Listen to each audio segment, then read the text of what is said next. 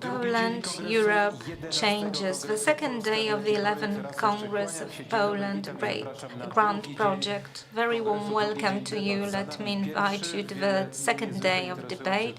We have behind us the first day with very many interesting, inspiring voices and statements, and new ones are in store for us.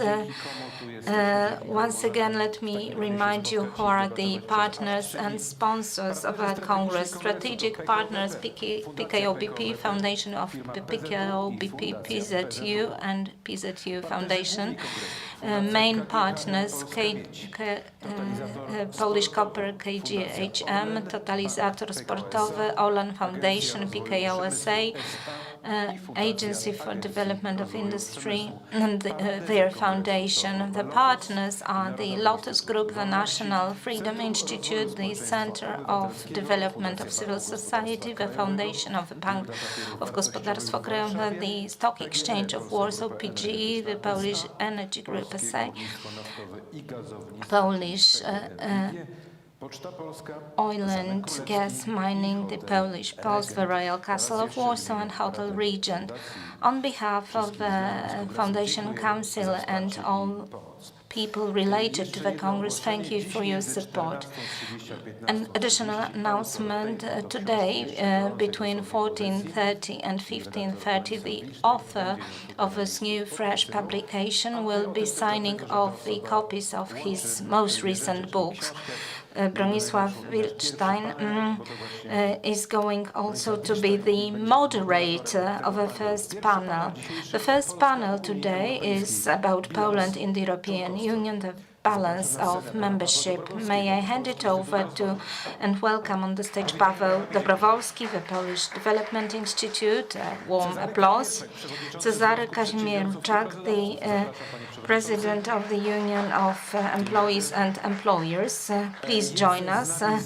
We have remote connection with Professor Tomasz Gross, the University of Warsaw. Good morning, Professor. We can see you. And Bronisław Wildstein, who will moderate the session. Would you please join us on the stage, and let me hand it over to you physically. A good session to you. Good morning, ladies and gentlemen. Well, you are very numerously present at such an early hour on Saturday, which is a very good forecast. We are going to talk about the balance of Polish membership of the European Union, but this is not only a stock-taking exercise. No, this is just the pretext to consider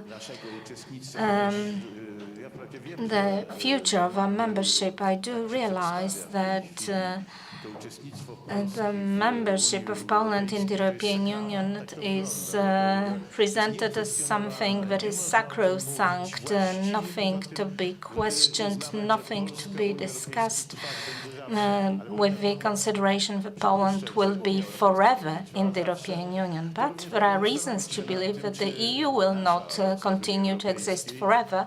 So in such a context, should we not consider whether a membership of the European Union on any terms always would be beneficial to us, because the European Union is an economic and political setting or alliance, and there is always a question on what terms membership in such an alliance would be profitable for a member. Not a long time ago, the United Kingdom found that this is no longer profitable to them to be members of the European Union, and in spite of all the doom and gloom that was expected, those tidings were premature.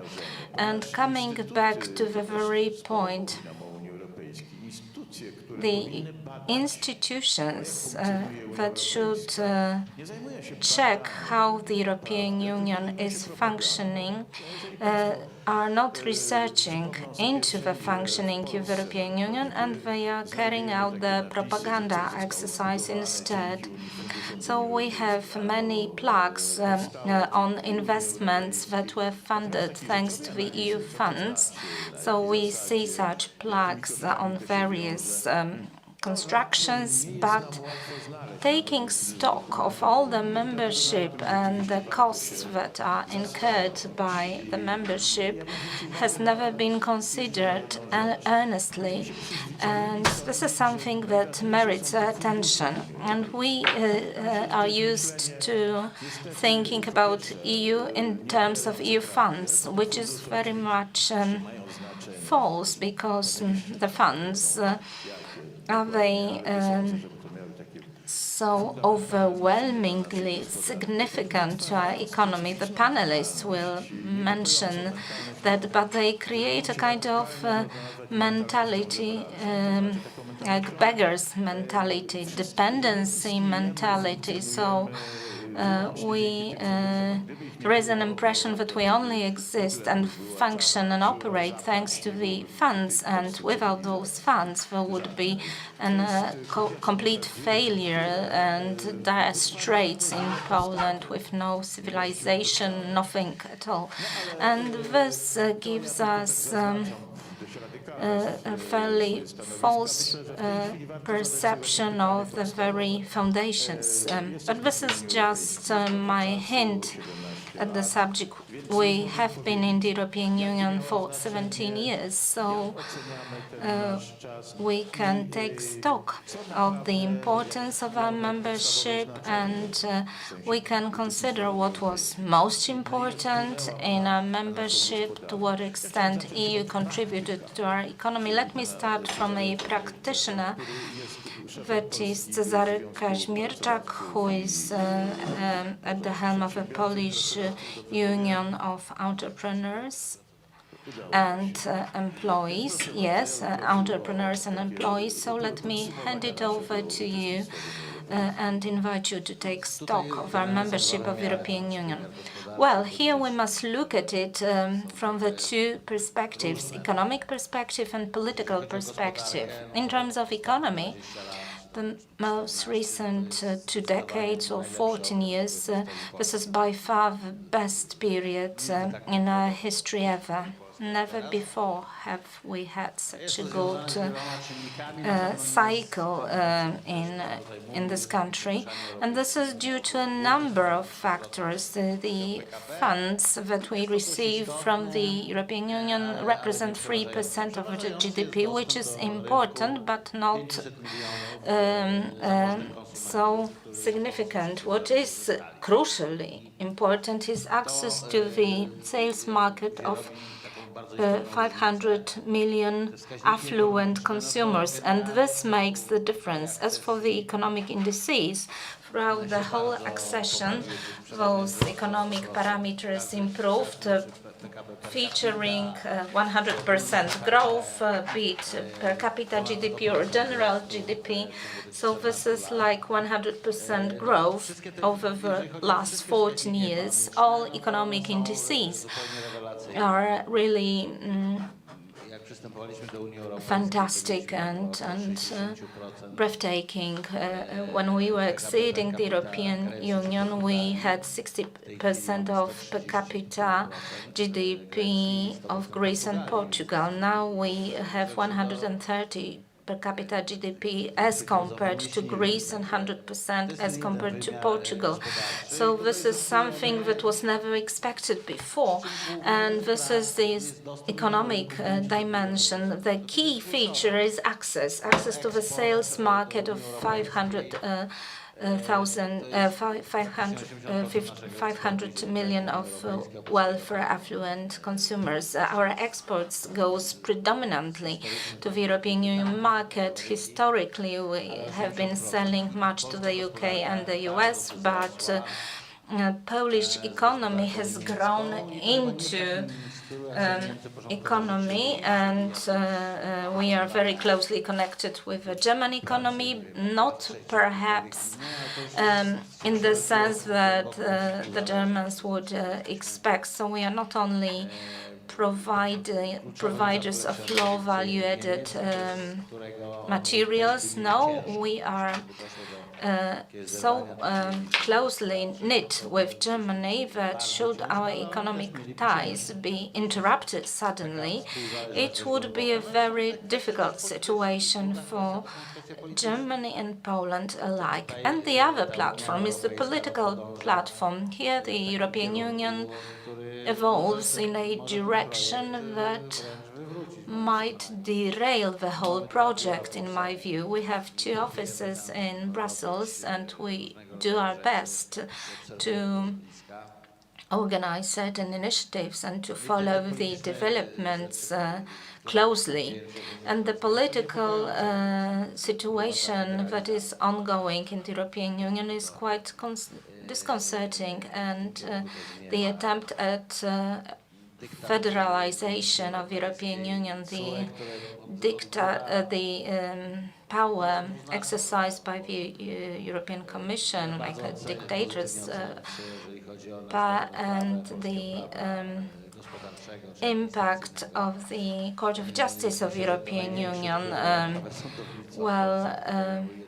most probably the rulings of the Court of Justice were crucially important for the shape of our business law. However, some other rulings go much beyond of the competences vested in the Court of Justice of the European Union. And from my own perspective and from my point of view as regards Brussels, we have not yet learned how to operate in that ambient. This is the French who are very skillful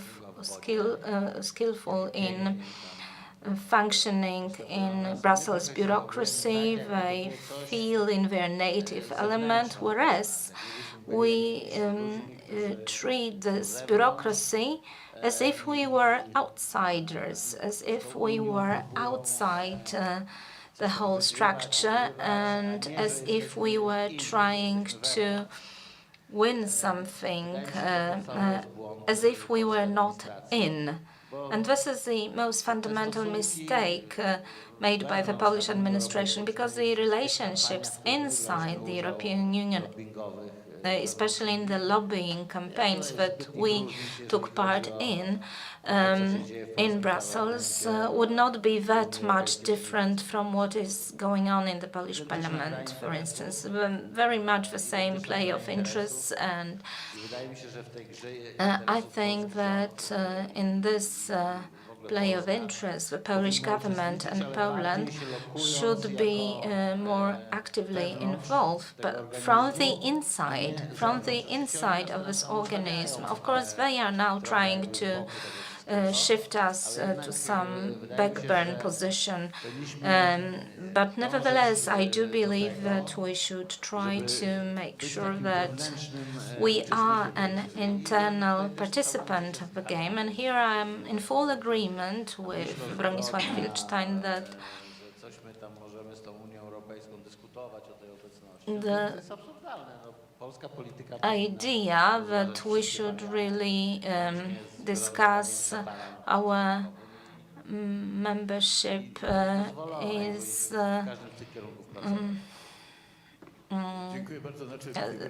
plausible, as plausible as the deployment of Satan on the Royal Castle Square in Warsaw. Well, the deployment of evil forces on the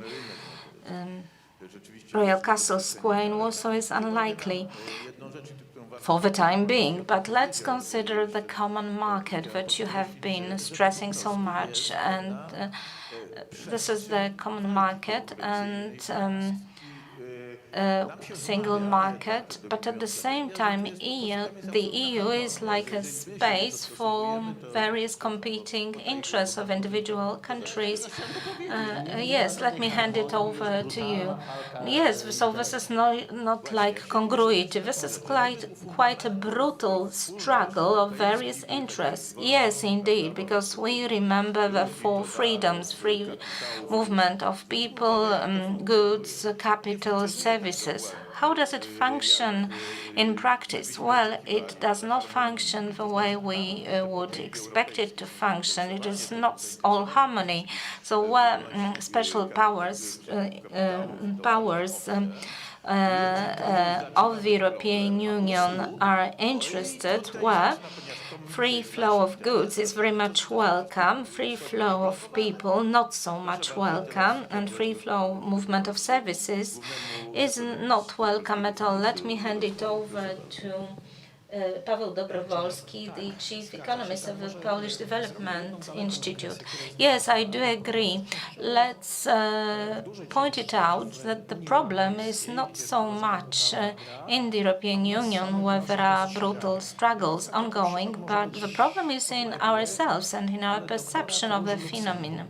For instance, the doctorate of Róża Luxemburg. So this is the very first place where we have a discourse of influence of alien industries on the development of a Polish industry and Polish economy. So Róża Luxemburg made a PhD paper in which she suggested that Russia, being the partitioning power of Poland, has greatly contributed to the development of industry in Poland. However, this is a very one-sided point of view. It's difficult to consider that Poland would never develop her industry single-handed if it was not a victim of partitions and fortunately, her PhD paper would not continue further on. But if we look at our handbooks of history, we have a new generation of history books, and we have the description of the development of industry on Polish soil. And unfortunately, we find the same arguments than Róża Luxemburg invoked in her PhD paper. Yes, that Tsar eliminated customs duties and gave a boost to the development of the Polish industry. But remember that for strategic reasons, Russia would limit the development of railways so as not to give easy access of the Western world to the eastern parts of Europe. So it was deliberately delayed, the development of railway connections. And as we heard from my preceding speakers, we are codependent together with Germany. The exports of Germany to the United States and to Poland has more or less the same value. Of course, from the German vantage point, the US will be always more important because of their power. Nevertheless, looking at the size and the value, we are more or less as big a market for Germany as the United States, and the EU that we entered into was about the four freedoms: free movement of capital, services, products, and people. And given all the machinery, all the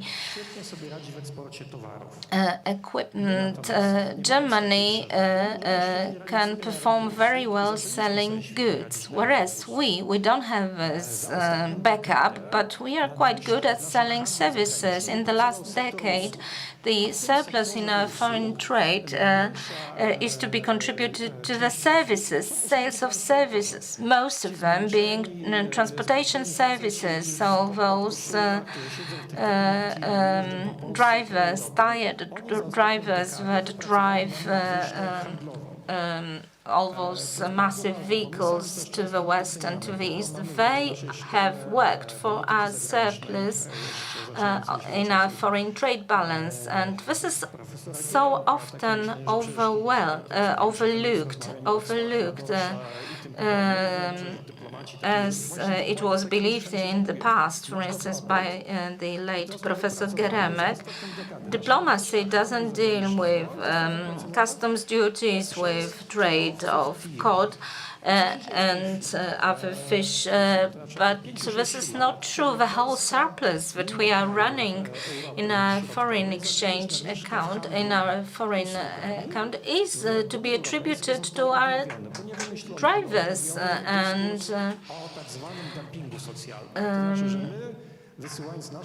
we were once charged with committing social dumping, and this discourse is nothing new in the European Union. We remember that when Spain, Portugal and Greece acceded the European Union, the same mechanism was invoked, and for instance in the Coca-Cola manufacturing plant in Germany, the average per hour age was €20, and in Portugal it was €3. So this was a debate that was raging back then, and we very much take to this debate and comply. And some of the unionized milieus in the European Union think that if we increase our wages to be at par with those in some of the Western European countries, the economy will flourish. And this is not really so, because the economy works otherwise. And some of the opinion makers are buying into this line of thinking, being completely oblivious of the play of interests. And coming to the stock-taking of the membership of the European Union, we should have a comprehensive view of this. We have various investments funded by EU funds and marked accordingly, but on the other hand, we must think about the total balance sheet. We opened up our market for services, and in response, we hear from the French partners or other partners that yes, you should be buying our Renault and our vehicles and our products, but we don't want your drivers on our soil. As we have heard, we are so closely knit and interconnected with the German economy, and any divorce would be very painful to two sides. The point is not to quit the European Union, but to be focused on our own interests, and that we should defend our own interests. And if we have like a tug of war, we should make sure that we really pull the rope in our direction.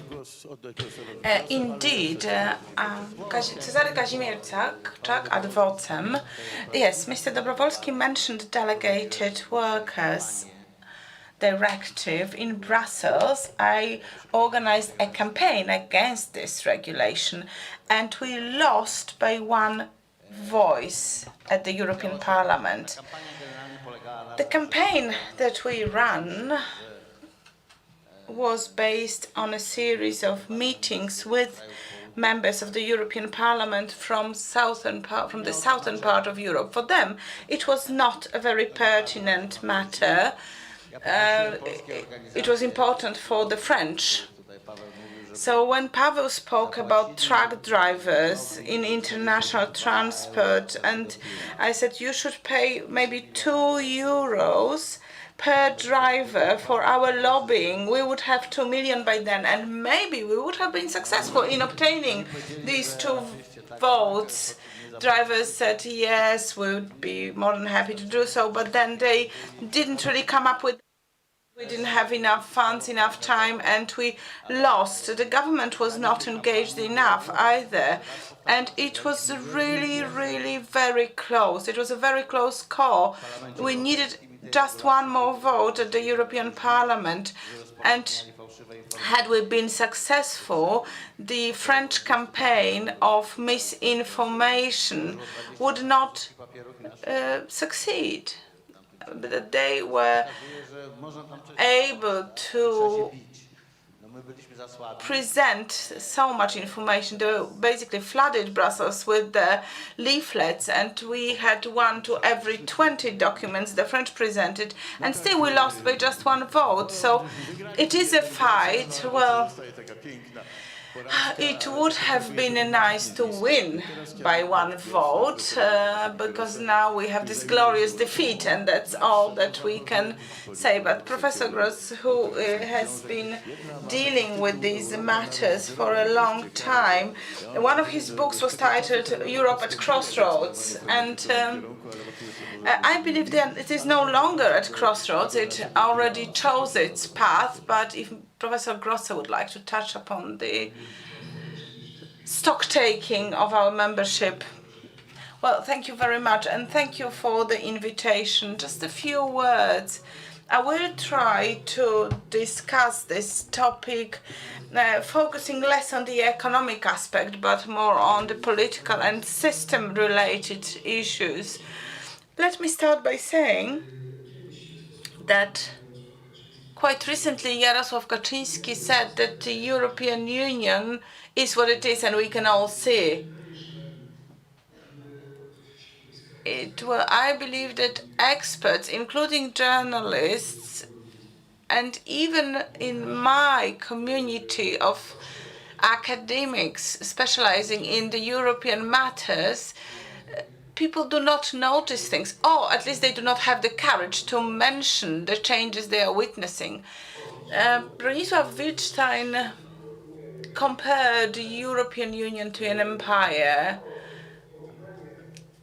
The same comparison can be found in many papers focusing on political studies. An American expert who has been specializing in European integration, Mr. Morgans from Syracuse University, uses exactly the same metaphor. In his opinion, the changes that we are currently living through in the European Union are creating a system that would resemble an empire with a dominating center composed of the most important member states, manages and governs the more remote parts of the empire. So this all happens to the benefit of the central countries or the central powers of the European Union, in particular to the economic benefit of these countries. So usually European institutions are simply a conveyor for the interests of the most powerful member states of the European Union. We had the example of the directive on posting of workers, and the main country that tried to obtain regulations which were to our detriment was France, and France received support, but also from some countries that lost out on these solutions. So, as the so-called new member states of Central and Eastern Europe, we were forced to accept changes in the internal market that were detrimental from the point of view of our competitiveness on the European market. So this is the brutal play that other panelists spoke about. And this is a very good illustration of the way that the empire functions as Professor Glyn Morgan and Bronisław Wilstein said. There is another element which we already spoke about. Professor Morgan certainly wrote about this as well, namely another important aspect of a functioning of an empire, trying to build advantage over other parts of the empire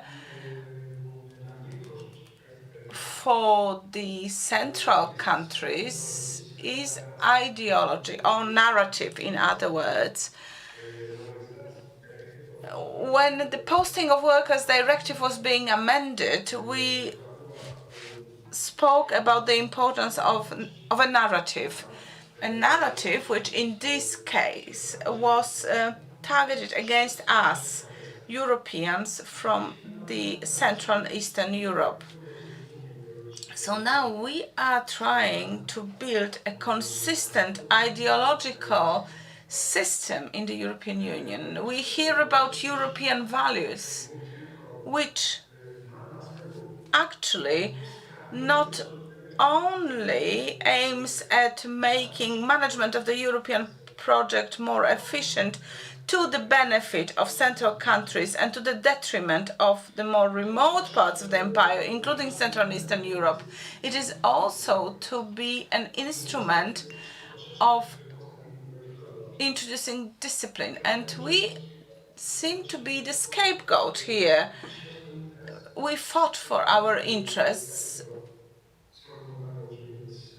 during the past few years, and this fight is not really much welcomed by those in power.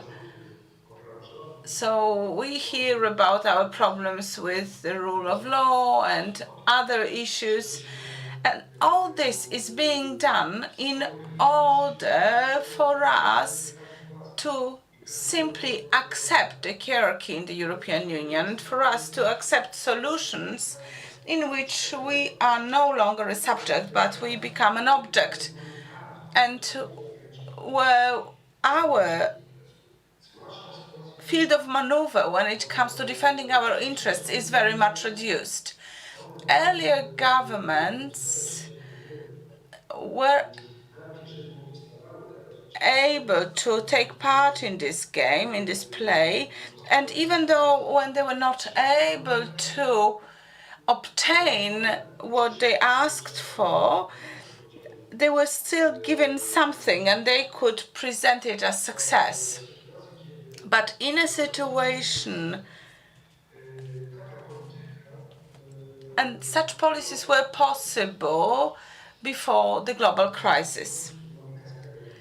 But now, as we are living through this cascade of crises, costs are being transferred to the more remote parts of the European empire, and benefits are being focused in the central powers.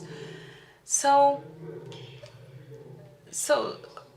there is, of course, this very thin line between fighting hard for your interests and accepting meekly what is being given to us.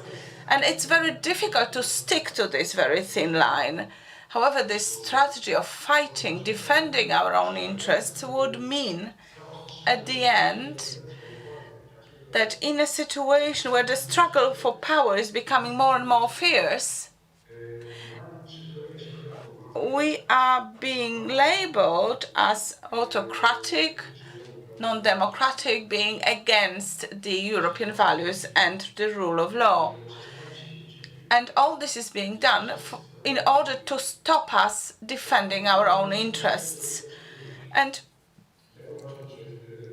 without further ado, I would just like to say that considering all the symptoms that we are observing, and all the changes in the process of European integration that are not to our benefit, we should adopt a strategy that consists of three elements. First of all, we should be able to count on ourselves. We should try to be self-sufficient in building our own economic model. We should also try to develop our country not just in terms of the economy, but also in terms of security, of counteracting climate change consequences. And we should also learn from mistakes, and we should try to analyze what is it that we can do on our own. And there is quite a lot we can do on our own. One of the panelists said that we should fight for our interests, and I would modify this statement by saying, yes, you need to fight for your interests, but at the same time you have to defend yourself against decisions taken at the European level that would be to our detriment and would result in very high costs for our country. The experience from the past few years shows that the dominating powers try to transfer costs of the crisis, and those costs should be borne, in their opinion, by the remote countries. And when we look at decisions taken by Germany when it comes to migration policy or energy policy,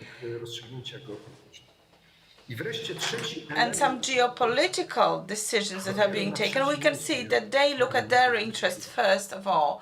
And there is a third element that I would like to draw your attention. We should draw benefits from our membership in the European Union, from access to the internal market that consists of almost 500 million people.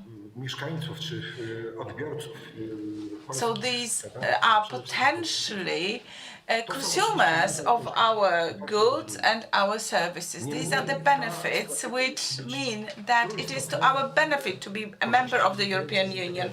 However, the benefits from being in the European Union should be considered as a third after our own self-sufficiency and our own interest.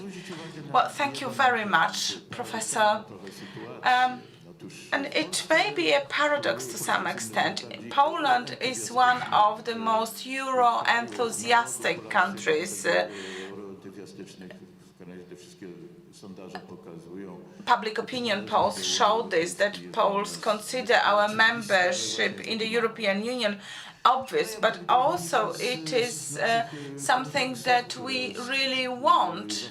It is a dogma, if we may say so. And of course, this is a result of our very difficult history. We were forced to be part of the communist system, and we missed Europe. We wanted to be as the other European countries. And what we did not notice is the fact that Europe kept changing, and this amazing Europe, the civilizational success, all this took place at a different time and in a different mental condition of Europe. So now we can see many negative processes underway, not just in the economic aspect of our life. Europe is no longer an important global power. So this aspiration that we had stopped us seeing the negative developments in Europe, and we did not really assess the different models that were being considered. So this inferiority concept, which complex, which resulted in us being so Euro-enthusiastic, stopped us from being able to negotiate hard. And if we disagree to accept the status quo, this is the very final element of the negotiations. We could say, under no circumstances would we agree to accept this. But if we say that we want to be part of the European at any cost, then we have no negotiating powers left. We cannot really defend our interests anymore. So it seems that in order to defend and to fight for our interests within the European Union, we should, first of all, try to change our own mentality here in Poland, because we should not consider Europe a fetish anymore. Our panelists have already mentioned that. We should fight for our interests, and in this fight, we should accept that there is a possibility that under certain circumstances, under certain conditions, it will no longer be to our benefit to remain part of the European Union. And maybe we should simply accept this. Would you agree with that? I'm asking our panelists. Here I would like to refer to what you have been saying, Professor, that Polish mutinies or Polish disagreement arises a lot of surprise among Germans or French. They cannot absolutely come to terms with it. How come that they are not in agreement? Sometimes it looks even funny or ludicrous. And discussions as for the future of Poland, be it in the European Union or elsewhere, well, Poland should consider all options available, including that of having Satan landed on the Royal Castle Square. And stifling of such discussions makes no point at all, and we should really consider all options. To my mind, Poland is like a passive follower of what is going on in the European Union, slow in learning lessons in many terms. For instance, quite recently, we managed to introduce 2 or 3 representatives to the European Economic and Social Committee, ECS, and we score certain success. Colleague Wróblewski has conquered the communications within the European Committee of European Economic Social Committee. We are very active there. However, all the delegated experts to the European Economic and Social Committee, out of them, 75% were delegated there by means of a retirement from the Polish policy making, and they predominantly discussed the amount of per diems, and if they travel to Brussels, and this is like a connecting flight, it takes more than, say, 5 hours, and the EU should contribute to this by raising per diems. To my mind, this is just ludicrous. And if we delegate anyone there, we should really try to send people who are able to do something inside within the fold of the European Economic and Social Committee. We managed to complete successfully a number of reports written by the European Economic and Social Committee, and this matters. This really does matter. And one of the ideas to start the economic coal and steel community was to make sure that the Germans and the French would stop fighting with one another on a regular basis. And if so, if this was a purely pragmatic driver, then Poland should be also pragmatic and to dispel any doubts, and probably Poland should strike an alliance with France just to balance the huge influence of Germany. And we should also try to play our trump card on transportation, and if we should find any rats in the supermarket, we could use it as a trump card in playing off and we could close the market on sanitary grounds and privatization grounds. no political reasons. Or, for instance, if the mobile telephony should be found guilty of impacting the health of some rare birds in Poland, and if we switched off one of the mobile networks in this country, then we would be taken seriously by the peer governments in other countries.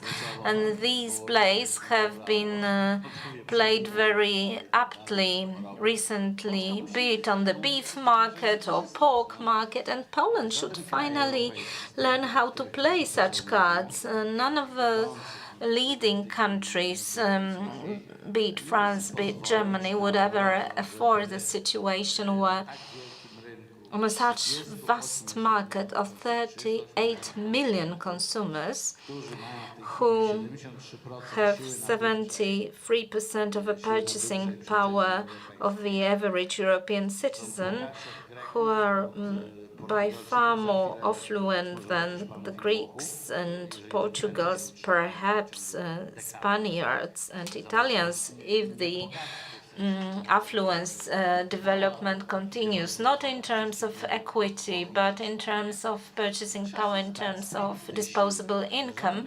We may be ahead of Spain and Italy soon, and none of such big powers could ever afford a situation where here in Poland they experience some retortions or some economic blockades. And I do think we should really apply some retortion on France, because they don't say they stop Polish vans from commuting on their roads. Yes, they say that they are all about fighting social dumping.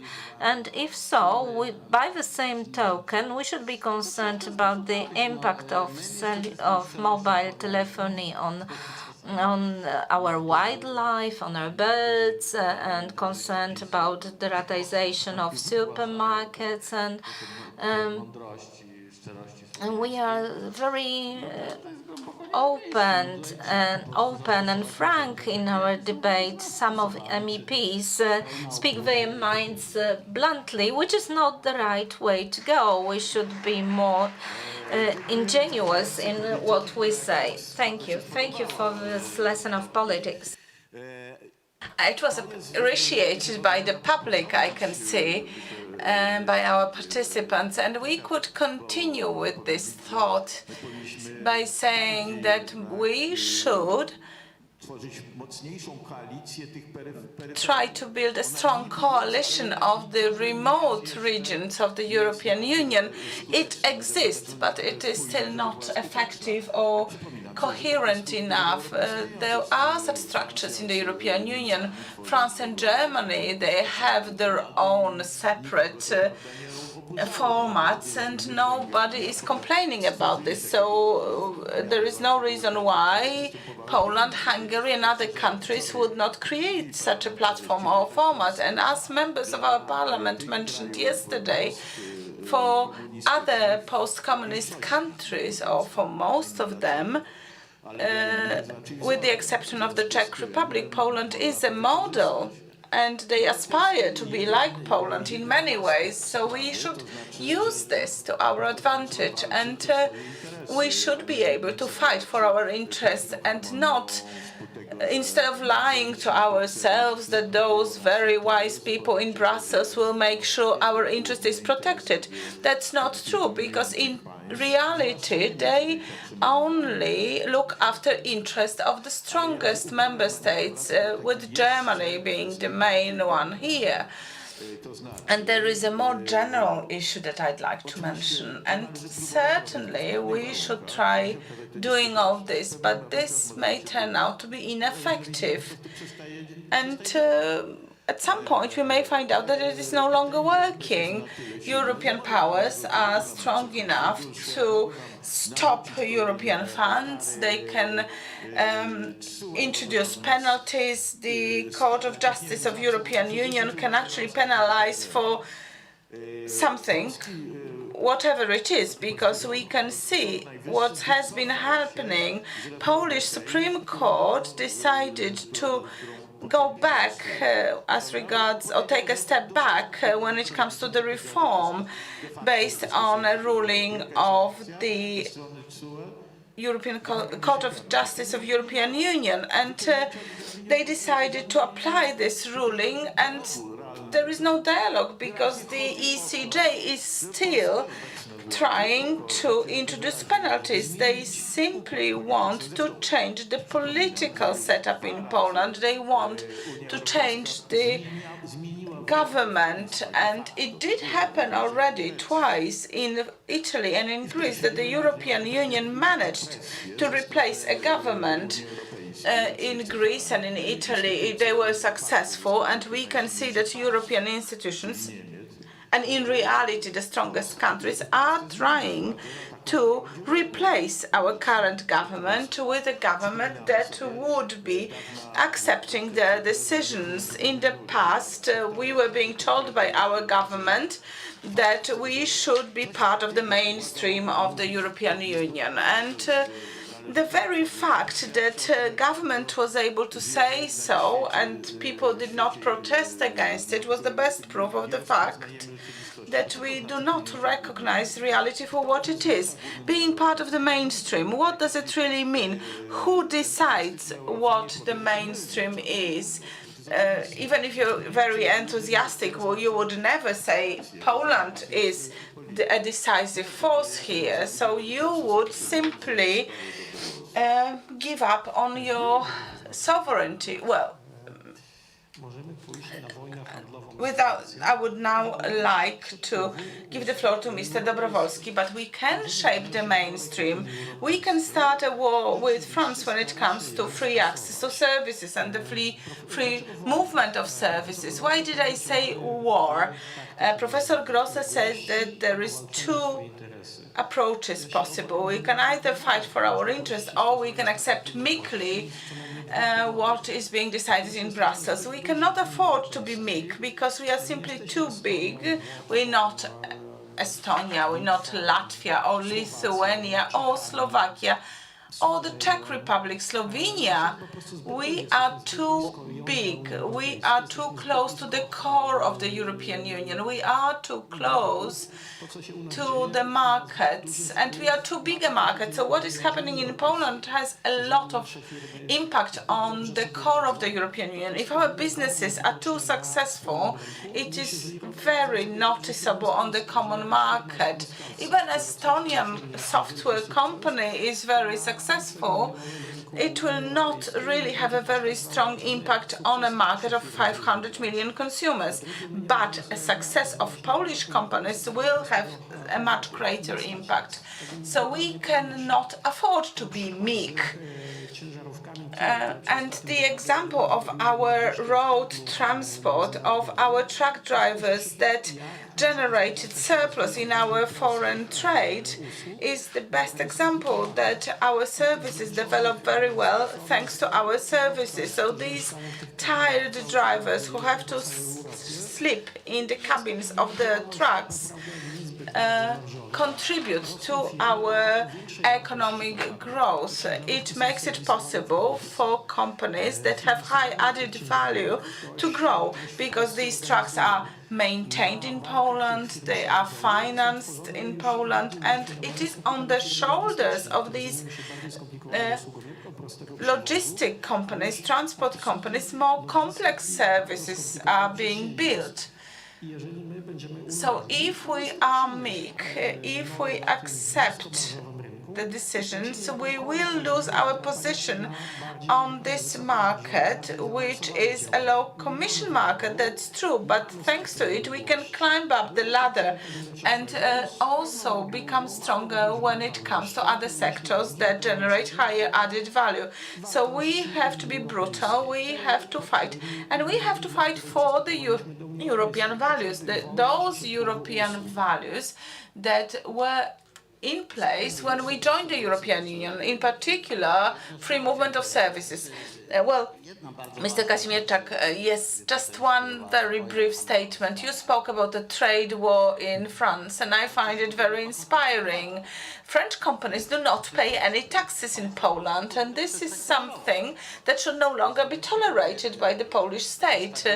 We created a table with a list of companies that do not pay taxes in Poland, and there is one rule: French pay no taxes whatsoever. So that's the fact. Germans, 50-50. And this is actually quite ridiculous, because if we look at the revenues that they draw, we will see that the Portuguese companies such as Biedronka pay approximately 1%, Americans approximately 1%, and that is a quite moderate. French pay nothing, zero, null, with gigantic turnover and with 14 billion of turnover for Carrefour, and they paid 100,000 zlotys in tax. This is actually ridiculous. And Germans, 0.5% on average. So they would like to pay something, but still very little. So Polish state should stop tolerating this, and there is a whole plethora of instruments that could be used here. Would you like to add something? Well, it is about the trade war, but let us allow Professor Grosse to say something. And let me just go back to one issue. You speak about facts that we need to take into consideration. We need to fight for our interests, and everyone does it. But there is one thing we do not mention. Apart from interests, there is also this whole world of values and ideologies. And there is one prevailing ideology which sometimes is an instrument used in order to strengthen the domination of countries that promote this ideology, but it goes beyond that. It can be seen very clearly with this pro-environmental craziness, all the projects that are aimed at fighting against global warming, which people say that has been due to human activity, but we all know that human activity is only responsible for a few percent. And Europe has an even smaller impact on the global warming, and contamination. And of course there is also interest behind it, and some people make a lot of money on it. And the real reason is different, because it is becoming also a replacement of a religion. So these quasi-religious activities could result in the European Union no longer being a rational structure, and this is something we should always keep in mind, and we should draw our conclusions. Professor Grosse, well, here we have had a number of very interesting topics addressed, but let me start with the following.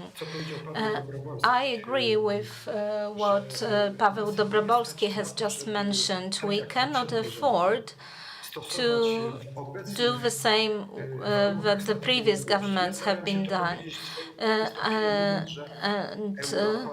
I was trying to make this point in my statement. Europe in the crisis era is a very demanding partner. We cannot be lenient, and we cannot feel subordinated, because everyone will be preoccupied with costs, and we have very little to benefit from. Bronisław Wilczstein pointed out very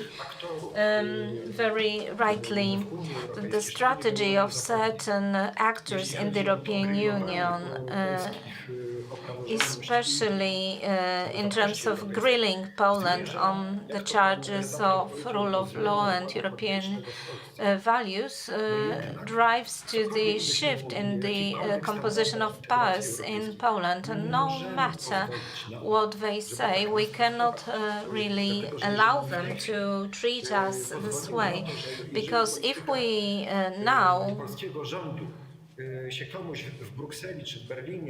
find ourselves in a situation that our politics in Poland is not palatable to France or to Germany, and then through EU instruments they make a change of a government in Poland, then we will relegate ourselves to the very peripheries of the European Union.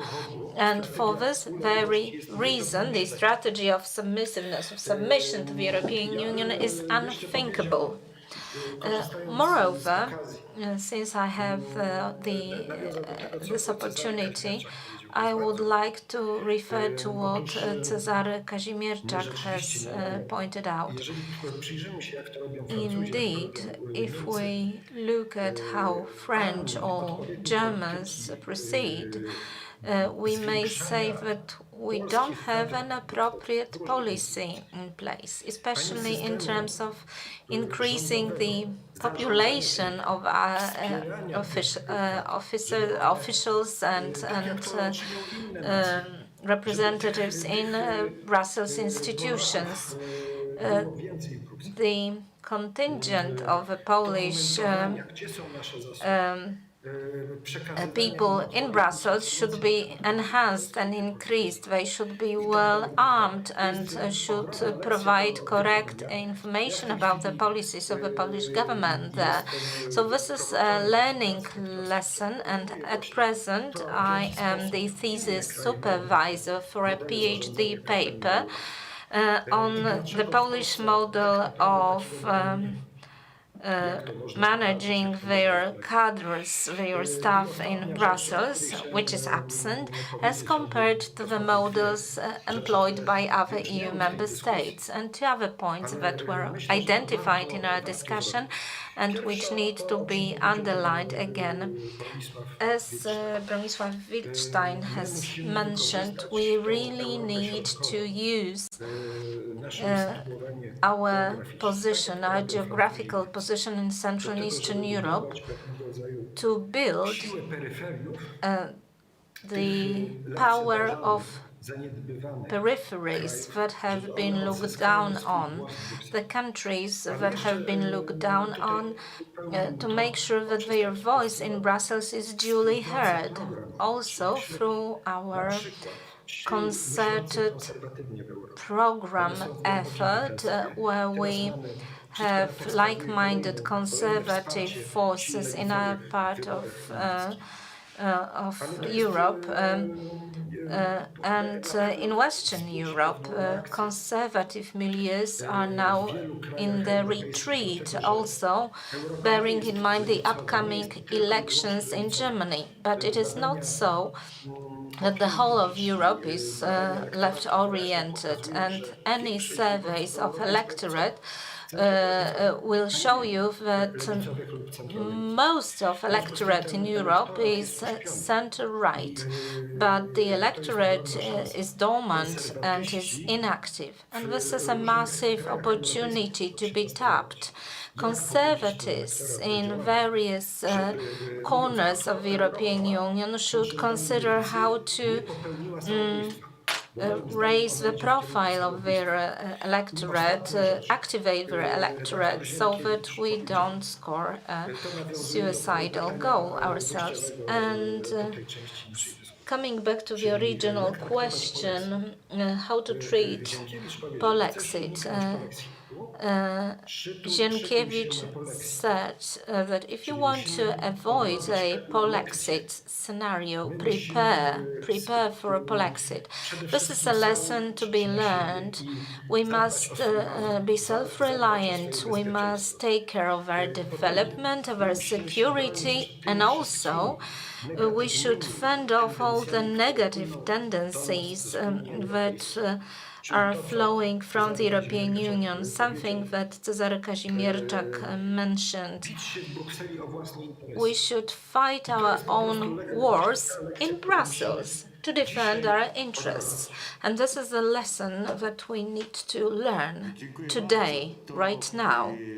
Thank you very much. I think that the whole problem with left parties winning and gaining the upper hand on the continent that is not so left-oriented, well, this stems from the fact that the dominating centers of power have been colonized by the left milieus, and they colonized also CDU and other mainstream parties in Germany, in France, and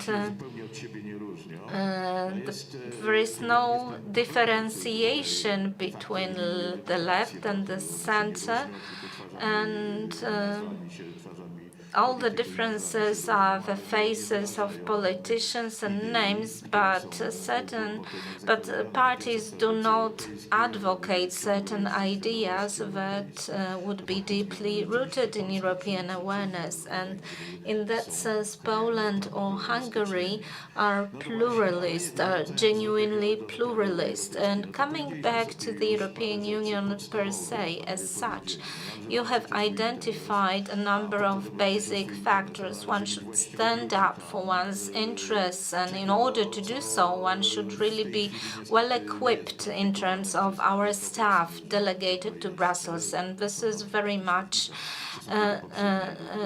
not achieved even by the present government, let alone by previous governments. Who were very much in line with the mainstream of the European Union, and at the expense of our own agenda, they were gaining high-ranking positions for themselves only. So the question is how to stand up for ourselves, how to use economic measures to exert influence on those who are not fair, who are not playing fair, and how to demand equal treatment. Well, for instance, the French do not pay taxation in Poland. This is really what is happening right now, and which looks like colonial mentality. And speaking bluntly about the Polexit option, you said that this should be considered without considering it. Should Satan be deployed in the center of the Royal Square, Royal Castle Square in Warsaw, what should happen? Should Polexit be such a doom and gloom as it is often depicted? Would it mean that all the links and relations are interrupted suddenly, all of a sudden?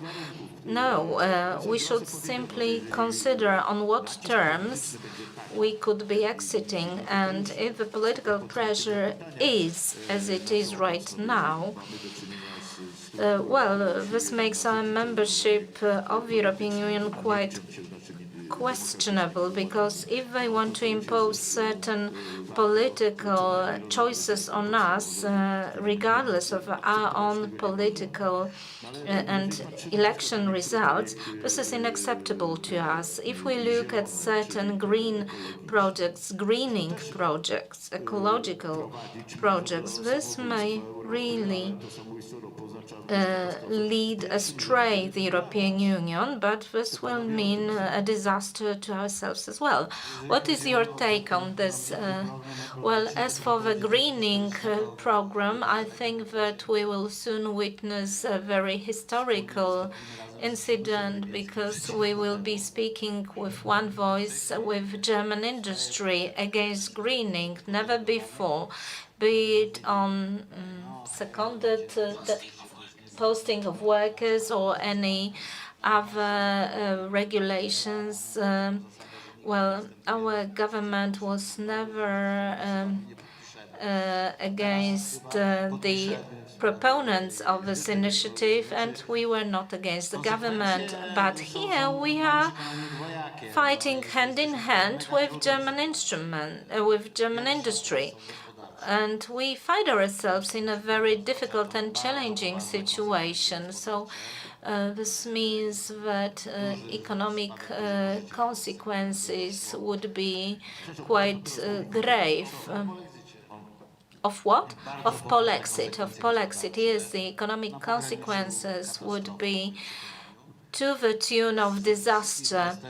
And from all data available, looking at interconnection of our economy and German economy, and but also other economies that are so closely knit, this would really look like a doomsday, as if we, for instance, had the detachment of Warmińsko-Mazurskie region from Poland. And we are not a superpower in the European Union, so exit from the European Union would importantly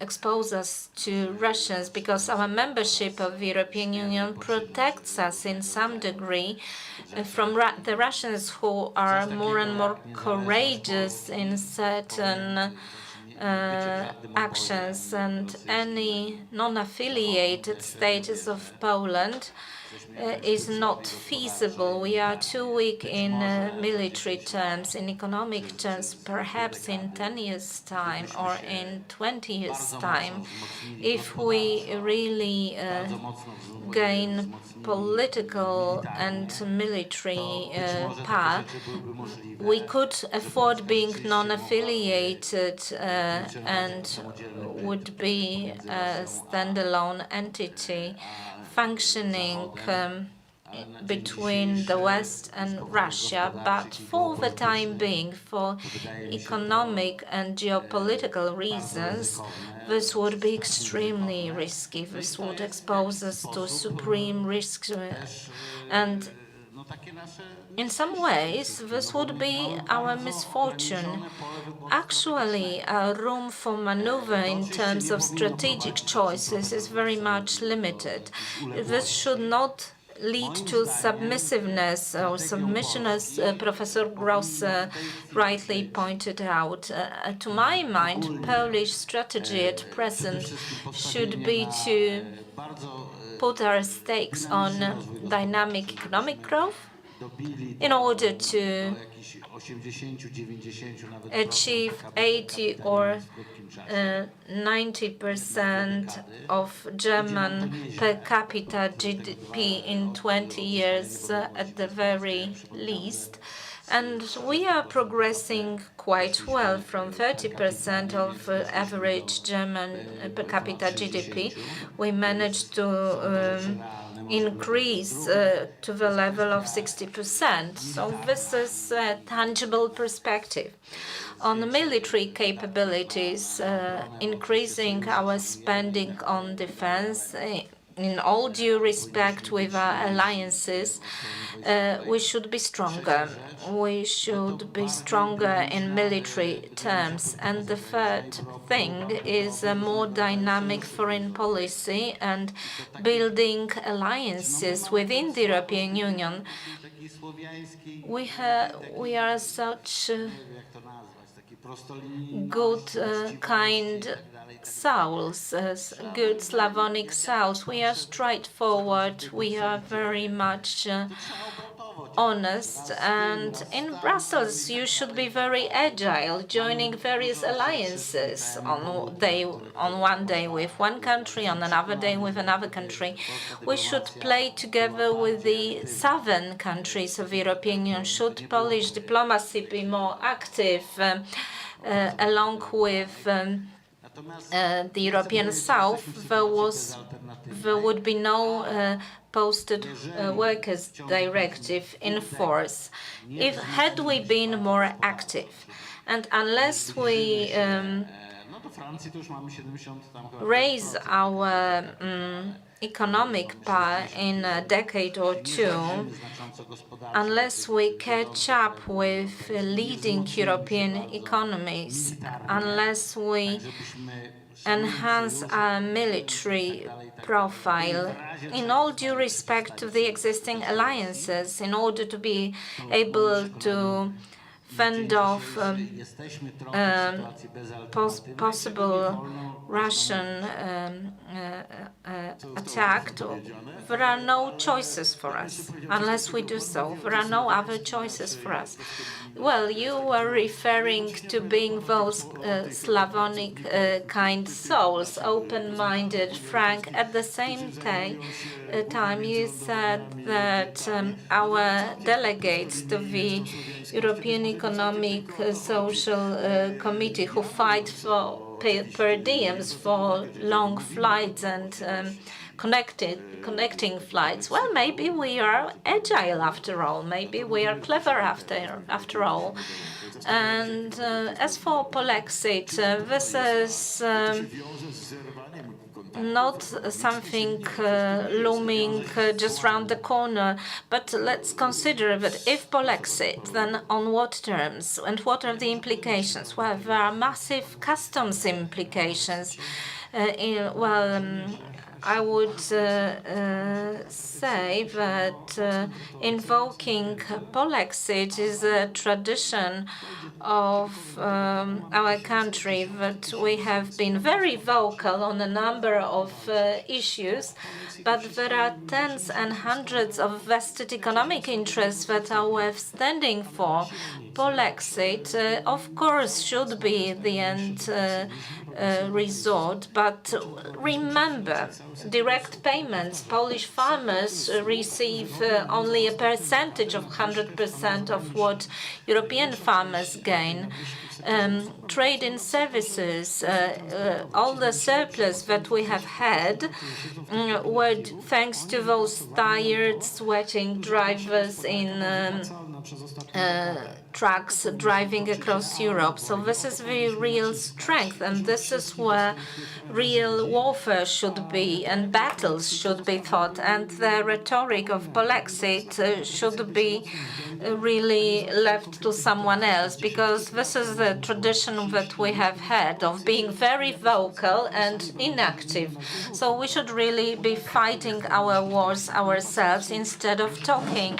We should not really threaten anyone with Polexit, where there are some other wars to be fought, for instance on taxation, because at present the taxation policy is such that you identify the profit-making entity and then you impose a tax on it, much depending on the location of the profitable company, whereas we could really impose taxation on the profit in the location where it is made.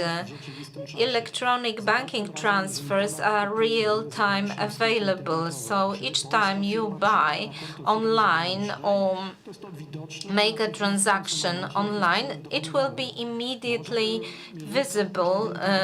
So if we want to fight battles, we should not be just vocal. We should fight real wars, and we should impose taxation on profit generated in Poland by foreign operators. A very good idea, and if we could ask Professor Grosse to try to conclude our panel as we are drawing to a close. And I must agree with other panelists, in particular with what Paweł Dobrowolski has just said. It's better to be ruthless and to be active.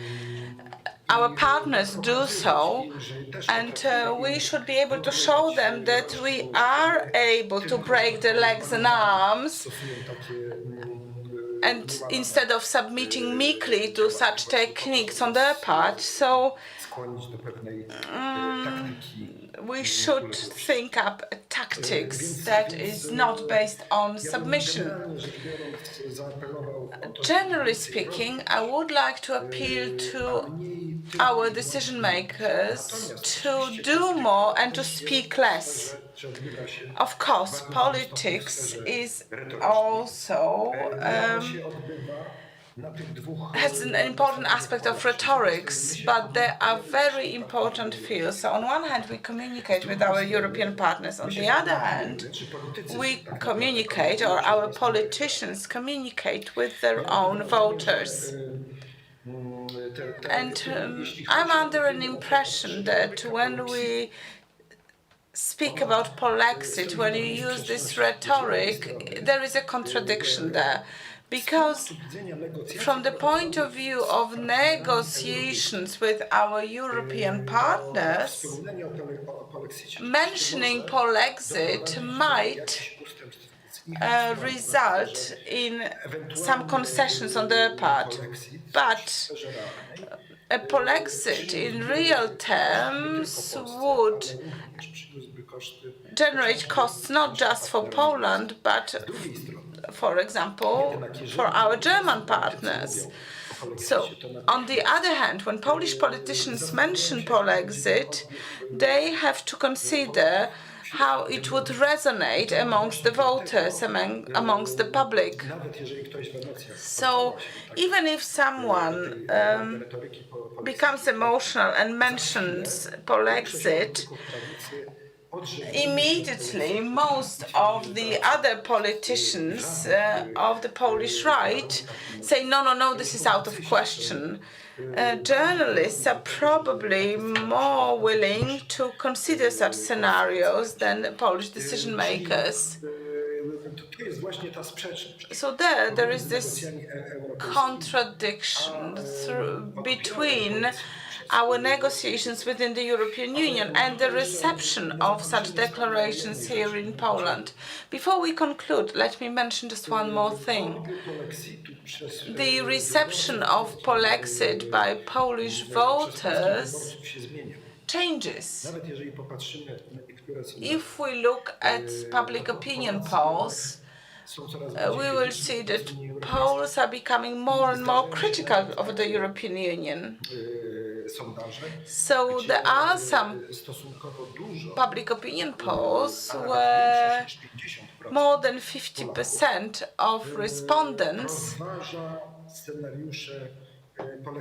consider such a scenario as a possibility. So this is no longer something that would be unthinkable or would be a taboo.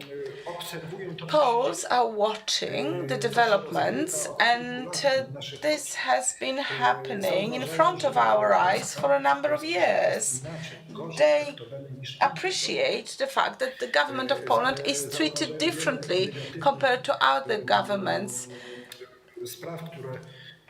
They observe developments which are taking place at our cost or against our interest, and they also see double standards that are in place in Europe.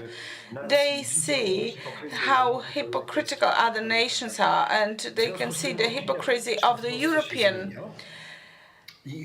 Union institutions. So this optics changes in Poland. Polexit is perceived differently by Polish voters now. Well, thank you very much. When we hear about Polexit, and Polexit was first introduced into public discourse by the adversaries of the current government. They were saying that whatever the government does might end up in a Polexit. But regardless of rhetorics, it is one thing to say that leaving the European Union would be detrimental at this point, and that's clear. But it would be something different considering this membership as something religious or a taboo, something that would paralyze our thinking about options that we have for the future. We should not fail to see that the European Union is changing, and it may turn out soon that benefits are no longer outweighing the costs of this membership. So, trying to sum up what we have just said, I have to mention that there is a whole range of activities and measures that we can take while still being part of the European Union. Thank you very much. Cezary Kazimierczak, Paweł Dobrowolski and Tamar Grosse were our panelists. Thank you very much and goodbye.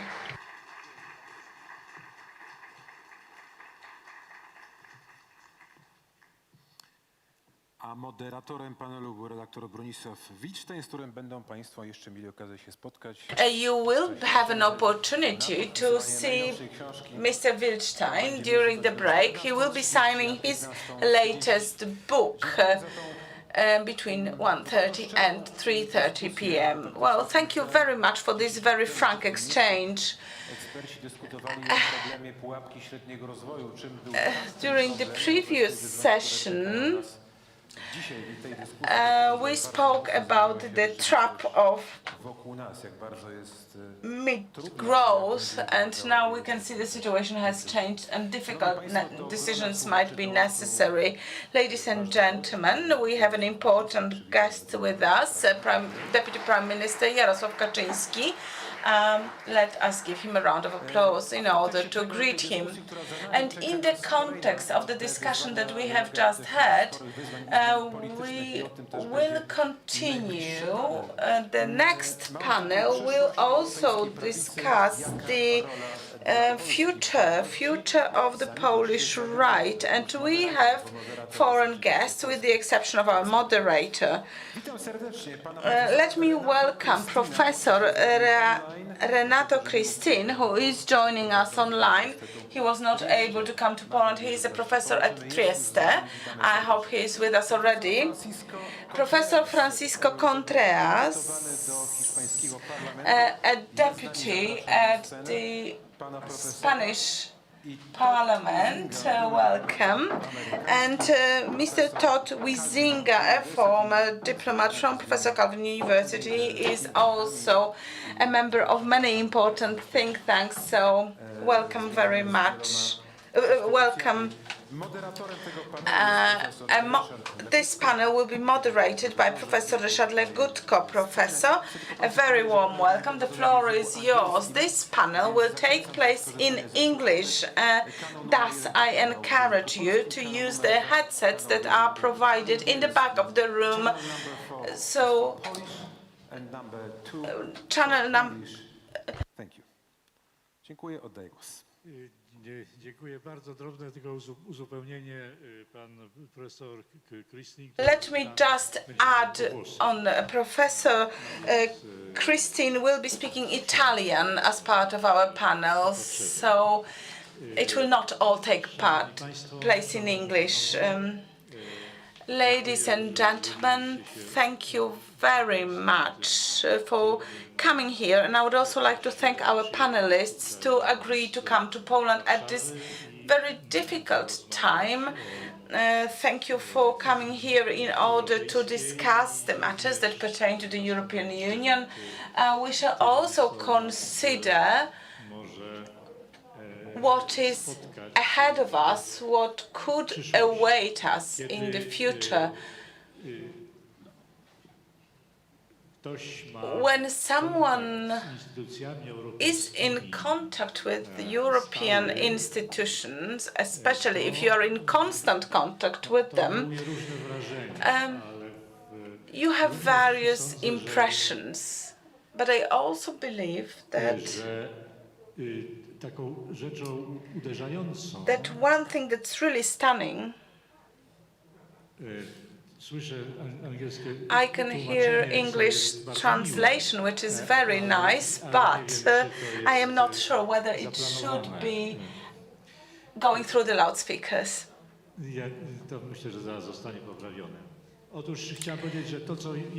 So, one thing that is really stunning is the language that is being used, and that is the language of outright lies. Let me be blunt. It is a language that mystifies the reality.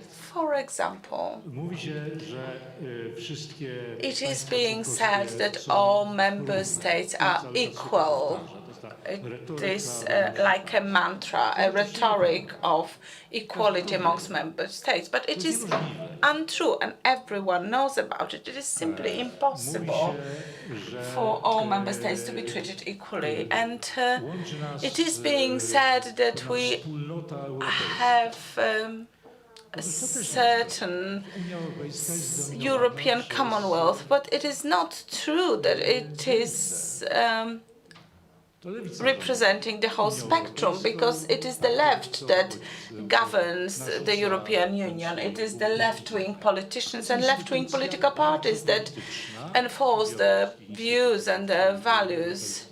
bardzo So polityczna. all European institutions are very politicized, so they are all representing political parties.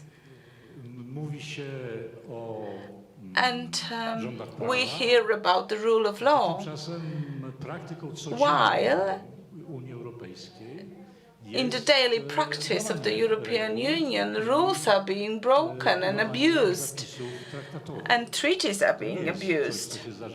This is not something that happens occasionally. It is actually a day-to-day practice, and I could give you a whole series of examples here. So there is this whole rhetoric which is indeed a curtain behind which reality is somewhat different. So we are not able to see things that are right in front of our eyes, jakie powinniśmy zrobić, to because there is this smoke screen of rhetoric. So first of all, we should try to describe the European Union as it is, and we should maybe wonder why it is what it is, and we do not have to try to fall into this almost religious language saying how wonderful it is. We should look at the European Union the way we look at a machinery or at a political system in any given country. So that's all from me by way of an introduction. And let me start with our first panelist asking Mr. Todd Huizinga, who is the author of an excellent book published a few years ago. The title is The New Totalitarian Temptation, Global Management and Crisis of Democracy in Europe. This is a book on the European Union. I do not want to hide that it was very enlightening for me. I was very much impressed after reading it. So would you be so kind as to say a few words on your diagnosis of the European Union and its crisis? Has anything changed since your book was published?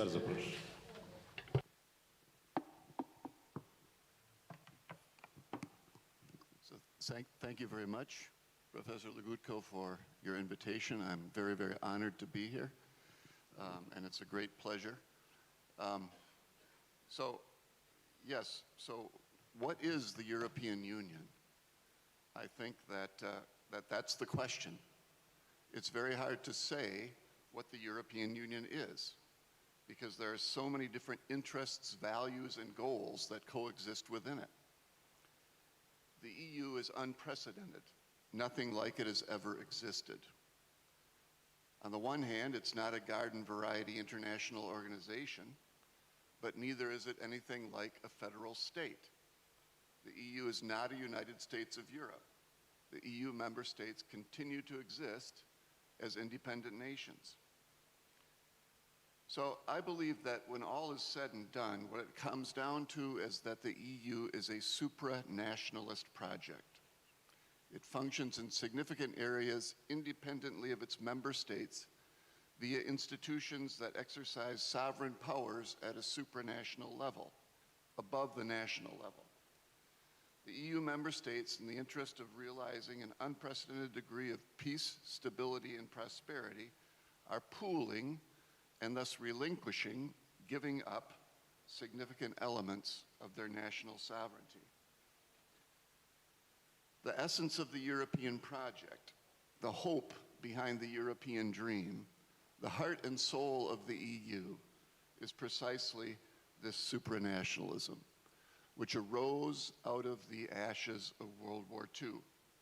European leaders after World War II understandably were determined that war should never again arise from European soil. And they developed what became the European Union in order to contract that.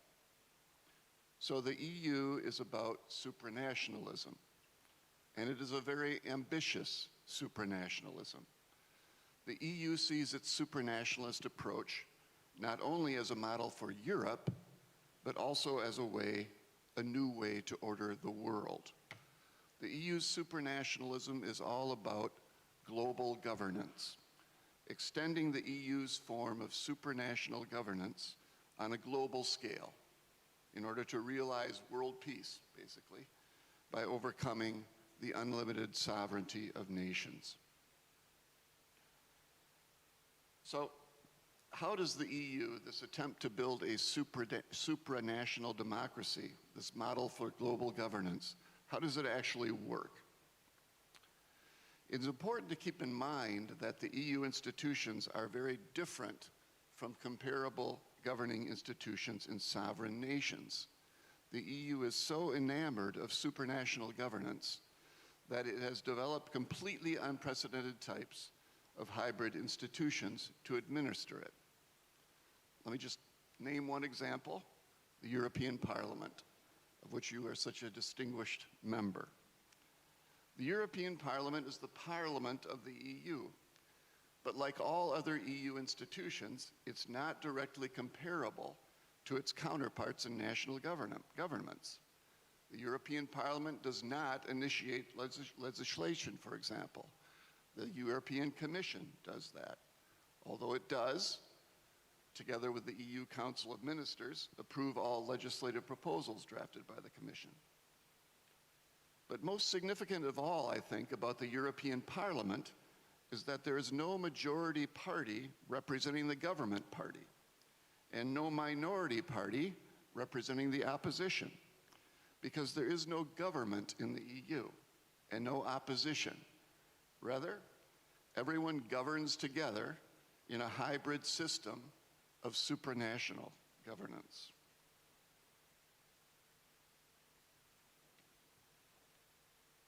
Let me give you another very interesting example, at least interesting to me, from my experience as a US diplomat, of how the EU is completely different from any other political entity in the world, and how that is very problematic. Although foreign policy is supposedly a domain of the EU member states, the EU itself has become a huge foreign policy player. First, the EU member state foreign ministers meet monthly to coordinate their foreign policies as closely as possible. Second, the EU has created its own de facto foreign minister with the title of High Representative of the European Union for Foreign Affairs and Security Policy. He chairs the monthly foreign affairs ministers' meetings and sets the agenda for those meetings. He also travels extensively as the foreign policy representative of the EU and makes public pronouncements on European foreign policy that the world pays attention to. So the EU has the High Representative, a de facto foreign minister that it has created out of thin air, basically. The EU has also created its own diplomatic corps, its own State Department, its own foreign ministry, the European External Action Service. And I can tell you as a former US diplomat that day to day, the European Union is as important a foreign policy partner for the United States as Germany, France, or Great Britain, the three largest West European states. And this is an amazing thing that it's worth thinking about for a moment. One of the world's most important foreign policy players is a something that's not a country, with a government that's not a government, a foreign minister who's not a foreign minister, and a diplomatic corps that's not a diplomatic corps, with all of these elements making and implementing foreign policy on behalf of an organization that no one has ever been able to define in a way that everyone can agree on. That's problematic. I'll give you 2 more reasons why the EU is problematic. First, the idea at the root of the European Union, the idea of supranationalism, building a globally governanced world in which nations no longer go to war because they are governed by institutions looking after global interests rather than national interests. This idea is essentially utopian. Now, the EU is a well-meaning utopia, a soft utopia, a do-gooders utopia. But nevertheless, it is like the hard utopias we all know so much about, communism and fascism, in that it is impossible, because it assumes human nature can be changed via political projects. It attempts to adapt human beings to the political dream rather than adapting the political dream to human beings. The genius of democracy in the West is that democracy as a political project, with its separation of powers and checks and balances, is adapted to the way human beings are. As beings of inalienable dignity, made in the image of God, we have in Western democracy freedom and human rights. And the power of the government resides officially in us, the people. On the other hand, because we are all flawed and tend toward corruption and abuse of power, Western democracy includes separation of powers and checks and balances in order to keep power from being concentrated in too few hands, which would inevitably lead to tyranny. The EU doesn't have such checks and balances. A democracy, that brings me to another reason why the EU is by its very nature problematic. It is insufficiently democratic. It is not sufficiently accountable to its citizens. The EU has never squared the circle to fit supranational governance with democracy.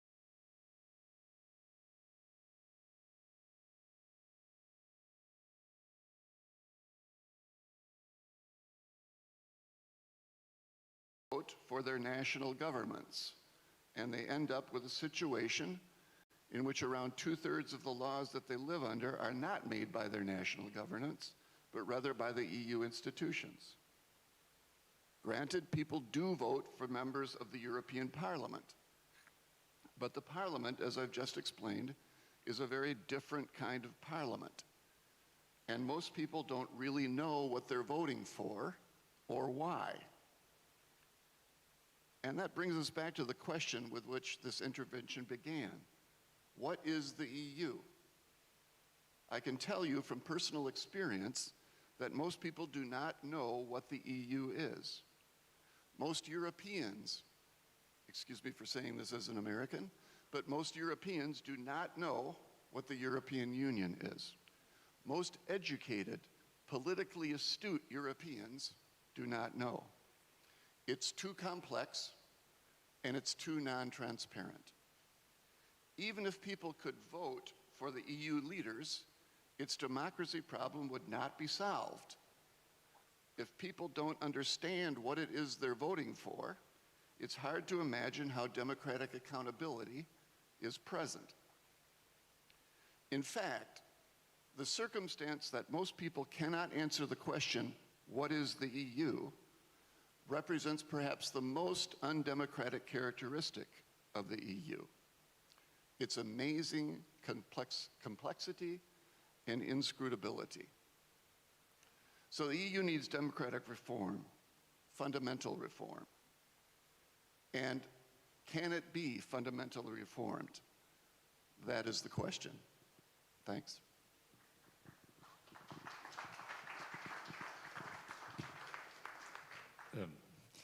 Dziękuję bardzo. Thank you very much. If Ta charakterystyka this Unii jest description of the słuszna, European że jest Union słuszna, is correct, and I believe it is, niemożliwe jest it is simply impossible to reform the European Union in order for it to become more democratic, unless European Union would become a state, and it will not become a state, which means that the direction for possible change could be making a more precise definition of what European Union could become in order to respect all the principles that have to be respected in member states, such as the division of powers. In European Union, we do not have a true division of powers. And let me just add a very short remark about the European Parliament. We are the most democratic parliament of the world. These are the words we often hear in Brussels or in Strasbourg, which is the seat of the European Parliament. But again, this is untrue, because the European Parliament, even though it is composed of members elected in general elections, is composed of over 700 members of the European Parliament who are not accountable to their voters, because we have 50 Polish members of the European Parliament, which means 670 from other countries can decide about Poland, but they were never elected in Poland and they can never be held accountable for their decisions. And their voters do not really care about what happens in Poland, so they would never pay for their decisions. And this is an argument we have to keep repeating when we hear that the European Parliament voted on something or expressed an opinion about a given topic in a resolution, for example, because we have to remember that these are representatives of Europeans, but it does not mean that this is representative of the opinion of the voters. And let me move on to Renato Cristin, our guest from Italy. He is well known in Poland because many of his publications were published here in Poland and in Polish. Sir, could we continue the topic discussing what the European Union is? It is often said that European Union is not only an institutional system, but it is also a union of values. And this is actually part of Article 2 of the treaty. Would you be so kind as to refer to this notion of European Union being a union of values? Please go ahead. Yes. Thank you. Good morning, everyone. Good morning. And I thank you, the chairman, Professor Legutko, for the invitation. I greet Professor Contreras and Ambassador Huizinga and the president of the Polska Wielki Projekt Foundation, Anna Bielecka. I'm very glad to be here in this way with you today at this conference of the Polska Wielki Projekt Foundation, which I thank very much also for kindly offering me the opportunity to speak in Italian, in particular today, close to the 700th anniversary of the death of Dante Alighieri. Grazie. Il professor Legutko sostanzialmente dice Professor Legutko said, le istituzioni dell'Unione Europea, when I look at the European institutions, I see that they are less and less European, both in terms of the ideas that feed these institutions and in the rules they should follow, such as the separation of powers, democratic procedures. So what happened to the European mind is the question we should ask ourselves. This is a crucial question. What happened to the European mind? we are faced with a mental situation similar to that described by Alan Bloom in his famous book, The Closing of the American Mind. In my opinion, the European Union suffered a sort of atrophy because for a long time the anti-European left-wing thought dominated it over a very long period. It was enforced by left-wing intellectuals. So the European mind suffers a multi-organ disease. And the main problem is an attempt to remove historical identities. So there is an attempt to annihilate the spirit, and European institutions demonstrate it in all they do. When the European institutions do something that is wrong, when they make a mistake, this may not reflect be immediately reflected in Europe, but there is always a time that we pay for things. History teaches us that you always have to pay for your mistakes, including the treaty, which has been a mistake. Article 2 has just been quoted by Professor Legutko, and this article speaks about European values, and the history is now asking for the European Union to pay for this mistake, because Europe is now represented by certain virtuous states, such as Poland, and we should be critical not just of the way European administration is governed. We should also be very critical by the very ideological approach adopted by the European Union. So the European society and all its problems, and all the problems it's facing, stem out from this Article 2 that speaks of European values, and that is missing any mention about religious tradition, the religious roots, the heritage. Why was John Paul II so vocal in trying to obtain such a mention in the treaties? He did it not only in order to protect our religious tradition, which is right. He did it because he understood before any other people understood it, that if Europe is severed from its religious roots, it would become a spiritual nothingness, a vacuum.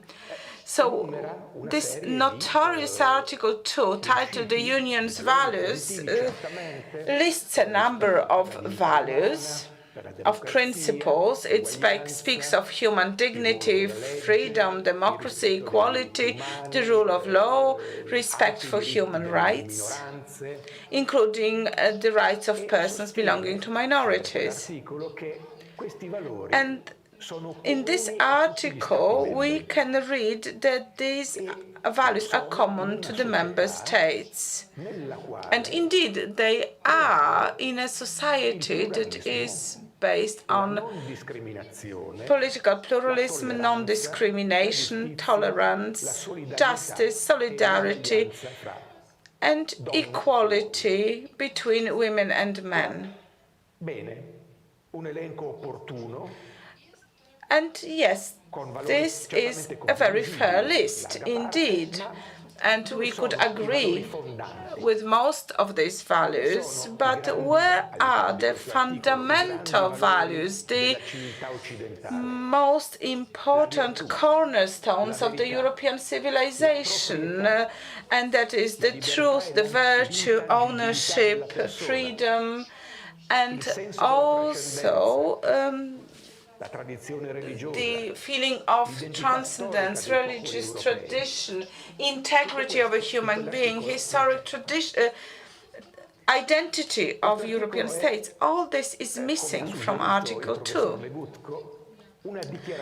And as Professor Legutko rightly said, this article is a declaration, but at the same time it is an intimidation, because it is very closely linked to Article 59, which says that the Council may adopt a European decision determining that there is a clear risk of a serious breach by a member state of the values referred to in Article 2. The Council shall act by a majority and is able to introduce sanctions against this state.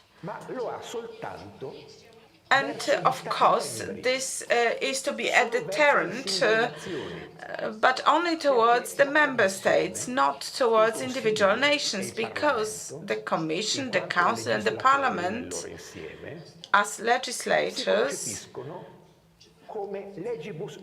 perceive themselves as legibus solutus, being beyond the law or above the law that they have enacted. And this is the real crux of the problem. European institutions have equipped themselves, rightly in principle, with tools to prevent the values of the European Union from being violated.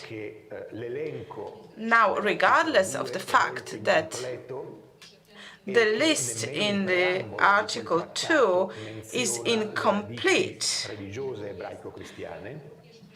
and that not even the preamble of the treaty mentions the Jewish, Christian religious roots of the European Union, the one who determines whether the values have been violated is the legislator, either the Council or the Commission or the Parliament.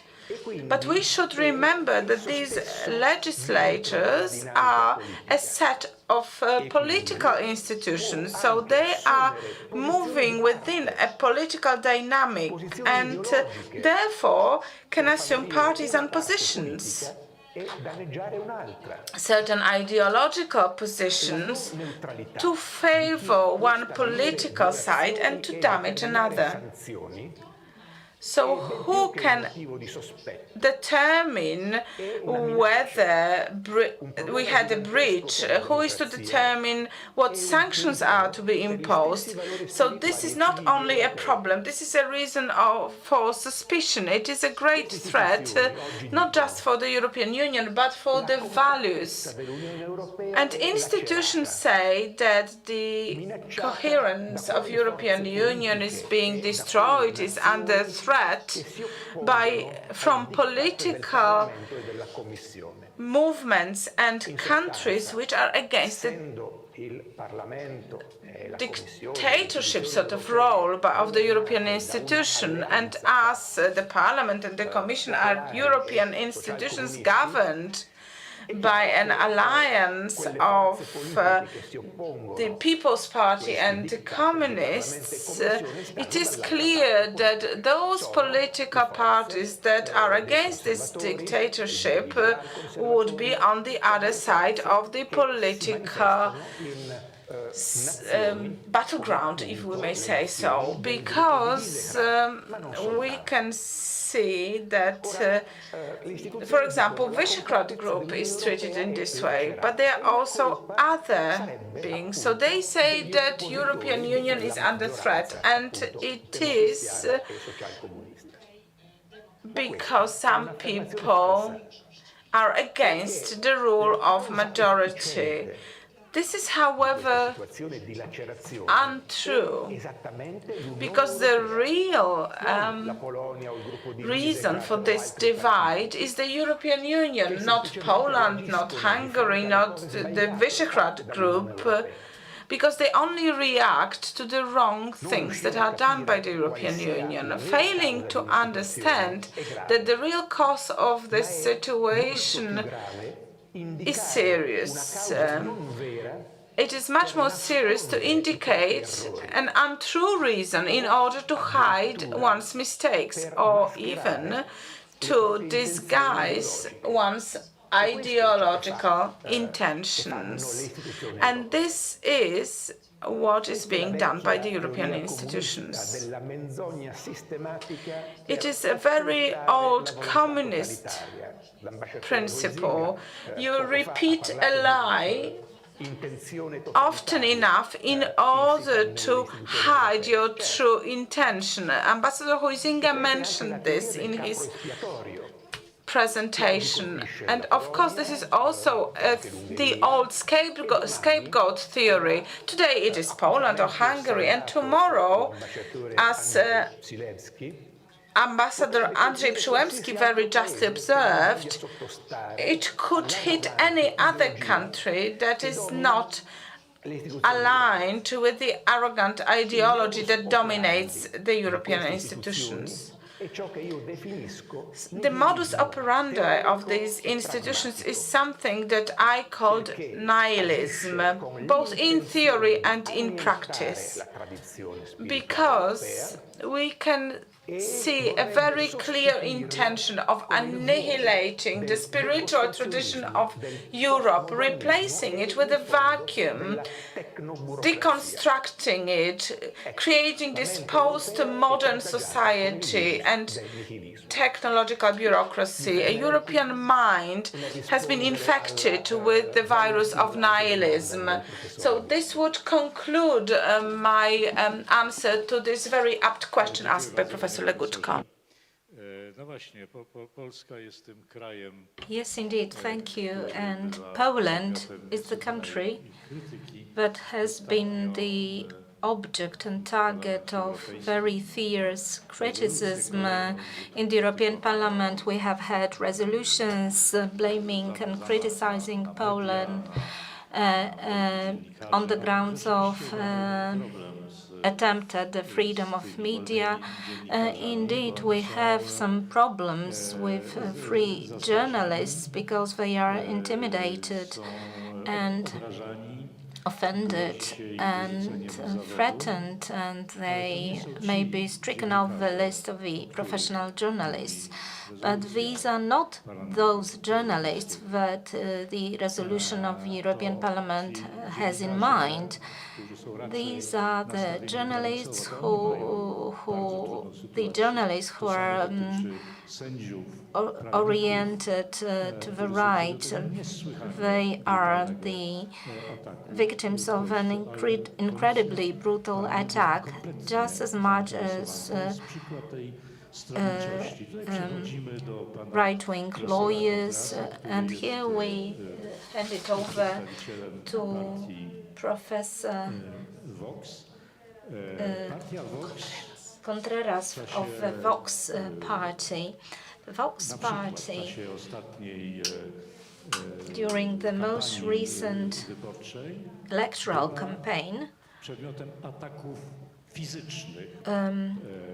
was the object of physical attempts, physical attacks. Their candidates standing in were attacked, and the Spanish government looked at it quite leniently. I was trying to raise this issue at the Conference of the Chairs of the European Parliament and asked to address the problem. Since we have 666 resolutions about Poland, where nothing is really happening to justify them, and yet people are physically under attack in the election campaign. So the most democratic parliament of the world could take a stance on this, but they failed to do so. There was no interest in it, no interest, and they even did not try to give their grounds for failing to act. Professor, what is your take on that from the perspective of a minority party?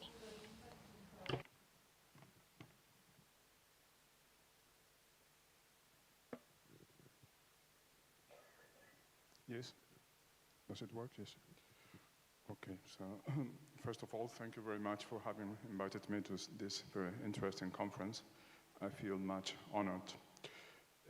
You are definitely right.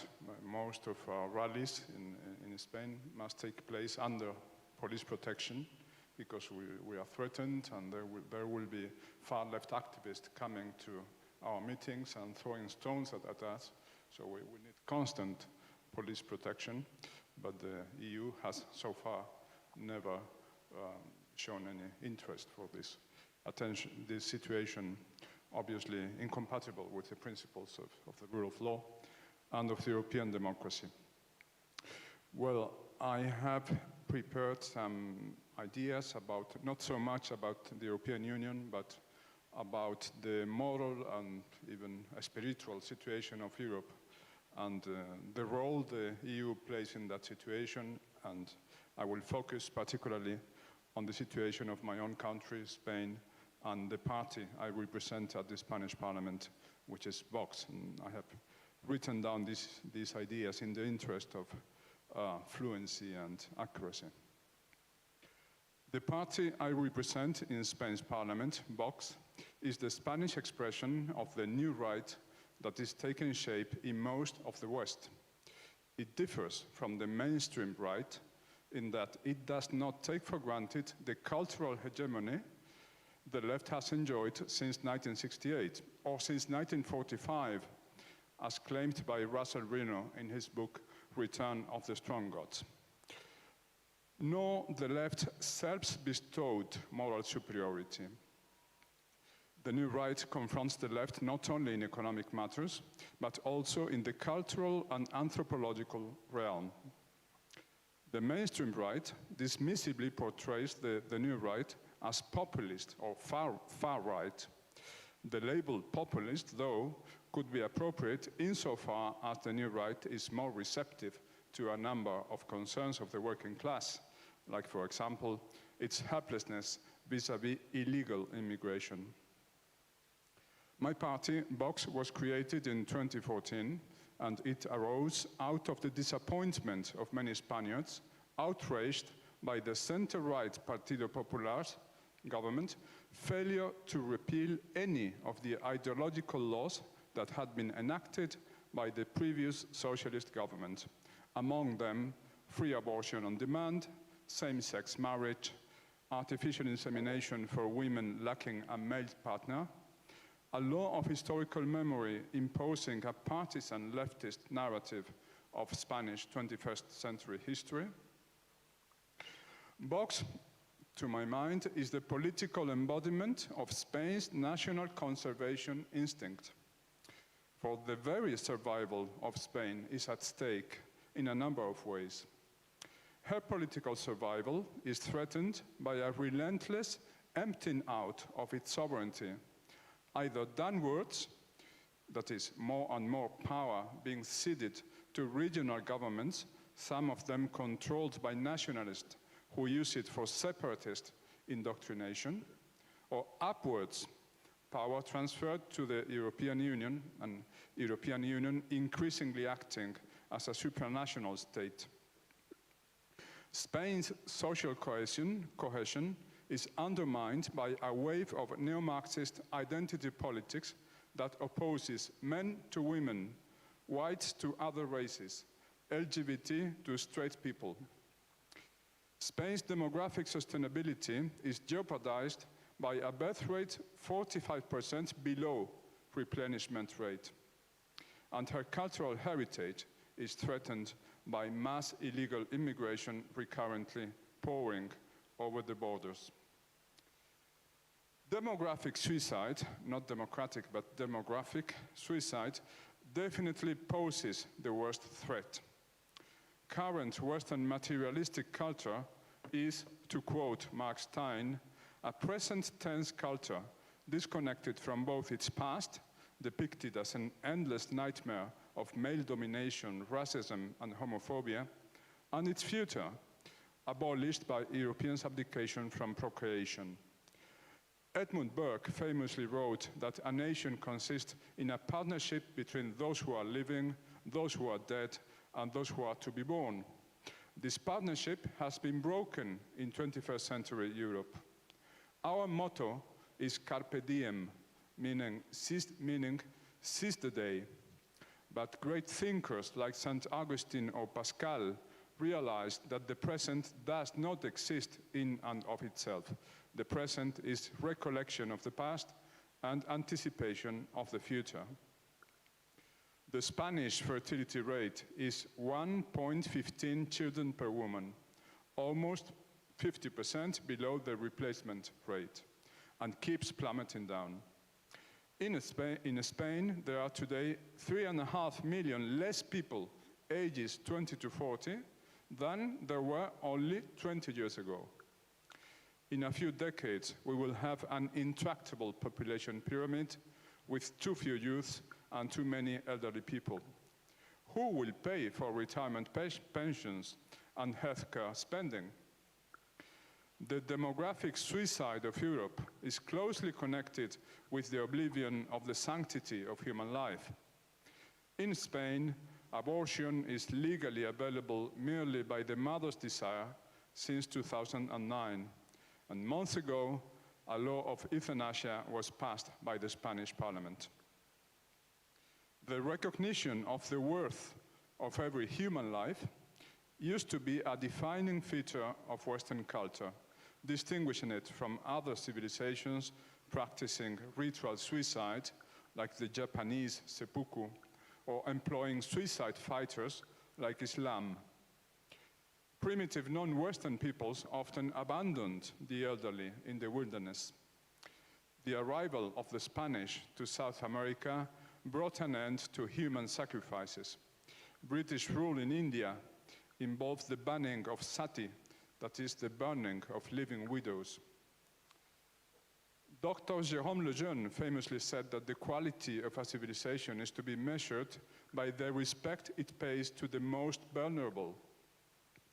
We are appalled when we learn that Australian Aborigines used to slaughter 30% of their newborn babies for population control.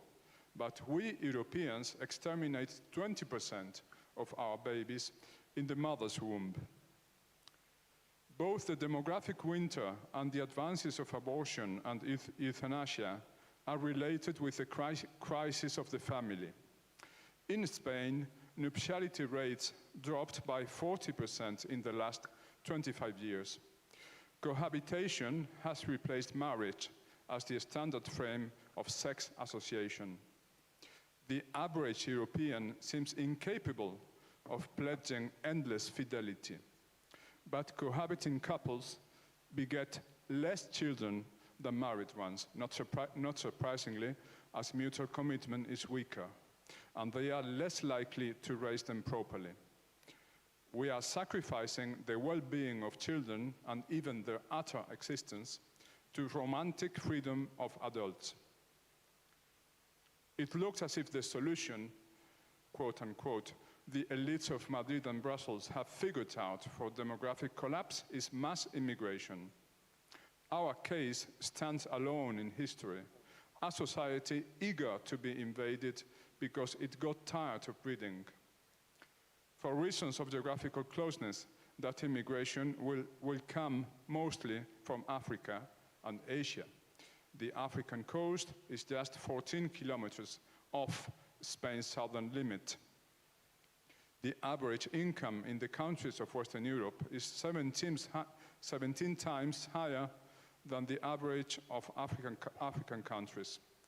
Today, Africans are twice as numerous as Europeans, and they will be 4 times more numerous in 2050. That is, Africa's population will be 4 times bigger than Europe's in 2050. The migration pressure will be irrepressible. But immigration will not prevent the breakdown of the welfare state. The average migrant is a low-qualified worker who gets low wages. If he works at all, unemployment is remarkably higher among migrants. And therefore, the average migrant does not contribute significantly to the funding of the welfare benefits he does receive.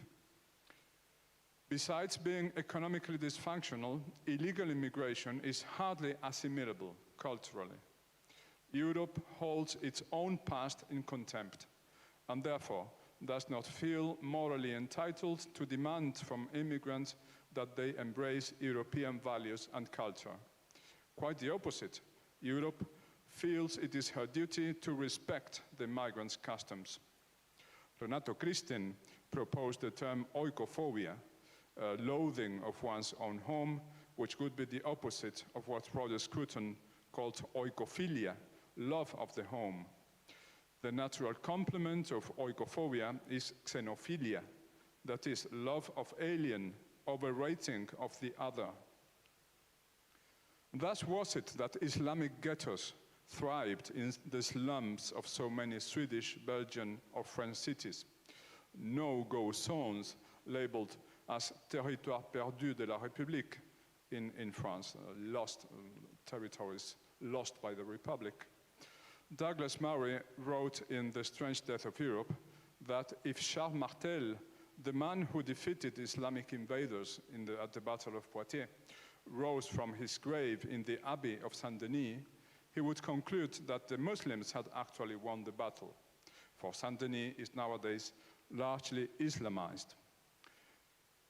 Anyone objecting to multicultural Europe will be vilified as racist by the woke dominant thinking.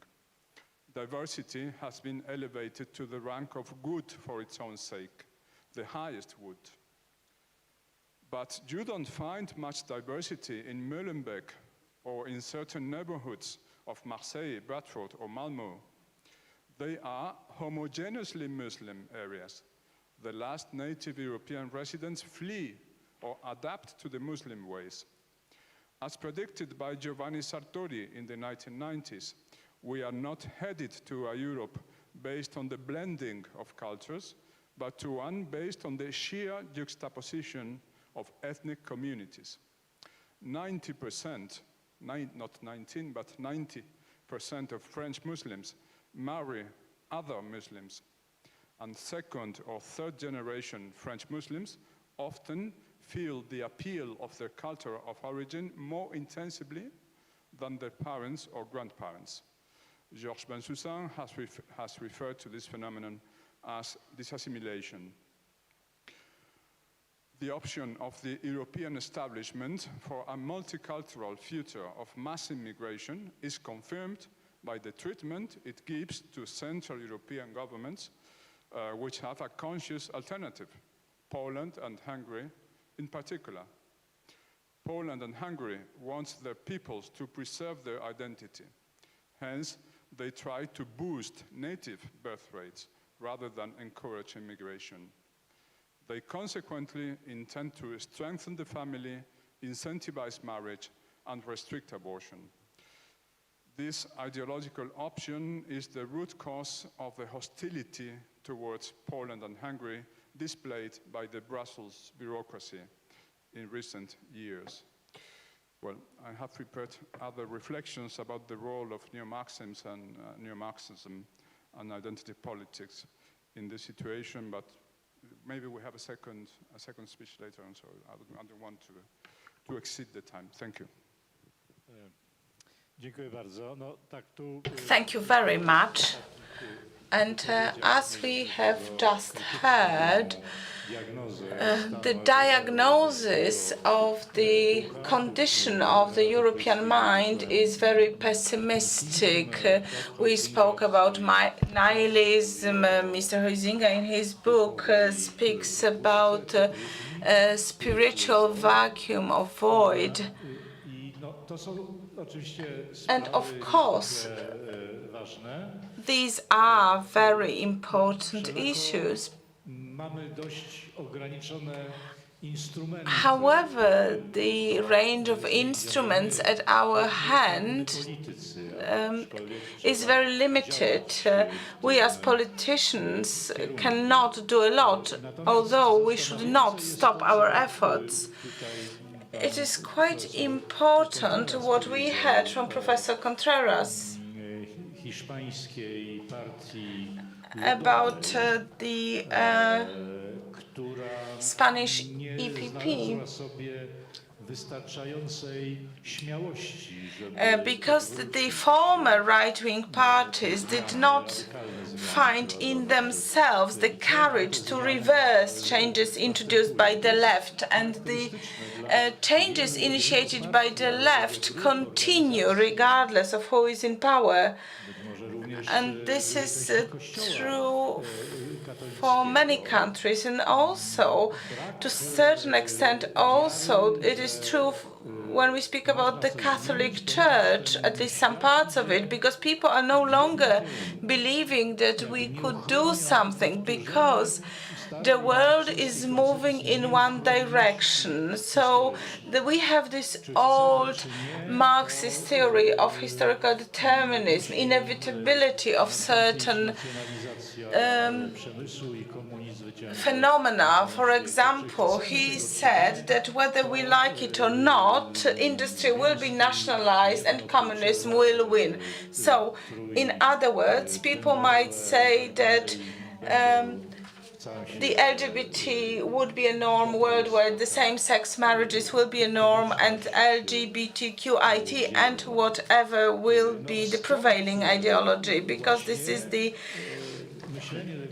direction of the evolution. So this left-wing thinking or leftist thinking has dominated over the European Union. So my question is whether the European project right now has turned into something that is left, but it was not so to begin with. Professor Huizinga spoke about a certain utopia, an attempt to create this supranational new structure or new order, and we are forced to follow this, to believe in it. And let me remind you that in the European Union we have this principle or declaration which speaks about inevitability of European integration. It is a credo. So ever close, if we speak about an ever closer union, it means that the rules that are currently in place are temporary in nature, and they can be abused or broken under the condition that this brings us closer to this new, better world, this ever closer Europe. So my question would be, first of all, whether it is not so that the system that we created in its very nature is of a left-wing nature, and hence the results that we are faced with.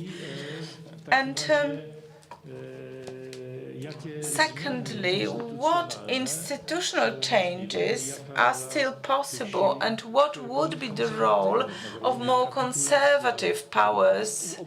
Of course, we can always give in, and we can accept the current direction by saying, okay, we agree with the direction, but let's go slower. Is not the right path, because if we follow this path, we become part of this ever closer Europe movement and this left-wing craziness. So let us continue the same order. Professor Huizinga as the first speaker.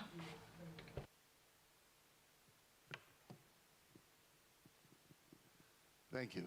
Yes, so I take that as being a question, can the European Union be reformed?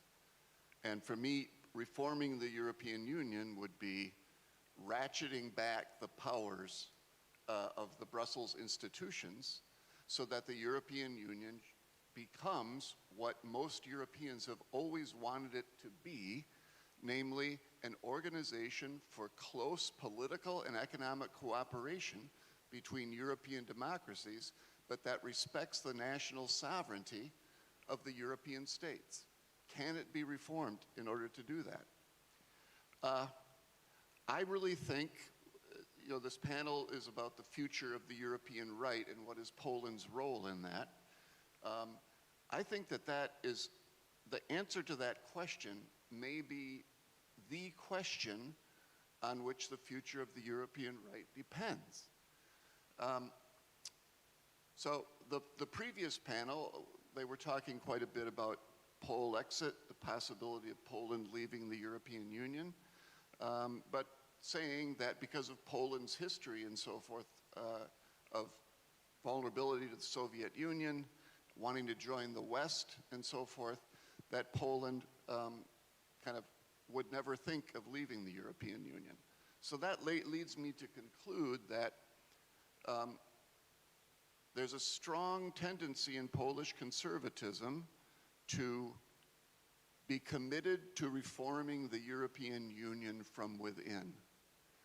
I laud that commitment, and I hope it is possible to reform the European Union from within, but I'm not sure that it is.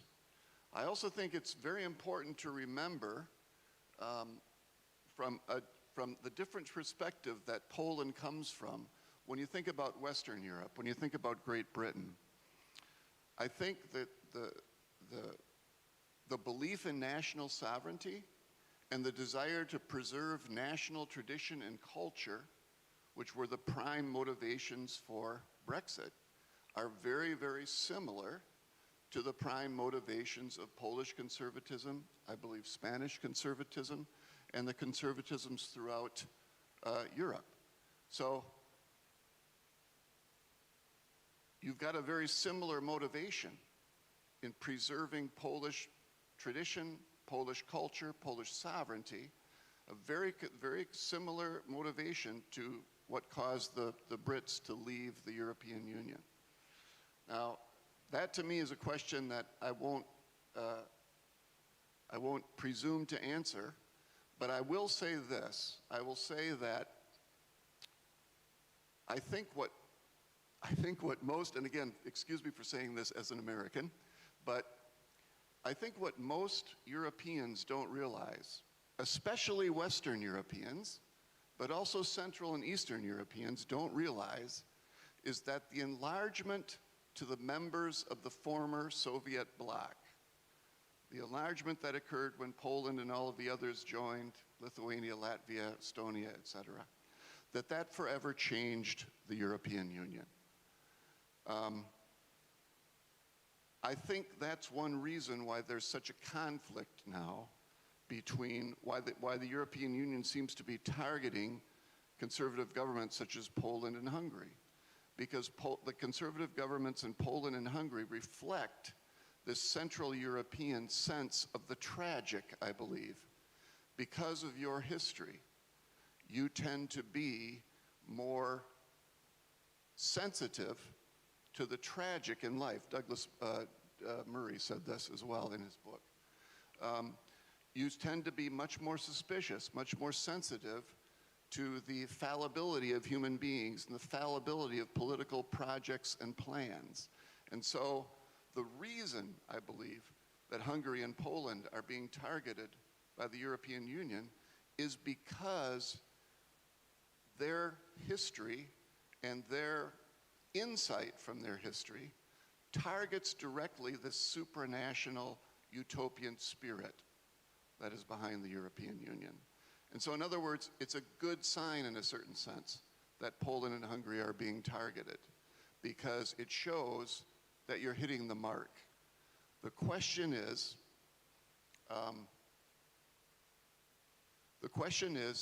do conservatives throughout Europe, but I think in this context of our discussion, especially conservatives in Central Europe, Central and Eastern Europe, do you have the persistence to stay in the European Union and to continuously fight for reform, the persistence and the energy? And I think finally, do conservatives throughout Europe have the courage that it takes to keep fighting back, to refuse to accept that progressivism, utopianism, supranationalism, etc., is inevitable in Europe? And I think, Law and Justice, Fidesz, Vox are all signs that the courage is there. So I wish you all the best, but I do believe that sooner or later, there will come a decision point where many of the conservatives in Europe who are now not talking about their countries leaving the European Union will have to debate that issue. And I think it's going to have to be an open and full debate within conservatism in the EU.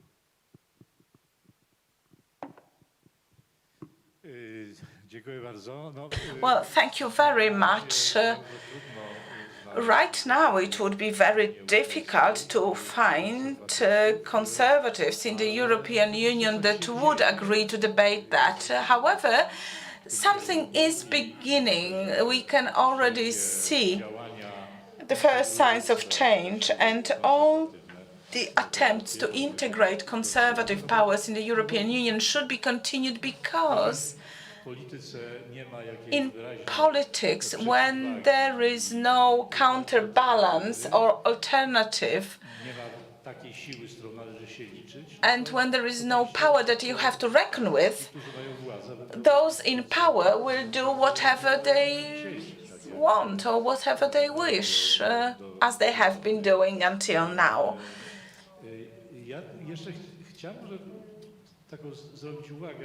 And just one word of comment. Indeed, it is true that Central and Eastern Europe is becoming more empowered, and it has changed the landscape, the political landscape.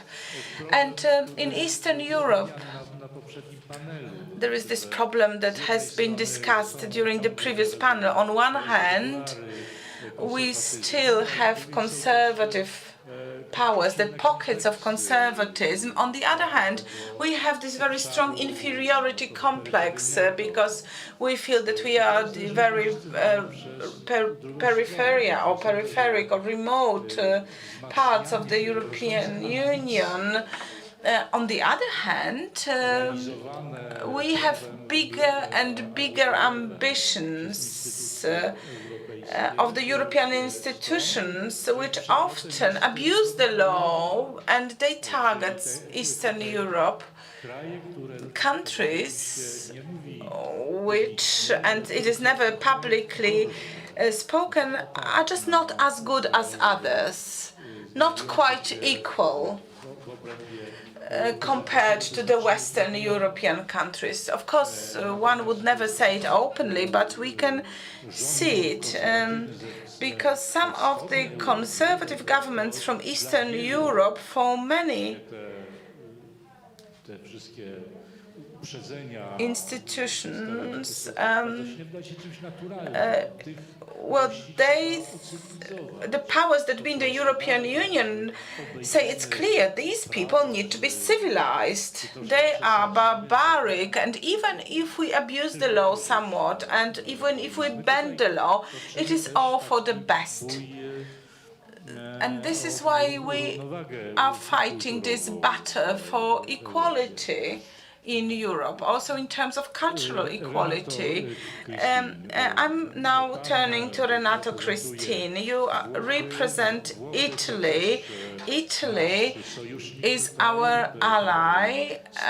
We have our allies in the form of right-wing parties in Italy. There is a debate about a new government being formed in Italy next year, maybe, if we have early elections, or in 2 years' time. So Italy seems one of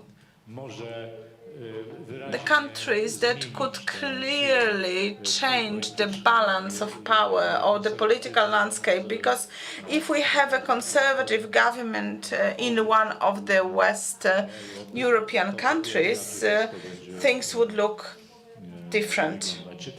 Is it really so? And what's your opinion? What's your perception? Or maybe you could say us a few words about the condition of conservatism in Italy and its potential influence over the European Union. Grazie. Richard. Well, thank you very much, Richard. Che cosa fare? The question is what to do. Io credo che la domanda sia perfetta. And I think that this question is very well phrased, but it is extremely difficult to come up with an answer to it. Dico subito e As for mi limito a Italy, questo sostanzialmente, let me anche perché vorrei say it right now without domanda repeating cosa fare myself, piuttosto sul piano appunto europeo because e otherwise I would in need linea to con speak il tema, more il on titolo what to del do panel, in Italy, and I would like to take this question looking more at Europe as a whole and taking into consideration what Poland can do in this respect. Now, as for Italy, as of 2004, Italy di un blocco has politico e culturale been witnessing the formation of a political and cultural bloc, conservatore. Ora, which is calling itself a liberal conservative bloc. And no matter negli Stati Uniti, if i nostri liberali the italiani non sono liberalism in European edition is different than liberalism in the American edition. So our liberals are not the same liberals as the American liberals. Our liberals speak about the free hand of market, and they are for market economy, and they are conservative in the realm of values. And this is the predominant trend in Italy and among Italian electorate. Nevertheless, for a very long time, for a dozen of years or 15 years at the very least, this political and cultural bloc has not been in power in Italy. Before, we used to have technical experts governments like Prime Minister Monti's government. Then we had Renzi's left government, then Lenti and Gentileoni's governments. Then we had elections, and in the elections, in practical terms, the party that was gaining the upper hand is neither conservative nor liberal. I refer to the Five Stars, the Cinque Stelle, which represent the left. And in formation of the government,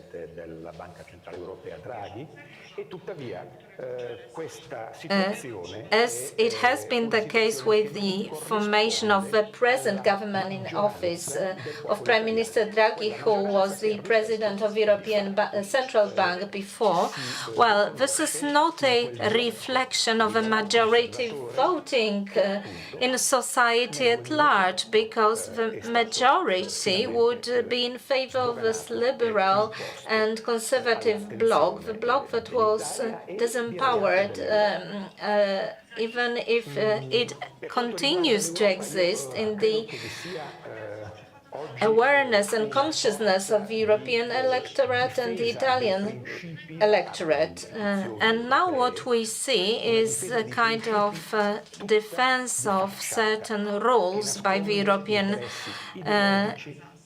institutions, but this is just a facade activity, hiding all vested interests, and it is only maintained through propaganda and intimidation. So this is like a soft terror, soft ideological soft terror, which fits in very well and dovetails very well with the hard political power. Speaking about Poland, about Hungary, and about the V4, the Visegrad Group, we may say that they inspire some anxiety in European institutions and also some new intentions, because what V4 countries are doing may be easily easily taken over and accepted by other countries that are pro-European, so to say.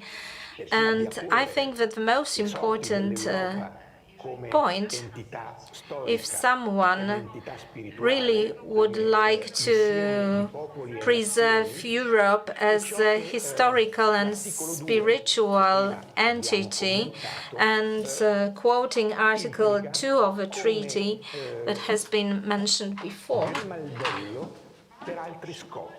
we can recall that this article is a way to attain other goals, like to maintain the course for annihilism, which is annihilation. And this is the crunch of a problem. Who is the enemy? Of course, European institutions as such must exist and must continue to operate in some way. But the problem is that the way they operate right now is downright incorrect. And this is the betrayal of European values. This is the enemy. This is the enemy. Not a legitimate reform of the Polish judiciary, which was carried out by the Polish government. So this European nihilism has been institutionalized and empowered, of course not bearing this name, but this is just a new paradigm in the European policies, and this European nihilism wants to impose certain line of thinking on European nations. And they want to persuade to European nations that a metamorphosis is a must, and they need to change completely their mindsets to adjust. What can we do? What is to do? Next to the theoretical answer that I have just given, next to the theoretical answer, I think that in pragmatical terms, conservative forces should unite again. They should not be falling into reformers and into people's parties. They should be united again, because only united can we overcome this anomaly of alliance that is at the helm right now in the European Union. Because in the people's strand, there are many people who have traditional conservative ideas and values. They must be identified. We must identify such an electorate and such proponents of such ideas, and they must be led out of the clinch and cranks that is so destructive to Europe, the alliance between socialists and communism. And here, in this respect, the Polish government is a role model. And when we speak about responses to what the European Union has been imposing, well, the reaction here is really praiseworthy, because in the first place, we see virtues vis-à-vis political arrogance, and in the second place, it brings back the viability of European spirit, and is a remedy to the present disease of European minds. Polexit would be a disaster to Europe more than anyone else. Let us not forget that Poland and Europe are very closely knit and united. Poland and Europe understood as a spiritual community of states and nations, which was sealed by the siege and relief of Vienna, that you recall very well, I'm sure, which was like a culminating point of a Polish contribution contribution to the integrity of Europe. European unity and European integrity and viability. That's why Polexit would be disaster to Europe more than anyone else. Thank you. Dziękuję bardzo.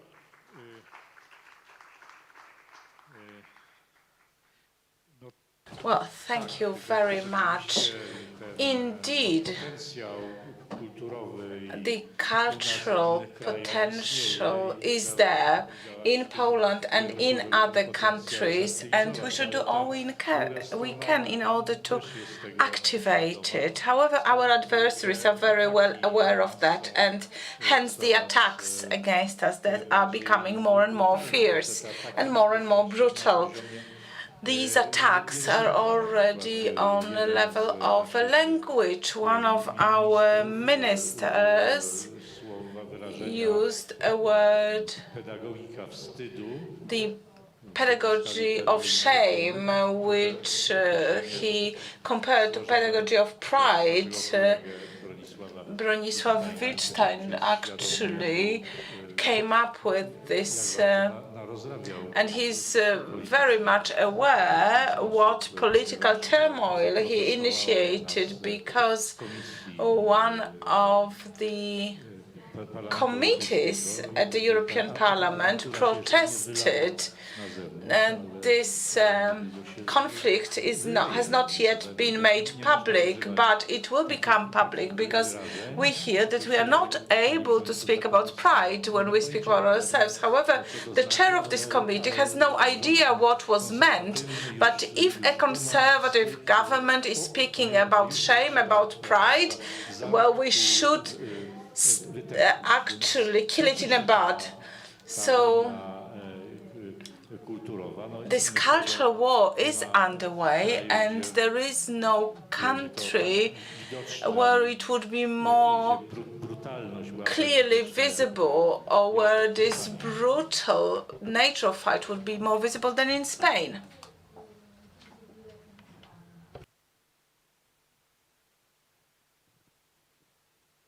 Thank you, Professor Legutko. As Renato Christine pointed out some minutes ago, I think postmodern Marxism, which I identify with identity politics, has become a kind of new religion, a pseudo-religion. It is the official pseudo-religion of the European Union, and it is becoming an increasingly totalitarian ideology. It is not the same totalitarianism as communism or fascism. It's a new totalitarianism which presents new strategies and new ways of implementation, but it is no less intolerant.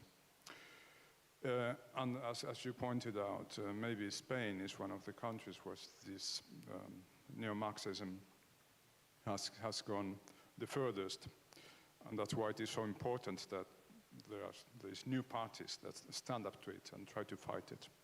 Well, I have written down some reflections about identity politics. I will read them, and I will try not to exceed the time that you kindly gave me. The role of identity politics in this European decline deserves specific consideration. The 20th century consisted largely in a civil war between three Western ideologies: fascism, Marxism, liberalism, between 1917 and 1945, and between the two latter, Marxism and liberalism, between 1945 and 1989. Samuel Huntington warned in 1996 that this inter-Western ideological conflict would be superseded in the 21st century by a clash of civilizations, as the West would gradually lose its hegemony, and Islam, China, and India would gain economic and military power, as well as self-confidence.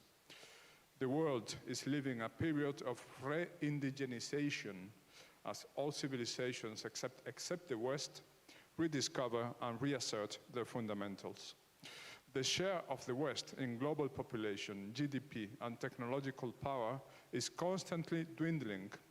Moreover, the ideological Western civil war of the 20th century has not been overcome. Marxism did not disappear in 1989. Rather, it reinvented itself as identity politics. The essence of Marxism is social antagonism, the interpretation of history as a struggle between oppressors and oppressed. In classical Marxism, the groups in conflict were social classes. In postmodern Marxism, they are genders, races, and sexual orientations.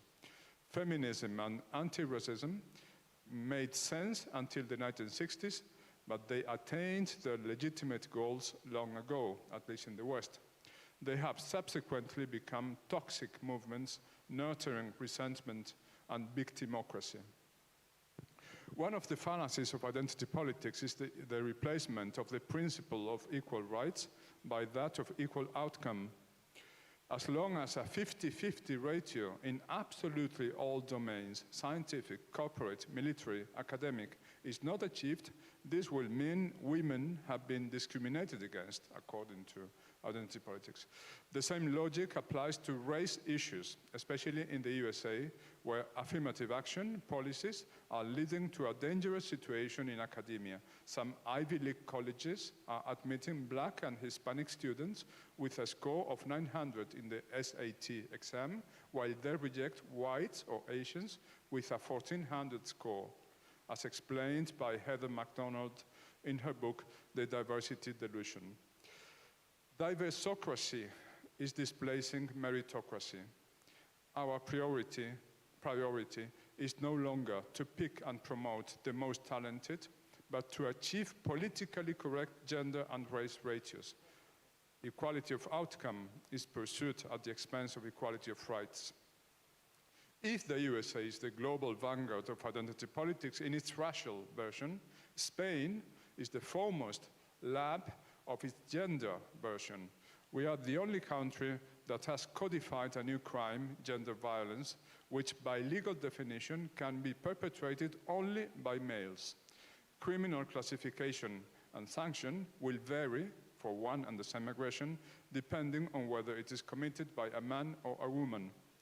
Due process of law and presumption of innocence have been undermined. Thousands of baseless suits have been launched against innocent men. Spanish men and women have had exactly the same legal rights for at least half a century. Spain is one of the safest countries for women in the world, according to international surveys. Yet, Spain possesses a Ministry of Equality, lavishly funded with taxpayers' money. Its main mission is to drum into Spanish minds the notion that gender oppression is still alive, and we still have a long way to go before we achieve real equality, quote unquote. The success of identity politics is to be understood in the light of two factors. On the one hand, the temptation of victimism is deeply entrenched in human nature. If you failed in the exams or in your career, it was not really your fault. The sexist, racist, homophobic society is to blame.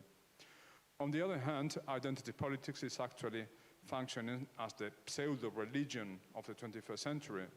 Young people in search of an existential meaning other than earning money and seeking pleasure are proposed a horizon of moral purification. How can you be virtuous in the 21st century? By embracing the feminist, anti-racist, and LGBT cause. And this is a phenomenon that's been analyzed very well by Douglas Murray as well. Alas, they are joining such fights 60 years late. Identity politics entails cognitive dissonance. You must depart from reality. You must discover invisible oppression where it is not apparent anymore. Kenneth Minogue has proposed the label St. George in Retirement Syndrome. With no beast left to slay, St. George, the dragon killer, finds himself forced to become a hero in a new way. He must invent dragons where none exist and even swing his sword into thin air. The pseudo-religious side of identity politics is also manifest in the growing aggressive intolerance displayed by its supporters. dissenters are vilified as beyond the pale. They intend to shut our mouth, not by disproving the truth of what we say, but by decreeing that we don't have the right to say it, because it is allegedly sexist, racist, or homophobic. Environmentalism is another increasingly influential pseudo-religion, also very detrimental to the West prospects. Current environmentalism turns the clock back to primitive religion, the worship of natural forces that historically preceded the emergence of the notion of a personal God. Environmentalist religion possesses its own divinity, the planet, whose integrity matters more than the welfare of mankind, its original sin, the Industrial Revolution and the use of fossil fuels, its gospel of salvation, Agenda 2030 and the green laws like the Spanish law on climate change, its penance, the ascetic, vegan, sustainable life with no meat and no planes, its paradise, the climatically neutral Europe of 2050, with its landscape filled with solar panels, and its high priestess, Greta Thunberg. I don't have the time here to address in depth the issue of climate change. We all admit the world's average temperature has increased by 1 degree Celsius since the 19th century, but that warming has benefited mankind, for example, with the fertilizing effect of the increase of carbon dioxide, which has made the planet greener. We ignore what percentage of that warming is due to natural factors and what percentage is due to the intensification of the greenhouse effect caused by the burning of fossil fuels. The acceleration of the warming predicted by so many environmental prophets of doom in the 80s and 90s has not come true, and the predicted surge of floods, hurricanes, etc. has not happened either. The number of fatalities in climate disasters has fallen by 96% in the last century. If environmentalists are sure the warming is anthropogenic and will prove disastrous, they should be supporting nuclear energy, the only serious alternative to fossil fuels. However, the protests were responsible for the standstill of the global development of nuclear energy from the 1980s onwards. European emissions of carbon dioxide make up just 9% of the world total. China's are on the verge of 30%. Europe has already cut 25% of her emissions. Since the year 2000, China has almost tripled hers in the same period. But it is Europe that commits to an European Green Deal that will make energy even more expensive. Germany, pioneer in renewable energy, has the most onerous electricity bill in the world, while China and India pursue their unbridled growth. Europe is immersed in an exercise of self-denial that can become self-destruction. It apologizes for its past, for example, for having practiced slavery, like all civilizations, but the West was alone in abolishing it. It fails to produce the next generation, as I said in my previous speech. It feels obliged to open its borders to everybody as atonement for its supposed historical sins. It destroys its social cohesion with identity politics and war of genders. It weakens its economy with a green transition that will lack any climate impact whatsoever if it is not implemented by all countries simultaneously, China and India included. In the face of such death spiral, the new right represents a response and a glimmer of hope, because we were born to stop this decline. Thank you very much.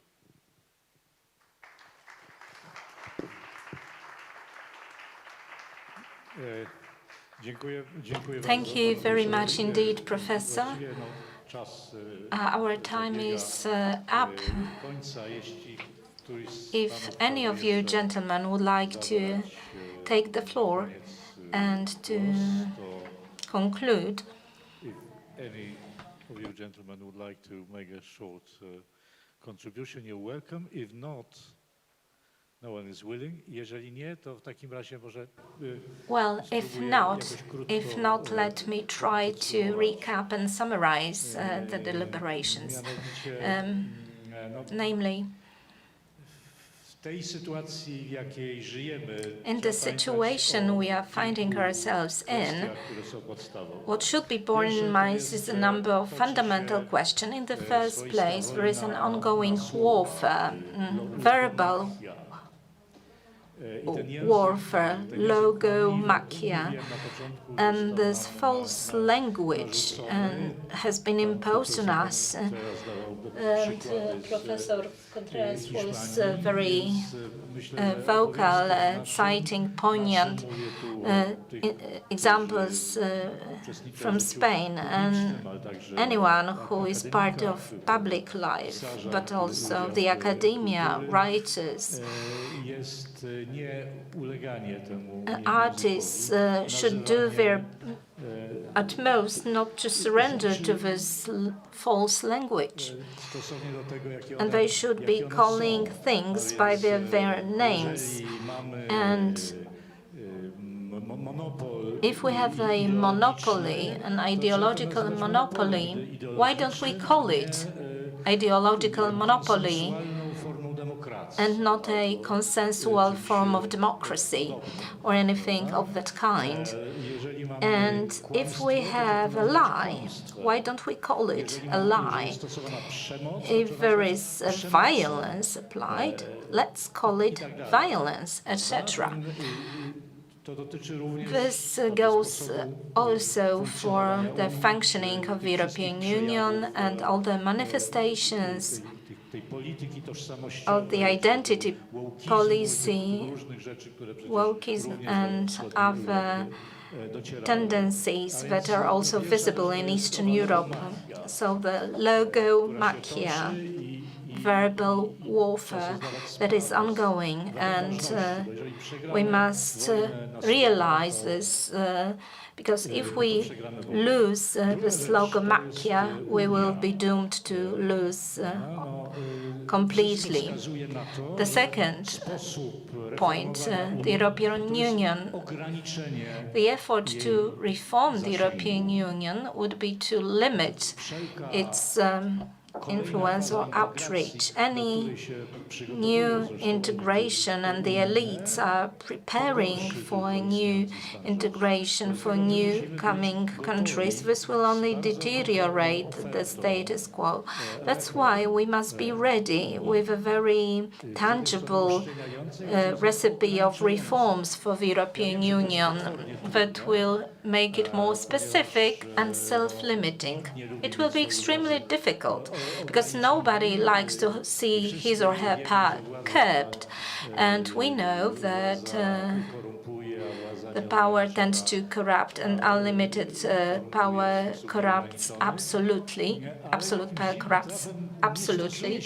But by some strange token, this does not apply to the European Union. The more power they have, the better for them. All other types of powers should be self-limiting, but not theirs.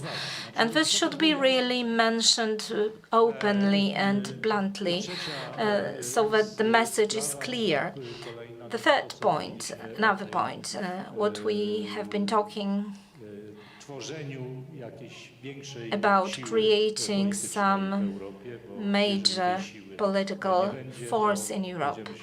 Because if we are not meeting and being united, we will be doomed to meet in the underground in some clandestine locations. I had this experience once in the past, but I'm not craving for having it repeated. So thank you very much, gentlemen. Thank you for mentioning so many different threads and facets. Thank you for the intellectual contribution that you have made. Thank you so very much.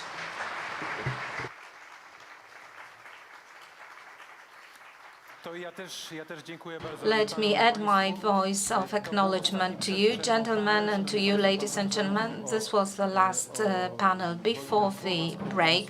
Logo Macchia.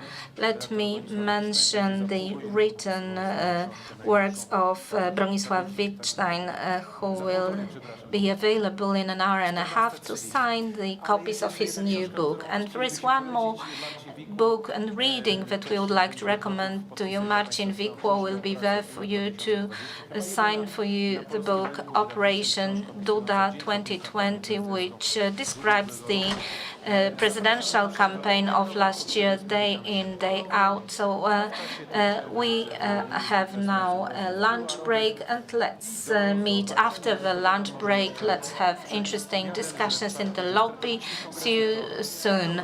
Our strategic partners are PKO BP, their foundation, PZU, their foundation, KGHM, Foundation Orlen, PKO SA, Agency for Development of Industry SA, Foundation of the Agency for Development of Industry, Lotus, and National Freedom Institute, Center for the Development of Civil Society, Bank Gospodarstwa Krajowego, Warsaw Stock Exchange, Polish Oil and Gas Mining, Polish Post, the Royal Castle of Warsaw, and the Hotel Region. Thank you very much and enjoy the break. Thank you.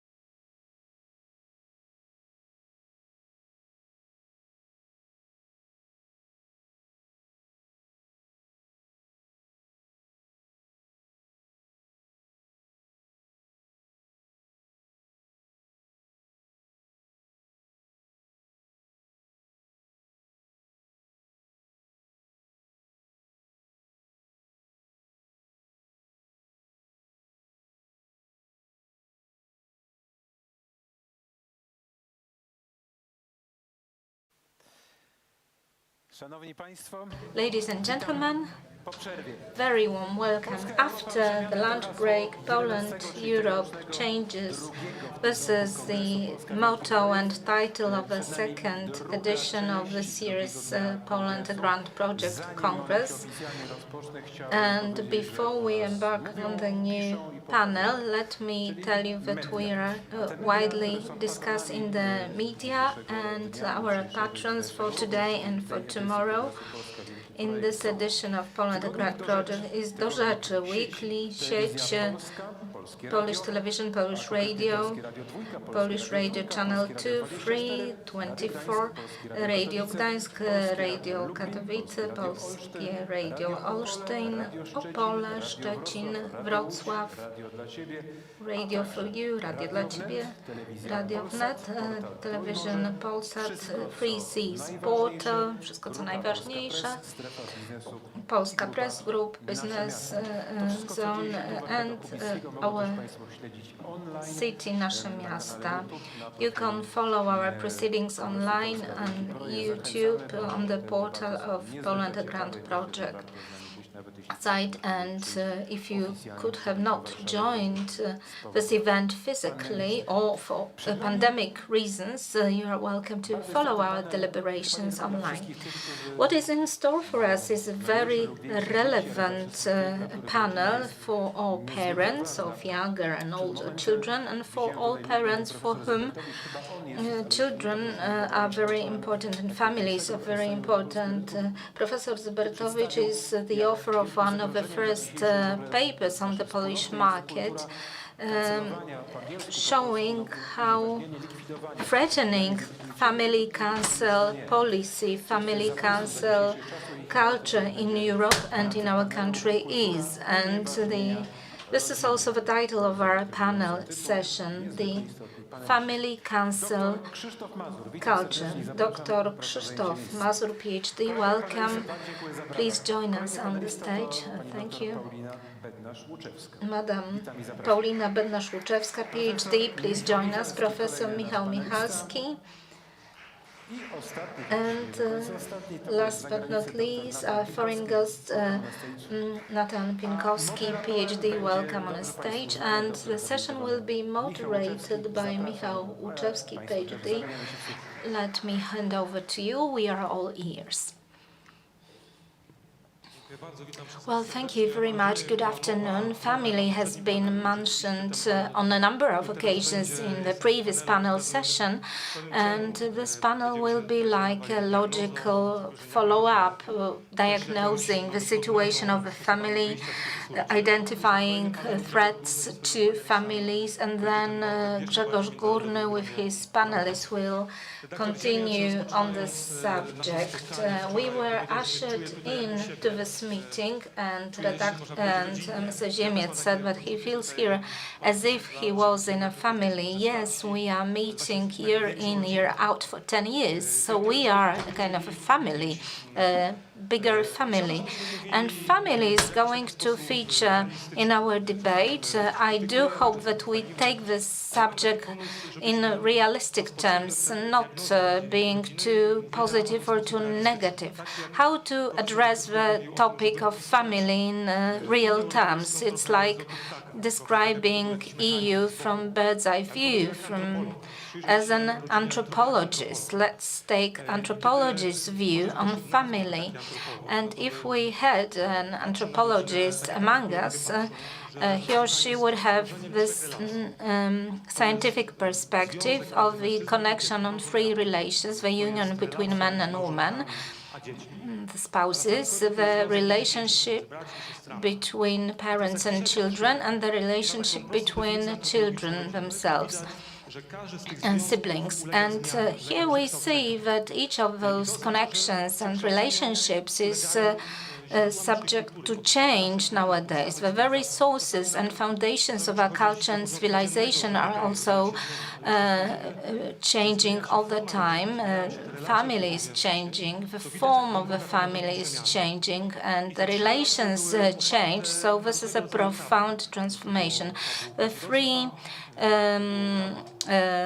relationships were founded on the three taboos: taboo of the incest, taboo of the violence, and of sexuality. Now those taboos are all transformed, and very often families are charged and with breaking all the taboos. And from the anthropological point of view, family is family would not exist if we did not identify a father, a mother in a family. And now very often we hear that family is like an evil space where those taboos are eliminated. So what we don't know what kind of new family model should come up, but family is something extremely important. This is a source of culture, and that's why we as people should be considering ourselves also and viewing ourselves also through the prism of who we are in families.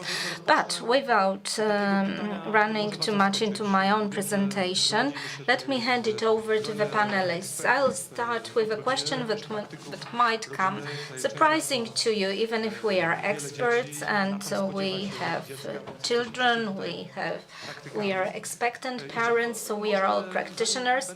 And before I ask you as experts, in your capacity as experts, I want to ask you as human beings, when you think about family and the condition of a family nowadays, what kind of a picture, what a metaphor, what a song springs to your minds most easily? 5 seconds to quickly ponder on this question, and let's kick off.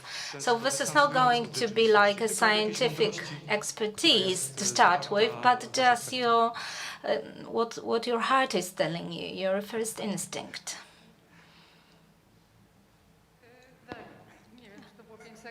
I don't know if you gave me my due 5 seconds. Okay, a song.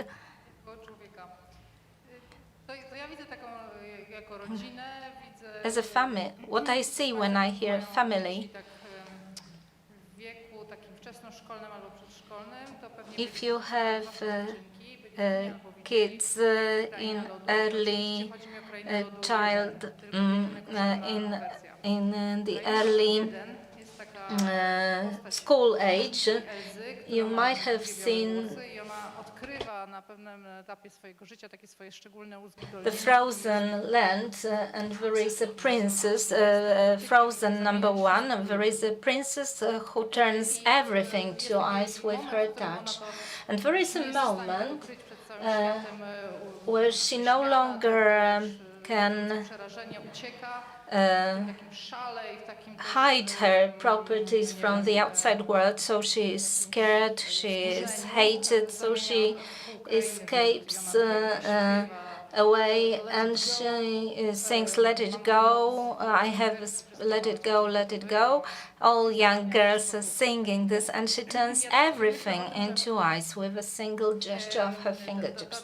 And this is my association right now. Our family is like Elsa, no longer fitting into the format that has been well known to her, and runs away, runs forward in search of something else, some liberation, something new, and some truth and continuity, and all she can do for the time being is destruction. Of course, lovely ice castles made of ice, but this is like a destruction. So this is precisely where I see a Polish family. So this is like a breakthrough with some germs of a positive change and a lot of threats. Yes, Paulina speaks about our family. We are a married couple, myself and Paulina, so this is our coming out. And Józef Koś of Oxford needed to go back to Canada because his father fell ill. A boy of Polish origin knew immediately what to do. He would not chair this panel, prestigious as it might be today, and instead he flies back to Canada to be with his father. So I'm in his I'm his substitute today. So perhaps too much of ice to start with, but I see this vision, a traditional family for children, and uphill struggle in the modern world as they try to find some new formats. Well, if I can continue in your footsteps, well, we have 5 children, my wife and I, and they are in the pre-age and preschool age and in school age, so they are junior children, and the experience is similar, like the sense of loneliness. I don't have any specific film or song in mind, but if anything, it would be about being lonely in the modern world for a family like ours family.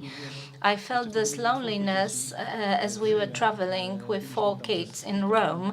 We stayed in Rome for a few days and we were traveling on public transportation. And each time we entered a bus or metro, underground, with 4 kids with us, people were looking at us as if we were not fitting at all, inadequate, the sense of inadequacy. And the elderly people smiled on us as if looking at some distant world that is gone by. And the young ones were just scared of us and of our kids, and were with apprehension were looking at the baby cot and how we proceed with our pram and everything. So what we want to do together with Paulina is to look for other like-minded families to break through this sense of loneliness. Most frequently, we are far away from our grandparents and in-laws, and if we have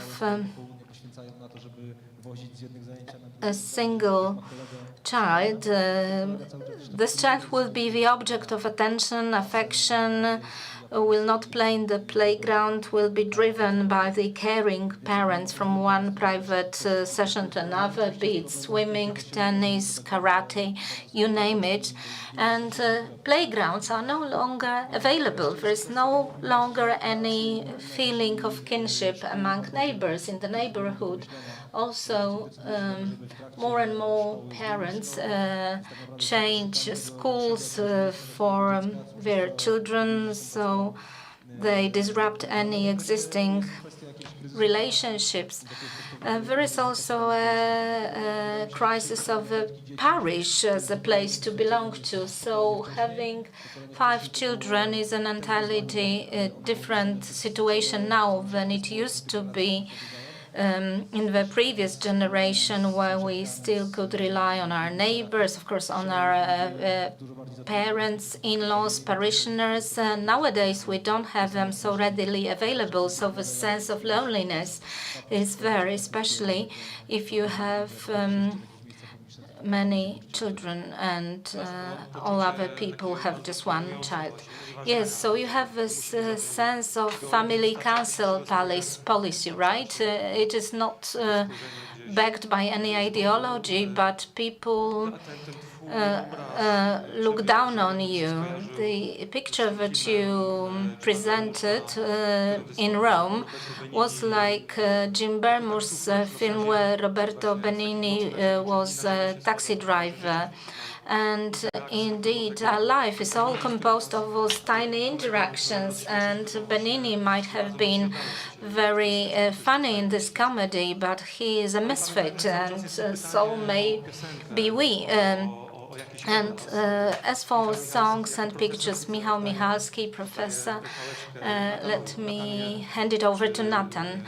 Nathan, do you have anything specific in mind when you hear the term family? Any picture, any metaphor? Yes, I have two. One is actually a little bit like my relation to Poland, because it speaks of different levels of ancestry.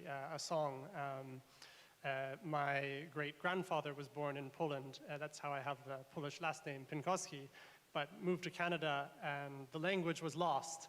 My grandfather just had a bit of it, my father had none of it, and I, alas, have none of it, which is why you have to put up with my English today.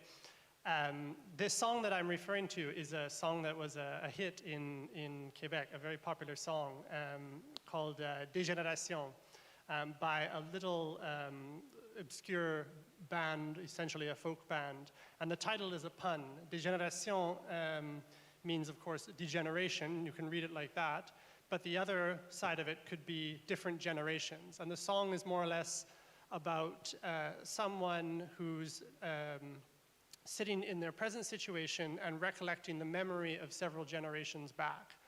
And the song, the ambiguity of the song is that on the one hand, the person nowadays might think of himself or herself in a very good position, having a good job, but upon recollection about what each generation had, there's a realization that something's been lost there. And there are different verses which cover different themes. One of the most obvious ones that is about where the great-grandmother had 16 children, the grandmother had 8, but then the mother only had one child, and that was an accident. It wasn't supposed to happen. And so this is the ambiguity of modernization, if you will, the ambiguity of the transformations that took place in Quebec.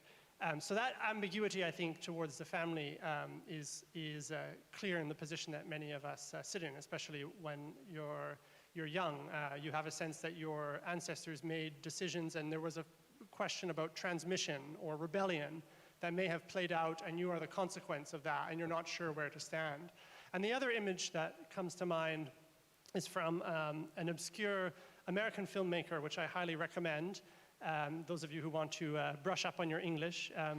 The filmmaker is called Whit Stillman, and he makes essentially short films about, they're little films that's like modern Jane Austen films. So it's about people falling in love, falling out of love, modern relationships. The conversation takes place at a very high level. Everyone's using polysyllabics. And there's one film which starts off with a group of young girls who are looking at this club, and they're saying, we're in power now, we don't have to do things like the old days where the boys would court us. We're the ones who can choose whichever one of our partners they want. They're looking at the dance floor. And of course, the plot of the film doesn't go very well for the girls, and it's more or less a disaster. All of them end up in bad relationships. And there's a moment where, midway through the film, wherein they're upset about this, and the two girls are sitting together, and one says, maybe the old model of sitting by the phone and waiting for the boy to call wasn't so bad after all. And the other girl says, we'll never know. And I think it's a good insight there, because I think it presents a fundamental choice that young people like myself have to decide. Will you decide for the sake of we'll never know, if there's an alternative, we'll just accept what the situation, the consequence that has played itself out over several generations and live like that? Or will we find an alternative? And if we want to find an alternative, then we have to explore, but we have to be really looking for a compass. We have to really be looking for our bearings, and that requires conscious and sometimes very difficult effort. And that's, I think, the choice that people have young people have nowadays when they're thinking about marriage, when they're thinking about the family. They have to choose a social order that is ultimately hostile to it, or one that is for it, but then it's going to require a lot of work to realize that, because so much has been lost. Thanks a lot.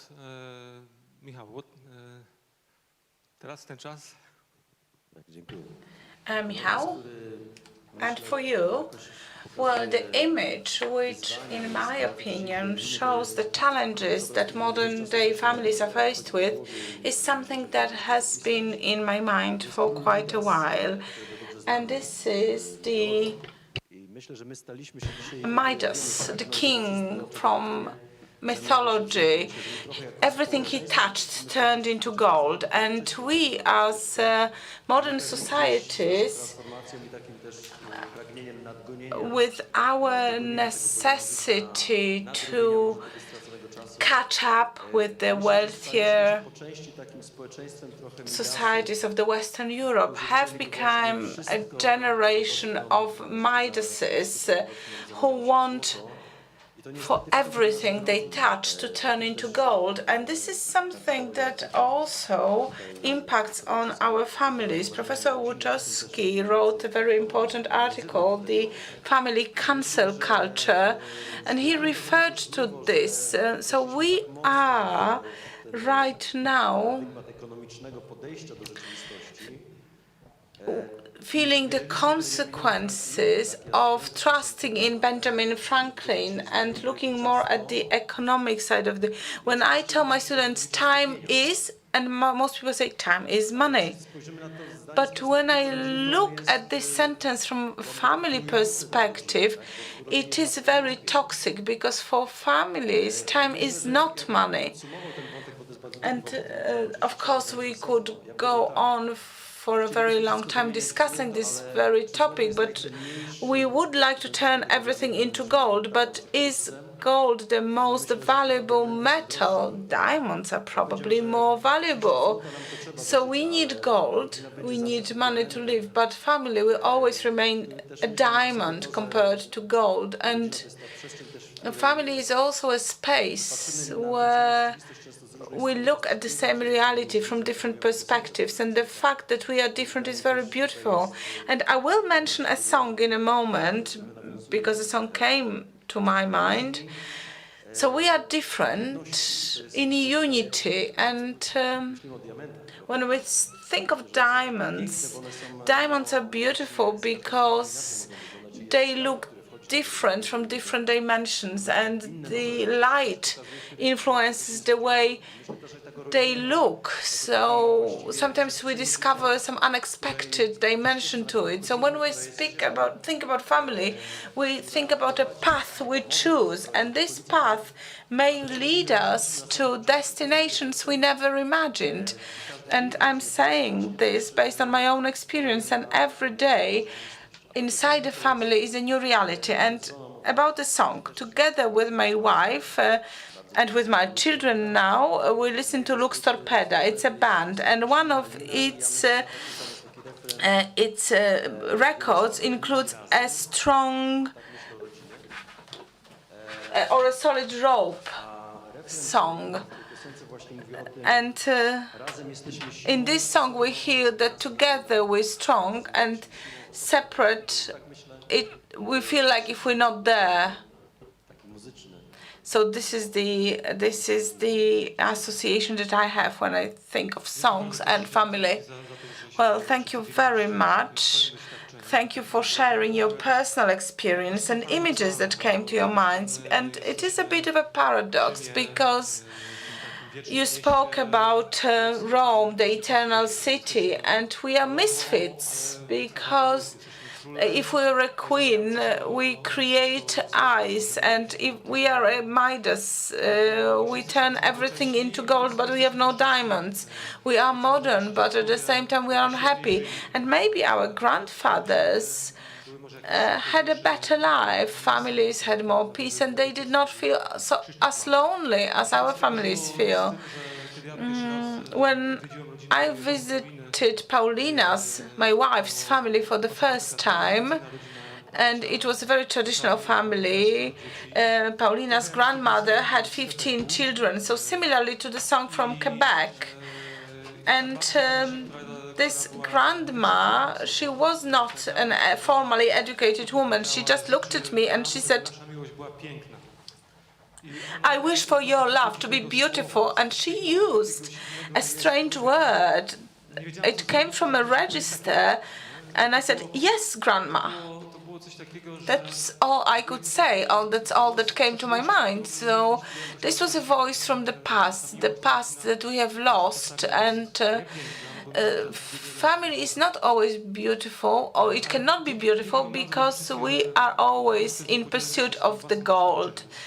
Thank you for sharing your experiences, and I would like this to be a diagnosis or a picture of a modern day in family. Sometimes we use metaphors, but metaphors sometimes describe reality more precisely. And moving on to other more expert assessments, and I'm turning to Professor Michalski.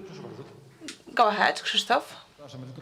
But just, I do apologize, because when you speak about experts, before we do that, this thing about grandmother and Quebec, there is one thing we do not take into account. There is around me quite a numerous group of people who are conservative as the first generation. There is a number of people who do not come from a conservative background. They come from backgrounds that had problems such as alcoholism and other addictions, and they decided to make family their priority. So it is not always true that with each generation we are less and less family oriented. Sometimes it's the other way around. Yes, thank you very much. Thank you for reminding us of reality, because it is important to know that we can build families and we can reverse this trend. Michał, you wrote a report. So based on this report, what is the current condition of Polish families? You spoke in your paper, or you wrote in your paper, about how much our economy is losing on our families being so fragmented. In one of your recent articles, you wrote that you need to use the language of gold, the language of Midas, in order to convince people that family is a value, that without families, without strong families, our economy suffers.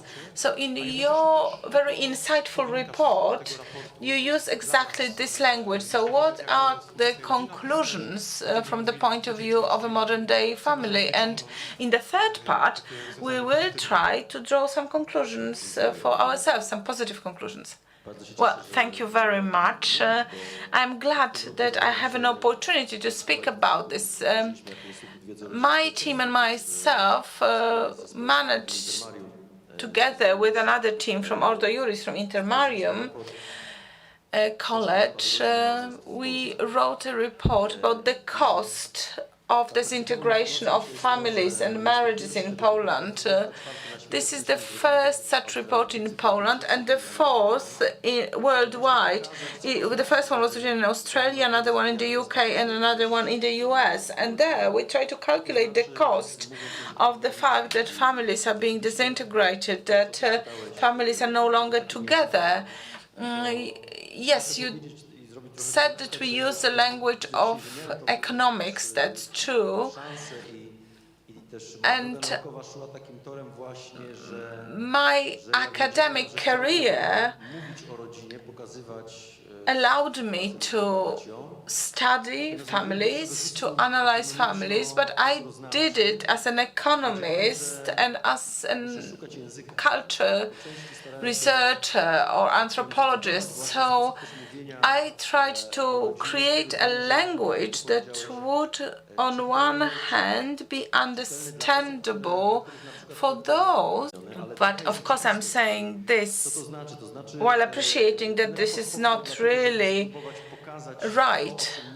So our report shows that disintegration of families is always a cost, is always a challenge, is always a situation that is detrimental or is connected with losses. So we tried to calculate How much does it cost us? How much does it cost Poland that more and more families fall apart every year? So this is the minimum cost that we can think about is 5.7 billion, so almost 6 billion per year is the cost that we as society pay every year. So it's approximately 250 zlotys per each person in working age. Or we would like to issue a new report every 2 years, and then after a while we will be able to see a trend and its direction.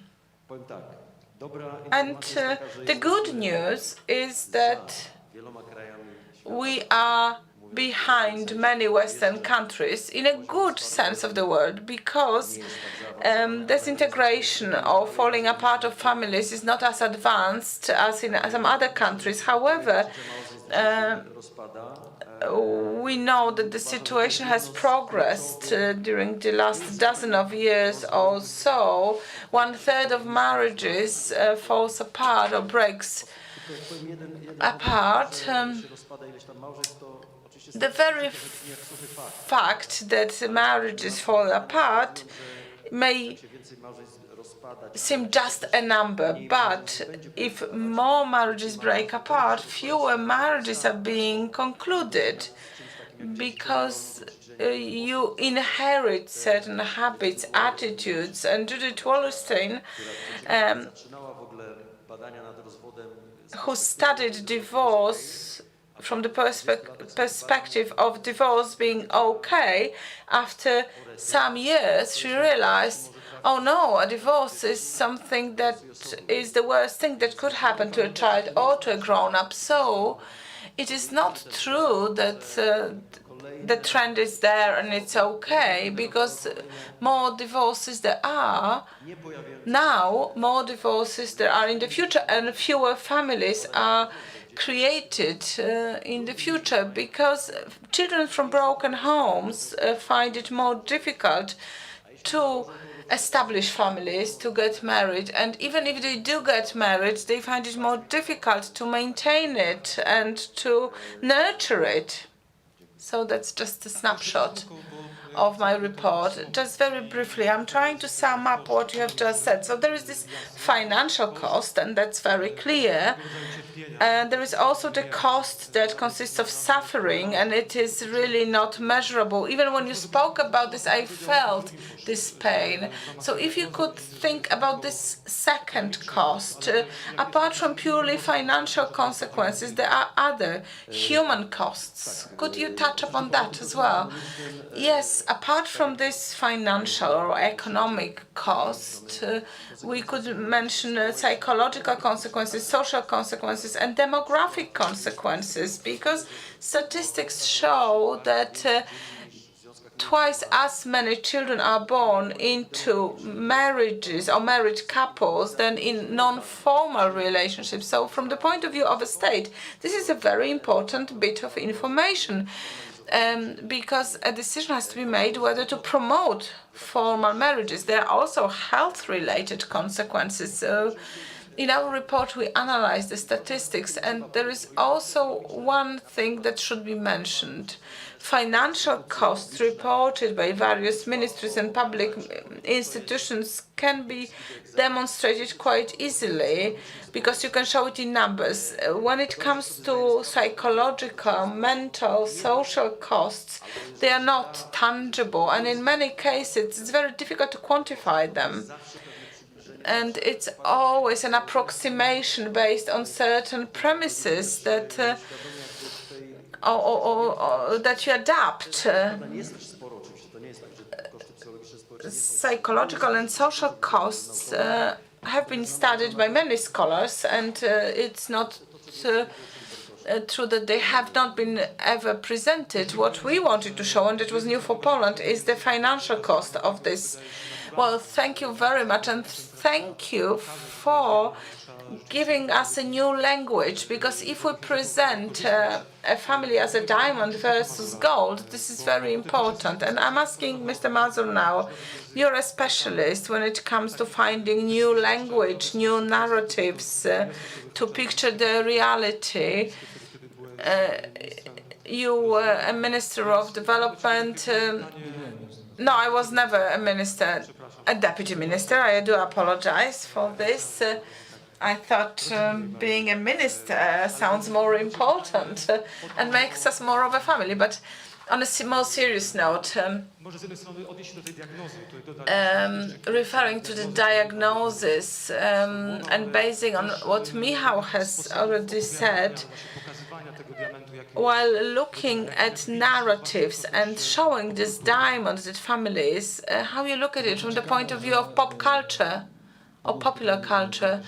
Well, it's interesting to hear that we look at a family from an economic or a financial perspective, because I wanted to say that we were a group of people who, in theory, should have looked at the strategy of responsible development from a financial point of view. But as we were working on this document, we realized that we should establish an institution similar to the Polish Economic Institute. Piotr Arak was here yesterday, and it is an important institution from the point of view of the government, and we thought that Family Institute should be created to counterbalance this. And we wanted to look at social development, focusing on the family, trying to form a juxtaposition of these two paradigms in order to understand that they cannot exist separately. So we could show you a number of paths. On one hand, we need very serious consideration, trying to work through certain processes and phenomena that have already taken place in the West, and we should digest it. We should understand it. For example, Robert P. George, a Princeton professor, wrote a very good book on the clash of two orthodoxies. He was writing about the American society, and he analyzed the situation, trying to introduce some order into arguments that are very close to our agenda. This book is really not known in Poland. It has not been published, and it would be very valuable to have it translated and published, because this would give us some arguments in our debates. And based on what we have already heard, we could say that, departing from more academic debates, we should prepare more policy papers. We should design change, and Program 500 Plus, supporting families, is perceived as something which was a breakthrough in terms of support for families. But such projects are needed also in other fields. So we should have an institution that would come up with similar ideas, and we should also try to take advantage of the human capital. For example, there is a Tato.net initiative that helps modern-day fathers. And then there is also an initiative supporting families with 3 or more children. So there is a number of dispersed initiatives. And if we were to organize a Congress once every 6 months that would engage such communities and would allow them to discuss and elaborate on their ideas, that would be very valuable from the point of view of them not feeling alone anymore, because people would say, in my town, be it Kutno or Łomża, I'm not alone, but I do not have any space to meet these people and to interact with them. So just 2 very brief remarks. A fourth aspect that I considered very important was popular culture. And there, we are very much behind. Popular culture is a global phenomenon. Different models of families are being promoted, but we could try to work together with YouTubers and other people that promote a more conservative model, trying to promote our solutions. And just one last thing, because I believe the fifth aspect that I wanted to present is the most interesting one. Such an institution should have the right scale, and the fifth dimension is the question whether in Poland today we can find systemic hub for married couples.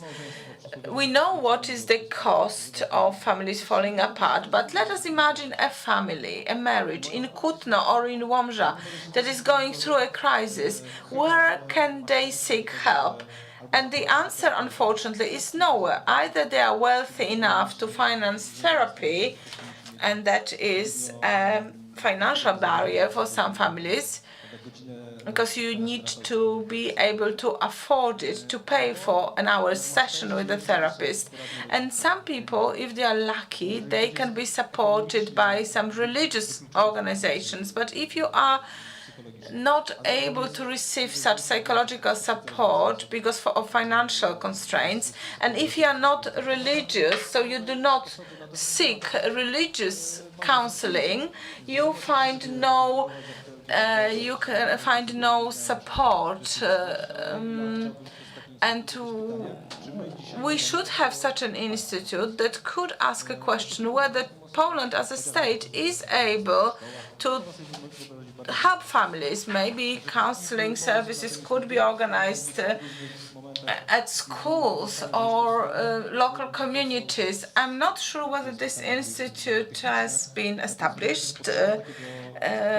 We spoke about it, and I'm still convinced that it is very much needed, because it is a very pressing need.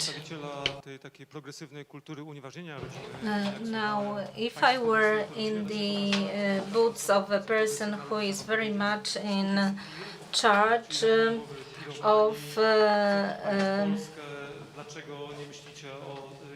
family council culture, and what kind of charges they can come up with against those who are in favor of families. Like, you are likely to set us on fire, you want your family because you want nepotism and your family members to be in various positions of power, and etc., etc. However, coming to the original point of view, and about the need to show how important families are. Years ago, we were in New York, and Paulina was a volunteer in the American Institute for Families. And how should we talk about family support if the institution of a family is treated as oppressive? Well, the Polish Economic Institute, this is a good brand name, and even if you don't feel affinity with the present government, this is a very important offer of studies, models, and reports worth reading. Could it be called the Institute of the Families? Yes, of course, why not? It is not for me to judge on communications. What is most important is what the institution should be in charge of. If I may, briefly, since I belong to the Family Council at the Ministry of Families, and this topic was mentioned on a number of occasions, I come from the Greater Poland, Wielkopolska region, and in the Wielkopolska region we had an idea of a Polish Institute for Demography and Family. and we presented it to many decision makers. I don't know if it's still in the pipeline, but certainly such an institute would be needed, because we hear this. We often look at with admiration at France, because in France the reproduction rate was above the European average for years. And one of the answers was that the French ENG, the Institute for Family Matters, was established back in 1945, not only dealing with demography but also with families. And in the demographic strategy, which is in the pipeline right now, one of the areas identified to be enhanced and is family counseling. So I think that this is a very positive sign. Thank you. If I could follow on and what to do, my question goes first to Pauline. What to do to make families stronger? So now we are moving away from the diagnosis and we go in the direction of very practical solutions, such as setting up a family institute, no matter what name we put on it. What to do?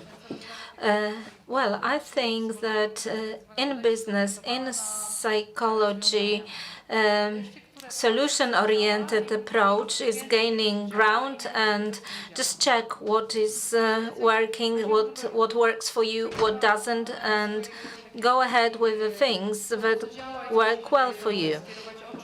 So we should really look at things that work and that generate positive changes and multiply such methods. And one of the fundamental things that should be fully appreciated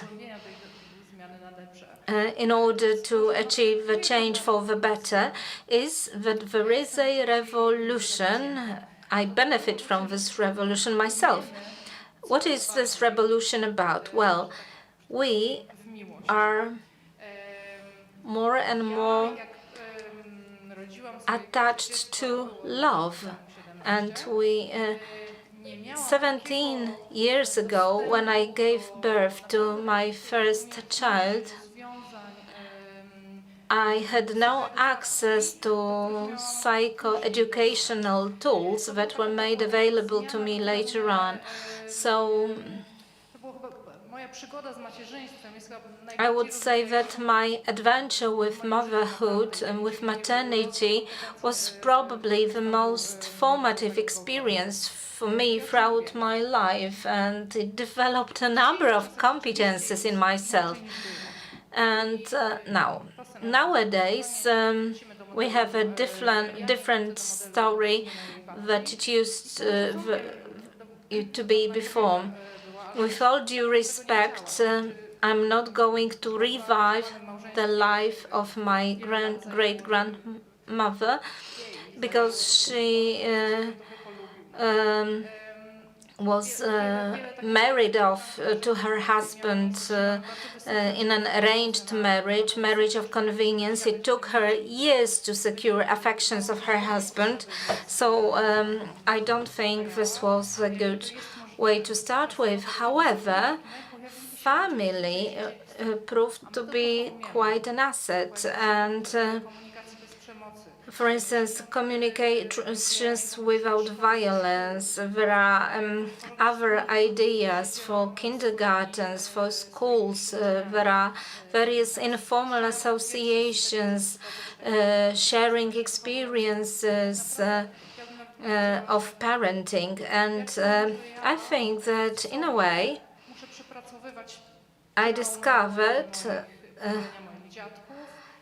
I myself needed to process all the historical traumas of my grandparents and parents who were more distant parents to their offspring than I am to mine. And this is a very positive tendency, so formative and so valuable for marriages and for family life. of married couples, and there are some strands that need to be further enhanced, like education, including psychological education focused on family. I think that it is wrong to look at various people through the prism of certain platitudes and for instance, I learned a lot from people with other party affiliations, other political affiliations, and we kept building alliances because there was a wealth of knowledge to be discovered in them as well. So psycho-education on various levels, especially on the level of a civil society, the programs that finance individual projects to develop competences, parents' competences. I will steer clear of any problems related to the state, but I want to refer to business and business community and workplace. I also work as a consultant in various companies, helping them out of various crisis situations. For instance, in some institutions, people are no longer capable of working together in the same team, and it just does not work. And more often, such companies and such institutions are open to new, fresh, humanized outlook. So they invite human emotions and feelings into capitalism. So there is this realization that your superiors and your subordinates are also fellow human beings. And it's interesting because now and then we hear in companies that they are short of funds and they don't have money and time to finance such counseling sessions. But all in all, we have a shorter working week in Poland. There are companies where people work 4 days a week, and the work is organized in such a way where people can first relax and then unleash their creative potential. And this has a very positive impact on their families and their family life. Crisis interventions. I asked myself a question in order for you to draw any lesson from what I'm saying. Well, if you are on a Facebook, enter the profile of Tomasz Zieliński. He's an unintentional star of social media ever since pandemic. He runs a communications company in the Tree City, and at the beginning, at the outset of the pandemic, he was invited to start some games for kids who were so depressed because of lockdown and inability to attend schools.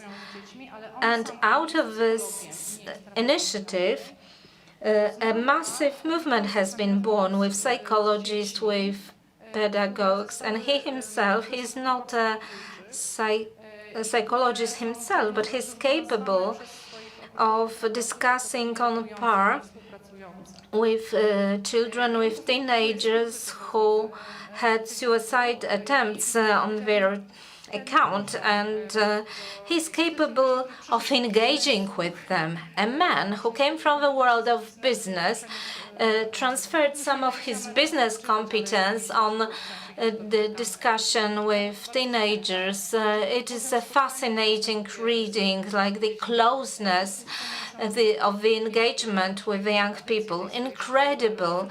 We have parenting schools for 3,500 people who will receive training about in-depth dialogues to be started with children with offspring without too much of expenditure. So kindness and being kind is not just the term from the Polish Nobel Prize winner Olga Tokarczuk and from Pope Francis. No, being kind is close at hand.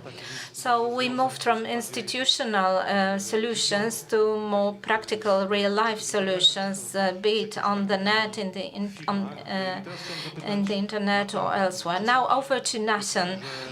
Now and then we think about Poland when in terms of another Ireland, be it because of economic growth or secularization and the destruction of state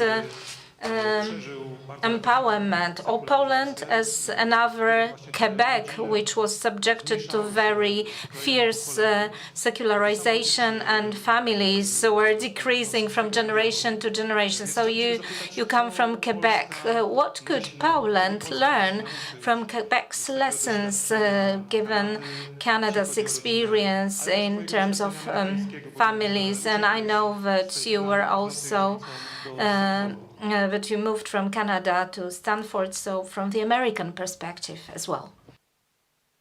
So I know we wanted to move to the more optimistic, what can be done, but let me jump back to the pessimism. I really think that Canada is the example of a place that needs to be studied as a kind of cautionary tale. I often think that that one of the problems we have facing progressivism and trying to dissect and analyze it is we don't have an example like the Soviet Union to point to say, this is how it happens when you're governed by this ideology. This is how terrible it is. This is the tyranny. I think that was the concretization of the idea of communism in the Soviet Union was very helpful for steering people away from that temptation. Very helpful to borrow from François Furet, to ensure that the illusion of communism passed. We don't really have that for progressivism. I think the closest thing we have to it is Canada. I think the example of Quebec and to a lesser extent English Canada show how rapid the collapse can be, how rapid the ideological takeover can be, and I think how effective that ideological takeover can be when it's combined with the power of the state and the power of an entrenched elite that has a very, very tight hold on the country. I don't need to bore you with details of Canadian politics, it's really quite boring.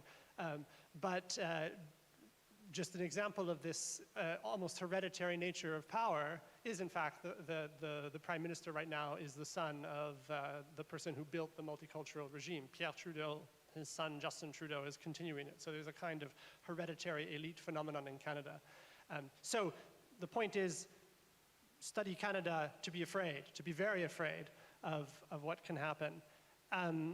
Let me though say something positive about the English-speaking world, and I think this goes a little bit to the questions that you were posing about the relationship between economic and how we understand that. Is the economic analysis something that is limiting? If we focus on that, do we lose sense of the spiritual issues that are involved, the formative issues that are required to counsel, to guide families in crisis? Well, I think the economic side of it is something that can be handled well by state policy. And I think in the English-speaking world, many countries abolished the policies that they had that were supportive of the family that developed, say, in the 50s and 60s. They abolished those. They made it more difficult to get married. There were financial penalties often attached to marriage. Some of those still exist in the US. I just heard a story earlier this week of a couple that have been together for several years, and they have 2 children, I believe, and they won't get married because they'll receive an immediate financial penalty for that. So this is a problem. But here's the optimistic side of it. The optimistic side is that politicians know that the real question that they face is how to appeal to the working class voters. This is part of the political realignment that is happening in the English-speaking world, getting to the losers of globalization, those people who feel the financial pressures. And this is something that the state can do, state policy can do very well, alleviate the economic pressures that are placed upon the family. In the English-speaking world, US in particular, you do see that women do want more children. But what's the biggest reason they cite for not having more children? Is affordability. And you only find in the United States 5% of women who say, I don't want to have any children at all. And I think that shows that the ideological danger, the ideological fear that some of us have, I think there will be a kind of suicide, demographic suicide, hasn't quite taken over the hearts and minds. If you only have 5% of your population that doesn't want to have children, 5% of the women who don't want to have children, this shows that the ideology has not won. But this affordability question, the material question, is a very important aspect to figure out. And the question that we face is to develop the policies that make it easier for families that face financial pressures to have children, so that they can have the larger families that they do want to have. And I think it's just important to stress, they do want to have larger families. They do want to have more than just 1 or 2 children, but they feel the economic pressures placed on them that limit that. So there's a real vitality in US policy debates right now, looking for examples that work, looking for examples of policies that work to help alleviate the financial situation that the family faces. There is, though, a danger, there's a trap, I think, that many Americans fall into, and particularly the left liberal trap, I think. They look at the Scandinavian countries and they kind of fetishize them. They think that they idealize them in all their aspects, except for those things like restrictive immigration. They won't talk about those sort of things. But they look at that and they think, here's an example of polities that have developed policies to help the family. But what are the 2 policies that are associated with Scandinavian countries that they want to copy? Well, it's things like paid maternity leave or paid paternity leave and universal daycare. Now, these policies are a trap, and they have to be rejected. And they have to be rejected because what's going on there is you have a favoritism given to a particular kind of family unit, more affluent professional classes where you have both parents working. And the idea is that more or less we have to get men and women back into the workforce as soon as they have children.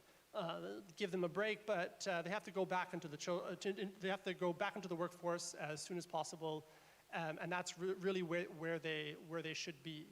Then you do things like education, nurturing aspects, sometimes even the debate about surrogacy, gestation. You outsource all those sorts of activities to someone else. Someone else takes care of looking after the children. The daycare takes care of looking after the children. Send your child off to daycare. Don't bother keeping the child at home.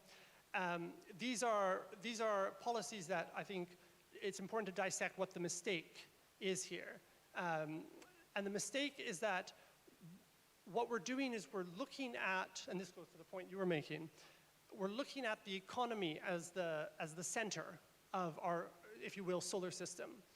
And the economic society is what we're building everything around, and everything else, family, church, civil society involvements, they all revolve around this economic commitment. And that's the model we have to break. If you will, we need a kind of Copernican revolution where we need to change our understanding of the solar system, change our understanding of how these societies relate to each other, and put the economic one off to the side and put the family back in the center. And that's the policy question that I think we're sort of belatedly walking into, to realize that someone who works in a fairly menial job, maybe they work in fast food, they don't want an extra hour of work. They don't want to send their child off to daycare so they can get an extra hour of work in. They'd rather have one less hour of work. They have fewer hours of work so they can spend more time at home with their children. And so the point of their life isn't to work in the job. The point of their life is to spend time with their family. And we need policies that encourage and make it easier for people to do that. And that's where, just the final point here, I think that's where Eastern European countries, to go back to your point, where Poland in particular is very important.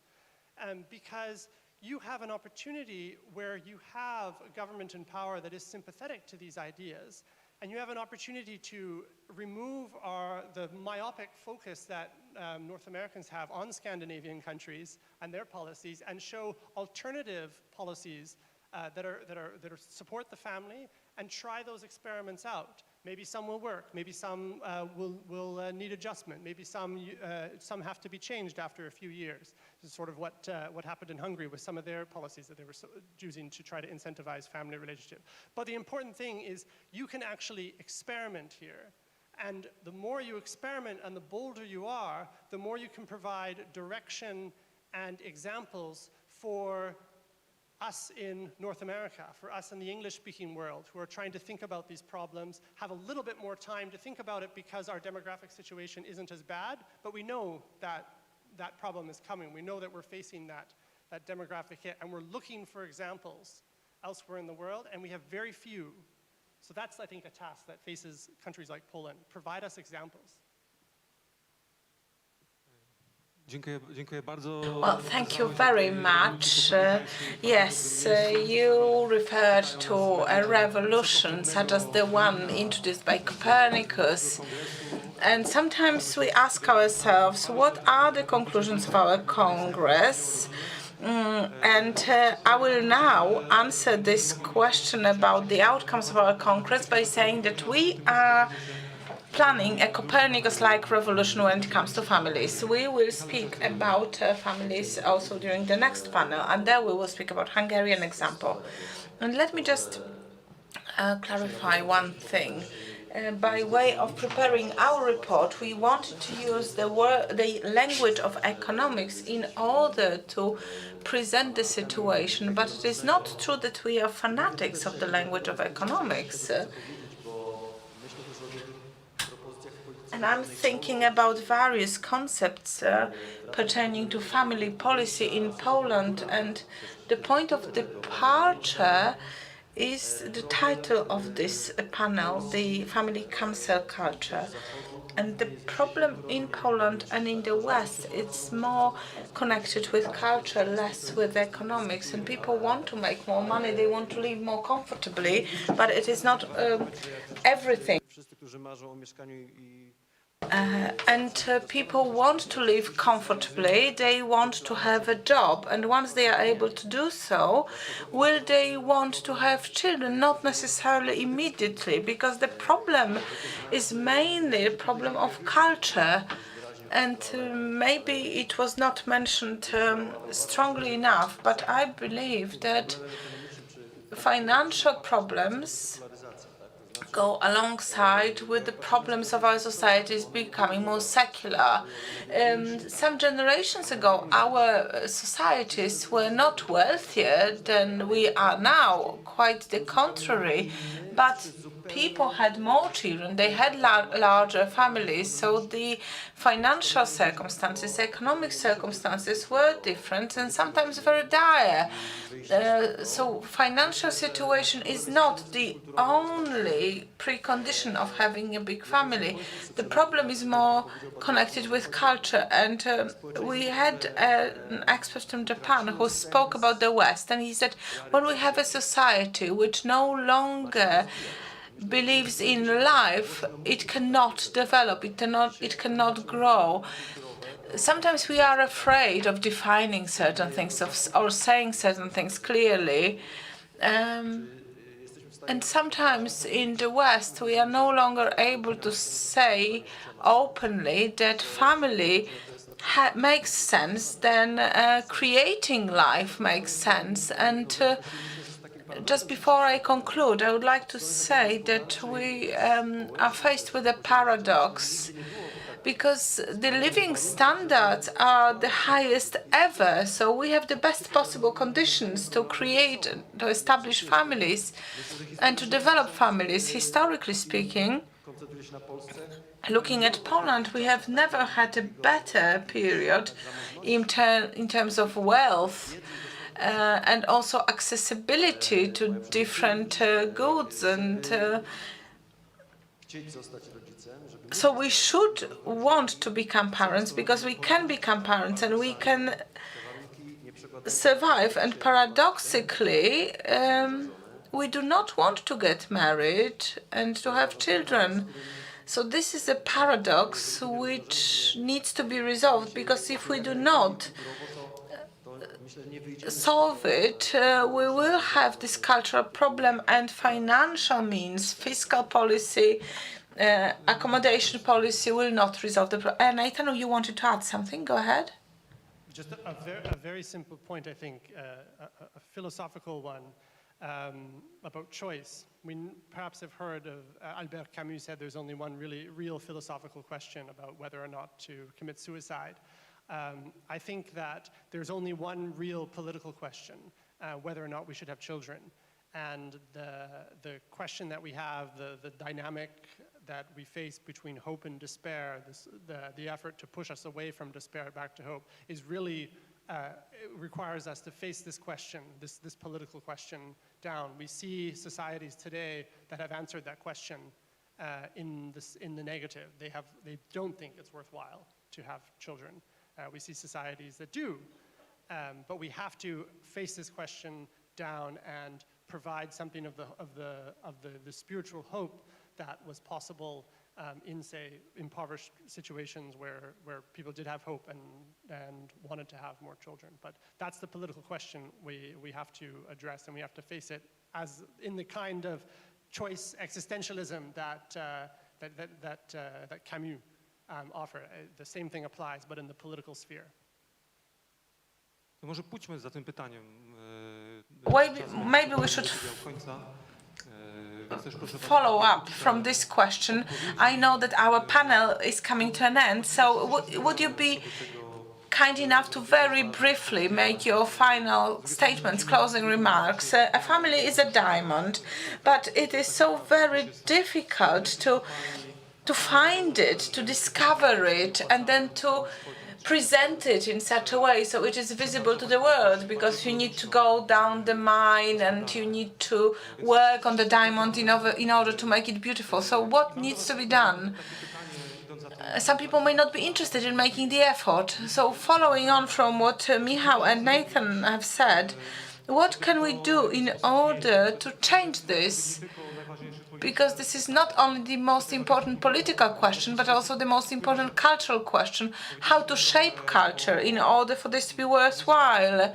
We spoke about ideas of establishing an institute or institutes. We spoke of trying to learn from the world of business. We spoke about counseling and therapies. And a practical question from my side. In your opinion, what can we do in order to change our culture? And you'd be more than welcome to give us your personal opinion, what you do in your life in order to try to change this culture. So 2 minutes max per person. You could speak in a more abstract terms, what needs to be done in general, or you can be more personal and say what you do in order to change this culture. 10 seconds for you to consider your answers. To wolności. Okay. Well, ladies and gentlemen, I have just one thought. If we feel that such an institute should be established, we should simply go ahead and do it and start working. And on a personal note, what do I do to change this culture? Well, this is a question, is life not enough? Well, I live my life in a way that I believe is the best for myself, that makes me and my family happy. And I do not really ask myself a question as to whether I'm changing a culture around me, but this is the only way for me to overcome this pessimism. We should not give in to pessimism and live our life differently, but I'm not sure whether this would be interesting for anyone else than myself. It's a very abstract question that you gave us. I have not spoken about solutions yet, and I will be very brief, I promise. Well, on one hand, it is true that some people say that I would have children if you gave me twice as much money, but this is not always true. And when we think about our economic or financial situation, we compare ourselves to others, and we do not think of past generations. We look at our neighbors and we want to be just as wealthy. So if families are penalized in fiscal terms and in terms of prestige, this is something we should fight against. 500 Plus was a breakthrough program. It was a revolution, and I remember us looking at many families that struggled every day in order to make ends meet, and finally they got this breath of air and they were able to afford holidays. So families should not be penalized. VAT is important. And when you buy real estate, you should not be penalized, because if families grow, they pay a lot of taxes when they purchase homes. And then there is the question of prestige. Public roles are prestigious, and if you are just looking after your family, if you're just a caregiver, you're not considered a person that is having a prestigious role in life. So that's important to treat them right. And for my own solution, for a number of months now, I have tried once again to write down the names of my children. I have 4 children, and I looked at each of these children and looked at my role as a mother of each of these individuals, and I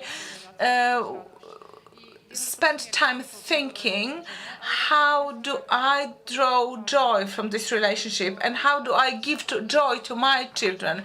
It sounds like something out of a coaching manual, but it worked for me. This is based on my user experience, and this is an exercise that's very worthwhile, because I rediscovered the joy of reading books to my children. Well, thank you very much. Ladies and gentlemen, when I work with my students, I try to promote a certain revolution in terms of language. Because one of the areas in which family is not appreciated is the language. Being a caretaker, looking after your family, working at home is not respected enough. It should be respected, it should be appreciated. This is something we should present and promote more in the media. Those of us who are parents, when we talk, we should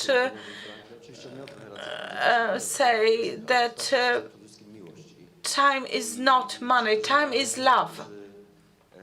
So Benjamin Franklin was not right, and we should say this. So those of us who have families, who have children, and who've had this experience, say that it is worthwhile to no longer be King Midas. When I do not make money, I'm not going to die. We need money to survive, but time is love. And only after that, time may be money. And I'm also a representative of the Institute of Family and Society. I can see Maciej Mazurek here in this room. He is the president of Radio Poznań, and we work together on programs, debates of moms and dads. So we should not create a propaganda saying family is okay, but we should make sure that family-related topics appear in the media. How to divide your family obligations, how to talk to your husband or wife, how to talk to your spouse. And these topics cannot be seen in the media. And this is space which shapes our perception and the perceptions of our children. If there is no content pertaining to families and family life in the media, I'm afraid very little can change in the realm of culture and popular culture. Thank you. Very quickly. I see I have only 2 Time minutes. is money. So time is money, yeah. Very briefly, I think on this question of how to change the culture, I spoke a bit about the need to face from the policy level, from the state policy level, to reduce some of the material economic pressures that are placed. And I think that's in terms of the Copernican revolution that I was speaking about. Don't see it from the perspective of the economy being the center and the family being one of the solar systems, one of the planets that are way out there, but see it the other way around. And that doesn't just require a question of the right policies. I think this requires us to be courageous in criticizing bad ideas that are very fashionable.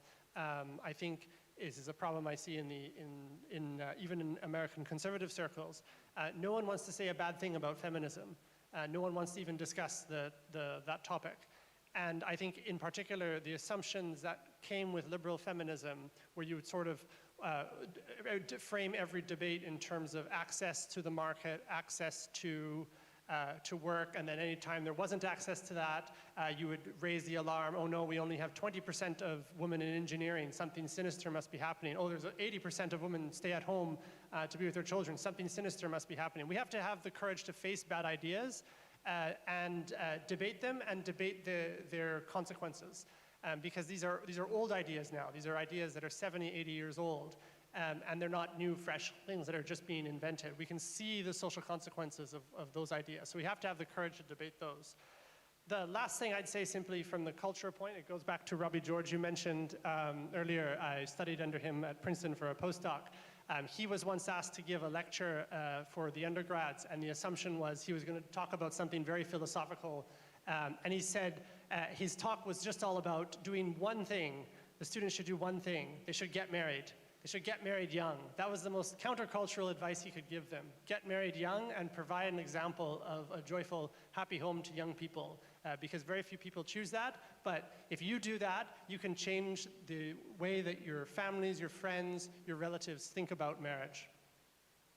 Dziękuję wam wszystkim bardzo. Nie będzie tutaj podsumowania, to podsumowanie będzie... Thank you very much.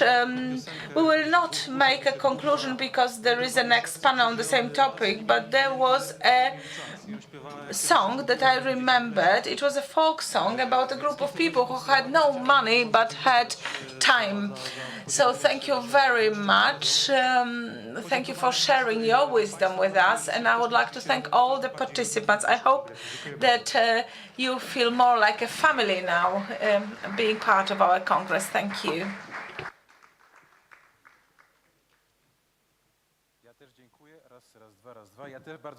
Well, thank you very much. I'd like to thank all the panelists for this very inspiring discussion. As a father of 3, I must say that I regret not having 4 or 5 children, but this wisdom comes with age, unfortunately. Professor was very much right when he said that the same topic will be continued in the next panel. This is our last panel for the day. family, demographics, state. We have a foreign guest amongst our panelists, or two foreign guests. Let me start with them. Boris Molnar from Hungary. Please join us on stage. I hope you're here already. And then Madam Barbara Socha, Deputy Minister of Family and Social Policy. A round of applause for our guests. And Barbara Molnar. The next, Oliver Bull, a correspondent of French media in Poland, very well known to readers of Do Rzeczy. Welcome. And the moderator of this debate is Grzegorz Górny. A round of applause for him as well. So, we're all ears. Witam Państwa serdecznie. Przed nami Ladies and gentlemen, very warm welcome. The new part of our debate on family, pro-family policies, demography, and all the ensuing challenges. And we can start with a simple statement that so far in the history of the world, there was not a single country that would secure for itself permanent economic growth when suffering from demographic stagnation. Peter Drucker, the theoretician of management who passed away quite recently, said that the key to economic success in the 21st century will not be technology, but demography. And this is the lesson that has been learned by the Chinese, because they were so obsessed with technology at the expense of demography.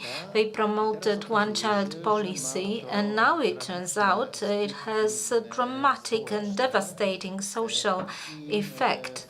And this year, a new decision was taken in Beijing to promote the policy of 3 children in a family, because it turned out that this anti-birth policy pursued by the Chinese government will be destructive to the economy of the state in the long run. So those challenges that are ahead of China will be very much ahead of us as well as other developed countries. And various governments try to approach the problem in various ways. The country that spends most money on family policy in Europe is Hungary. It turns out that they spend 4.7% of their GDP, whereas the average for OECD countries would be 2.55% of GDP. So one could say that almost twice as much as the average of the European Union. This policy was initiated back in 2010 when Fidesz came into power in Hungary. And since we have among us a representative of Hungary, Mr. Bolos Molnar, I would like to ask him, what is exactly that you spend this 5% of GDP on? So this is a vast amount of money as compared to other countries, but what do you spend this money on? What specifically are those expenditures? What kind of pro-family policies you have introduced that we could copy from you, that we could learn from you? Over to you. Well, thank you very much for the invitation. It is my honor and my particular privilege that I may be here with you in such a fantastic panel. I'm happy to report about what we do spend at nearly 5% of our GDP, and I have prepared a very short presentation, if we could put it on the slide, But maybe first, let me tell you why we spend such a huge amount of money on families. Because we have a population decline since the 1981.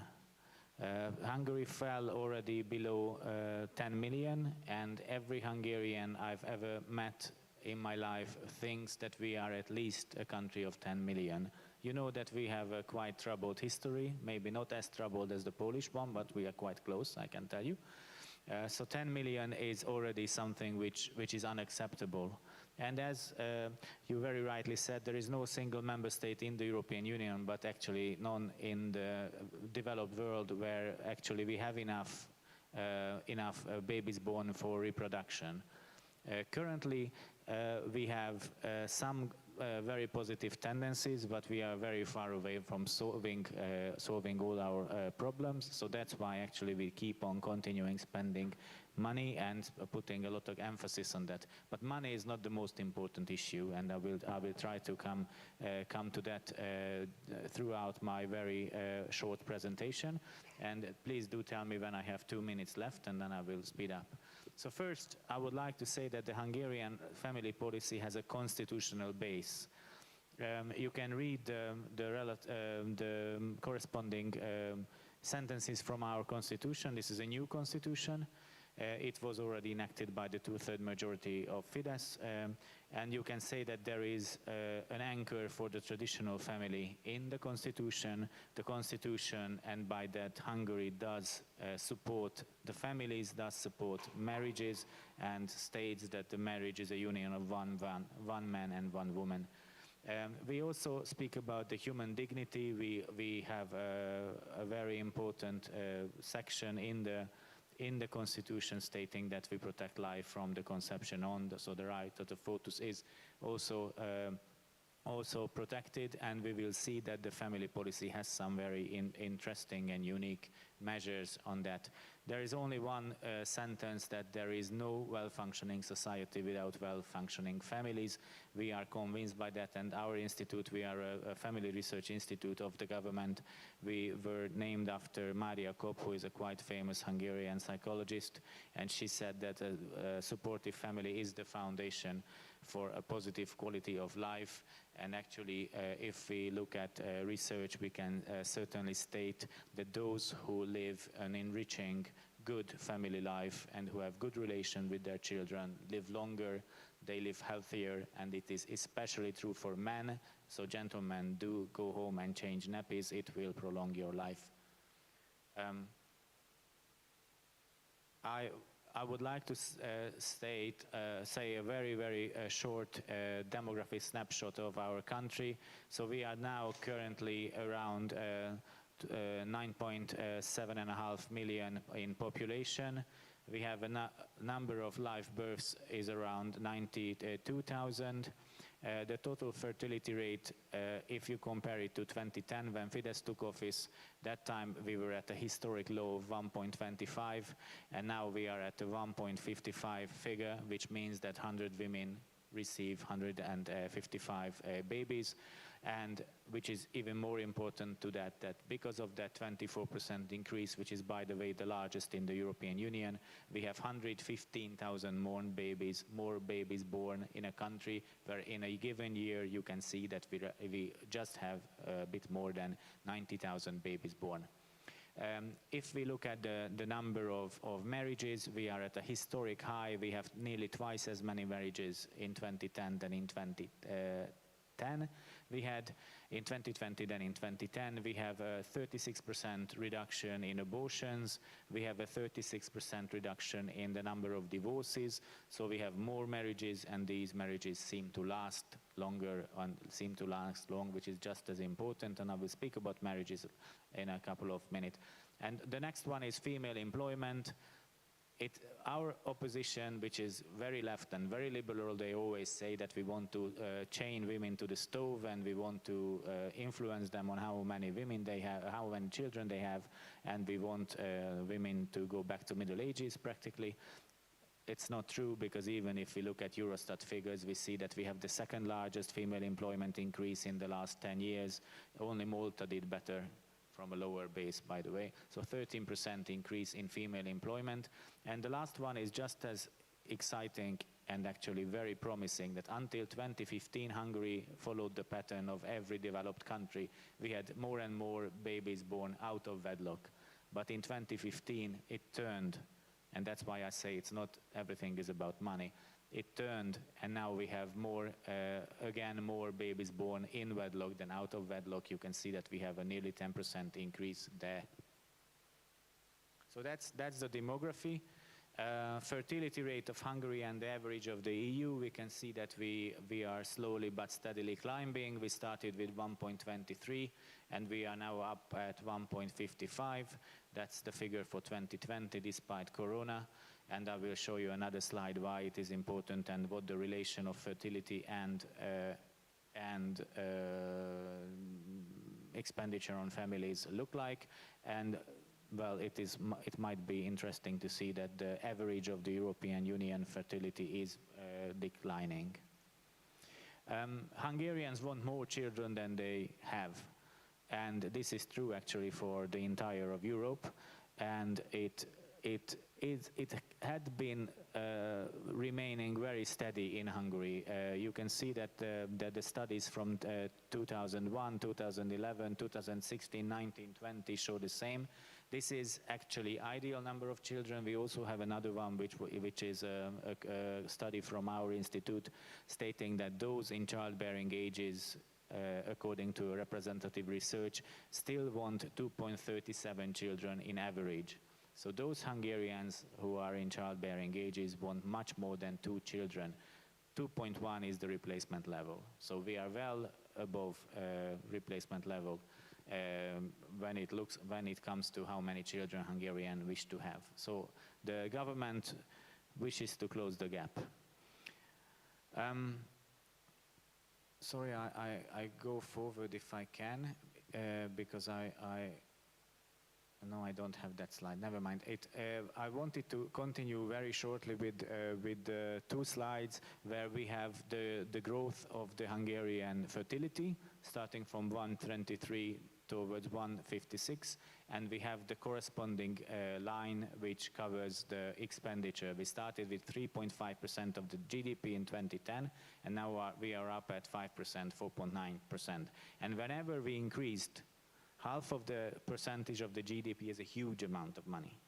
Just all of us to recall it, NATO wants us to spend 2% of our GDP on defense. None of us does. On that one, we can see that whenever we enacted new measures, whenever we put more money in, we always had the fertility following. We always had the fertility either stabilizing or going up again. So once we had 1.23, then 1.34, and then 1.49. And because of the newest measure, we went up from 1.49 to 1.55. What are the specificities of the Hungarian family policy? Very shortly, and I'm quite sure that many of these we can touch when we are discussing.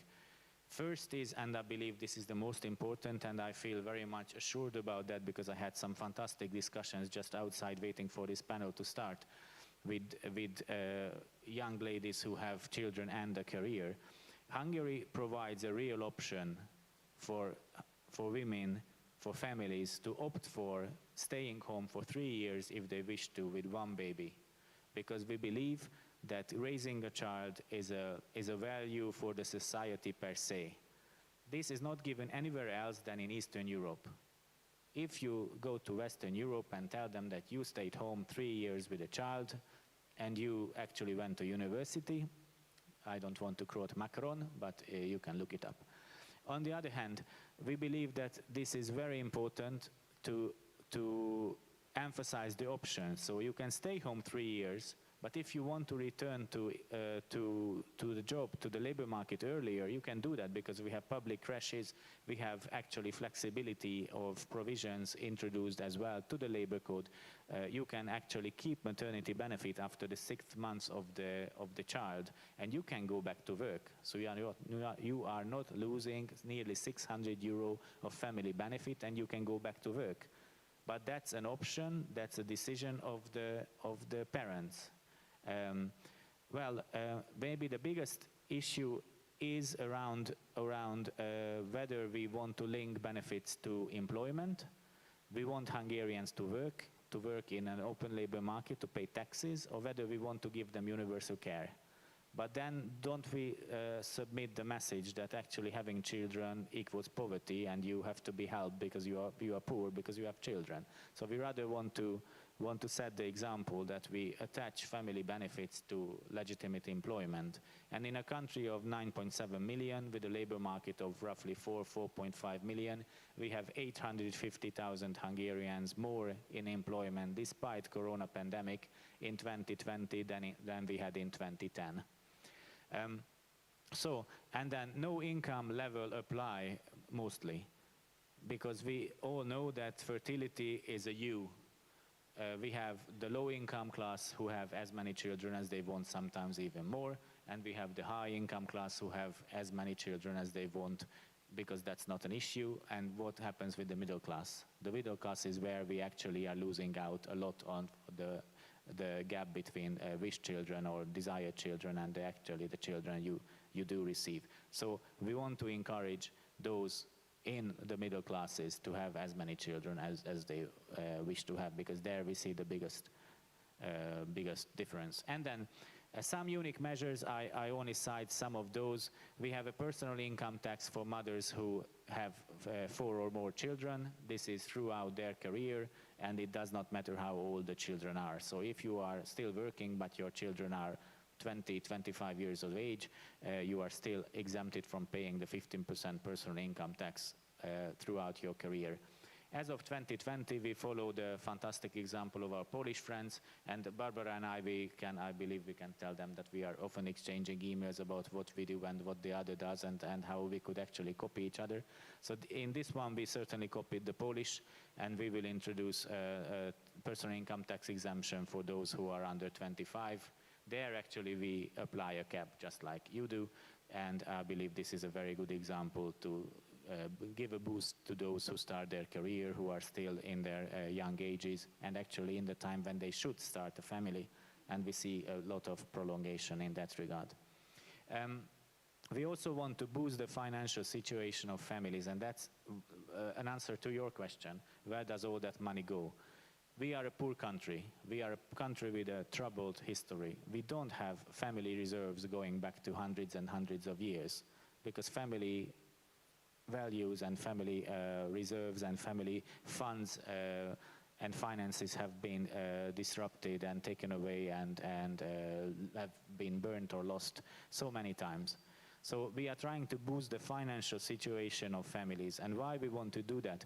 Because if we ask Hungarians where they would like to live, for example, 90% of Hungarians say that when they are 45 years of age, they would wish to live in their own house. So they don't want to rent, they don't need us to give them supplements for renting a house, they want to own a house. We also have a program where any large family starts with 3+ in Hungary, can have 7,500 euros if they buy a car of at least 7 seats. The other 60, 80, 90%, depends on the car, they have to put into the pot, of course, but the government helps in that one as well. This was, for example, requested by the Large Families Association of Hungary, because especially in the rural Hungary, I will speed up, sorry, transportation is quite an issue. And then we have a reduction of mortgages, for example. So that's where, again, a lot of money goes into. If you have a second child in Hungary, you will have 3,000 euro written off your mortgage. If you have a third one, you will have nearly 9,000 euro written off your mortgage. By that, we can help those families who already bought their home and now paying off the mortgages of their home. We have some programs, we can talk about that later, maybe how important it is to convince well-educated women to have the children as well. And if I may come to a conclusion, here it is very nicely seen that when we took, or Fidesz took government in 2010, we had exactly the same or even a little bit more universal benefits which served families, but we only had 106,000 families making profit of or making use of family taxation. That was only the 3+.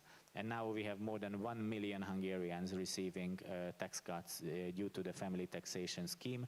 And we have another large 60% increase in employment-related benefits. So if you work, and you can work, as you could hear from the employment figures, you are also helped by the government a lot when you raise children. And then transformation of mindset, maybe we should talk about that. I am personally absolutely convinced that money is one thing and you need resources. And yes, we have to fill the gap, as I have said, because we are a poor country, but still transformation of mindset so that your neighbor and your own mother-in-law or your own father does not say that, are you crazy, you are having a third, fourth, fifth child.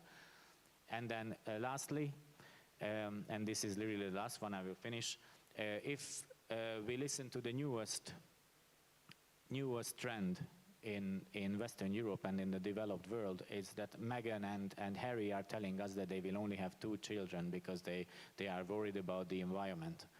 And if we ask Hungarians how they look at this, and if we ask large families in Europe and in Hungary whether they can agree to that, we see a very nice number there. First of all is that it's a representative research on the Hungarian opinion, that's the 69%. Actually in Hungary, 7 of 10 say that this is bullshit.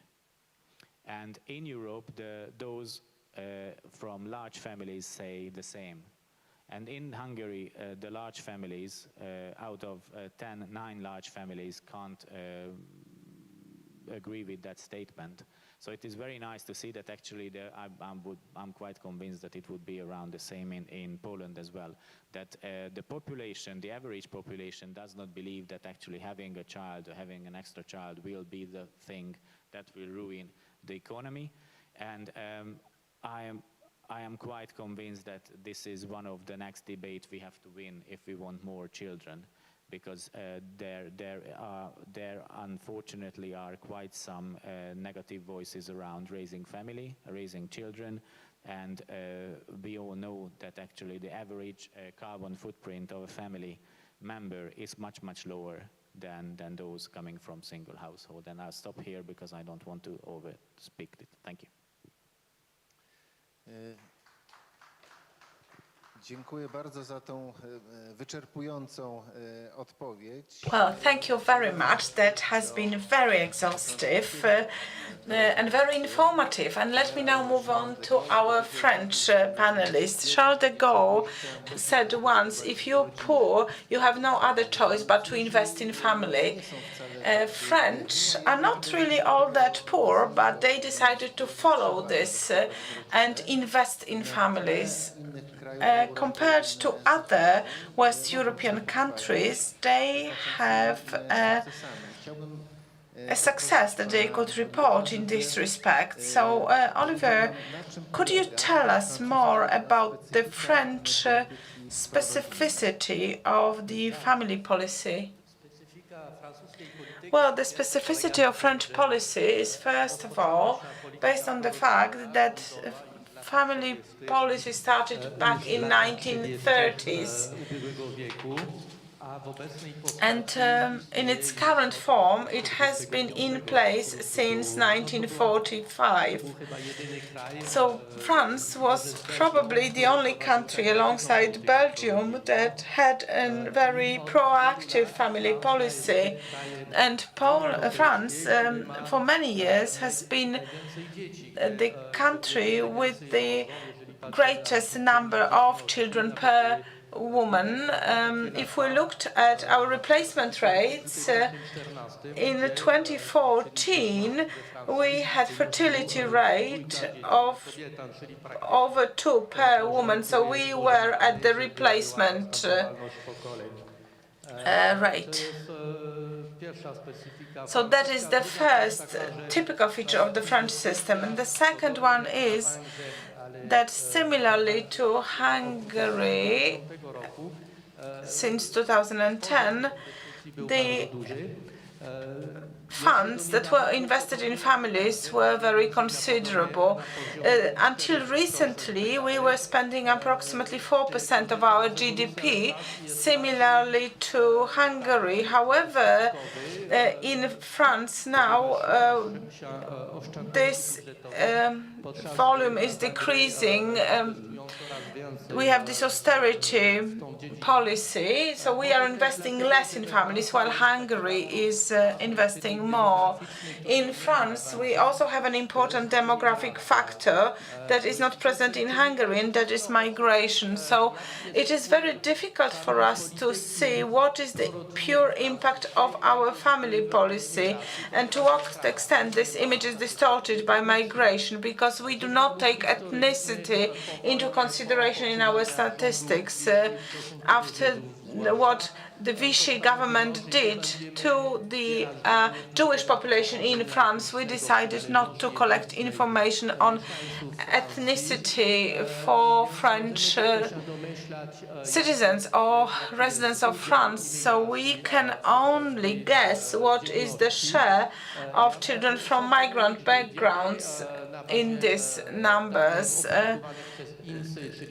INSEE, our Institute of Statistics, published some information, and it says that women born in France on average have 1.77 child.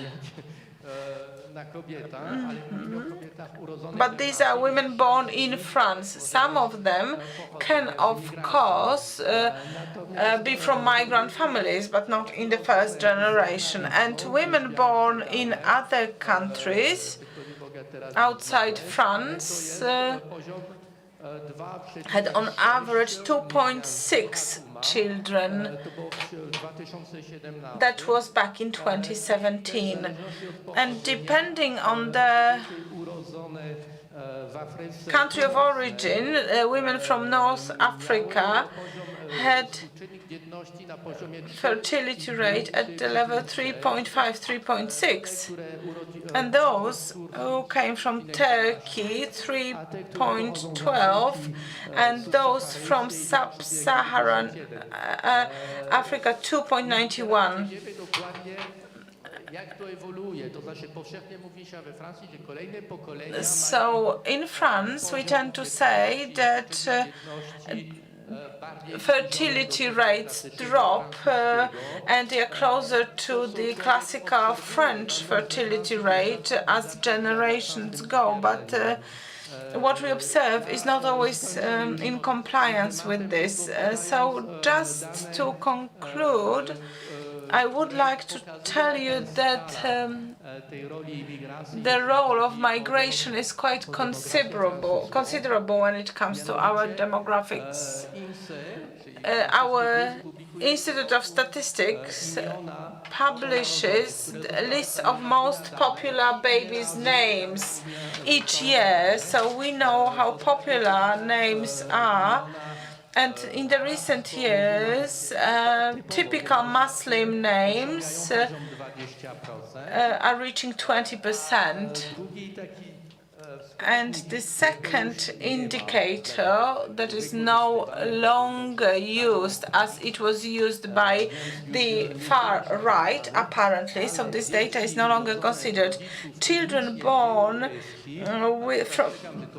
in families where parents are not French in terms of ethnicity. They could come from the French Caribbean, though, so they do not have to be migrant families. So these babies are tested for certain genetic disorders present in Africa and Middle East. In Polish, it is well, and in English we say it's sickle cell disease. Interpreters, thank very much for this help.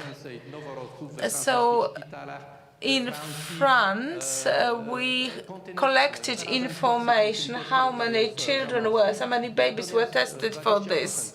So it was 20% in 2001, and in 2016, which was the last year when this data was gathered, they reached 40%. So it's quite a clear picture of the ethnic background of babies and the impact of migration on our fertility rate. Our family policies, which worked very well in the past, similarly to what is now in place in Poland, was based on financial benefits for families. Apart from that, there were other forms of support. I myself come from a large family. I'm one of 7 children. And we could travel for free using public communication, or actually not for free. The reduction in price was 75%, so we only paid 25% of the ticket price. There was also subsidies for accommodation and so on and so forth. However, family benefits were the main pillar. It's called allocation familiale in French, and it was introduced in 1945, and it was not dependent on the income.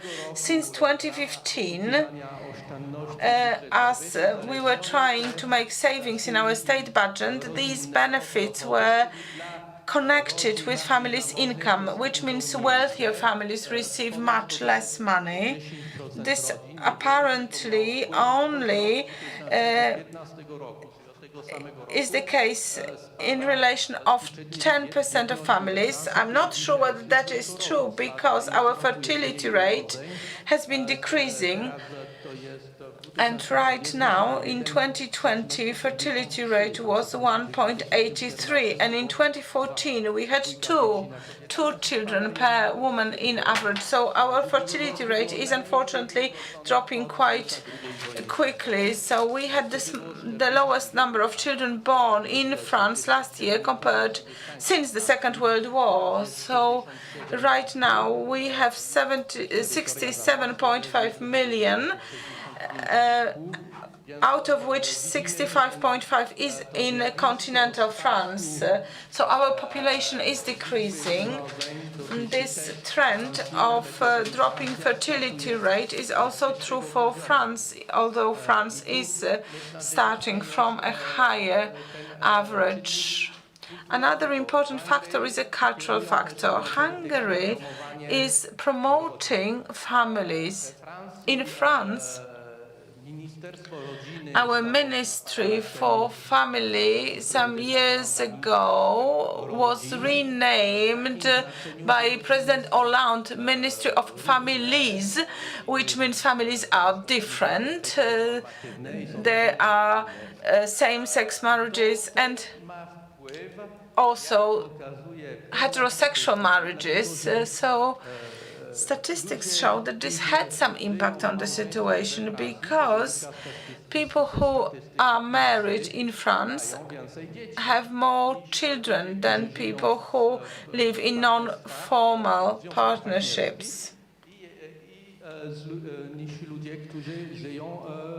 So this is also important, because when you're married, you tend to have more children. The difference is quite clear. For example, people aged, and this statistic is from 10 years ago, what is the percentage of people who are already having at least one child? So people aged between 20 and 24, people sometimes get married because they're expecting a child. 50% of those who are married already have one child between the age of 20 and 24. And those who are in non-formalized relationships, the French Pax, which was created at the beginning of the 21st century, 27 of those have children. And those who have no formalized relationship, 16% of them have children. These differences are smaller for people older than 24, but it is still considerable. If someone is married, they are much more inclined to have children, at least one child. In France, people are less and less inclined to get married. We have fewer and fewer weddings. Approximately 50% of relationships are marriages, and 50% are other forms of relationships. And there, statistically speaking, likelihood of having children is smaller. In 2020, we had a particularly low number of weddings, but that was due to the pandemic. But when we look 10 years back, we can see there has been a trend that was quite apparent. Every year there were fewer marriages. So similarly to Hungary and similarly to Poland, people would like to have children. Also in France, they would declare that they would like to have more children than they actually have, and the difference is 0.5 between the declared wishes and the actual fertility rate. And why do they not have as many children as they would wish to? One of the factors is, of course, the costs connected with having a child, but this is not as important as in Central Europe because people are remunerated better and they receive more support from the state in a form of benefits. But people say that they want to have, well, they would like to have more children, but they do not have time. So in France, people are thinking that whether it would not be wise to go back to a solution where family benefits are no longer related to income, and maybe we should also try to create more solutions such as creches and other kindergartens, other forms of support that would allow women, men, parents in general, reconcile professional life with family life, having as many children as they would wish to. Still, in France, we have not yet had a debate on whether, and we know that government in Hungary is doing this, Prime Minister Orban has mentioned it, we are not debating as much about the cultural factor. And here, again, we have studies that show that the young generation, for environmental reasons, says that you should have no children or you should have just one child. And Lancet has made a study, not only in France, but also in other countries of the Western world, and 1/3 of respondents amongst the youngest generation said that they wonder whether they should have children at all because they have a carbon footprint, and that's very detrimental to the environment. The question is, what would happen if divorce is becoming even easier? Macron made it even easier. You don't need to go to court in order to get divorced. There are more and more divorces in France, fewer weddings, fewer marriages, and more divorces. So the question is whether that has not really influenced the fact that French women have fewer and fewer children.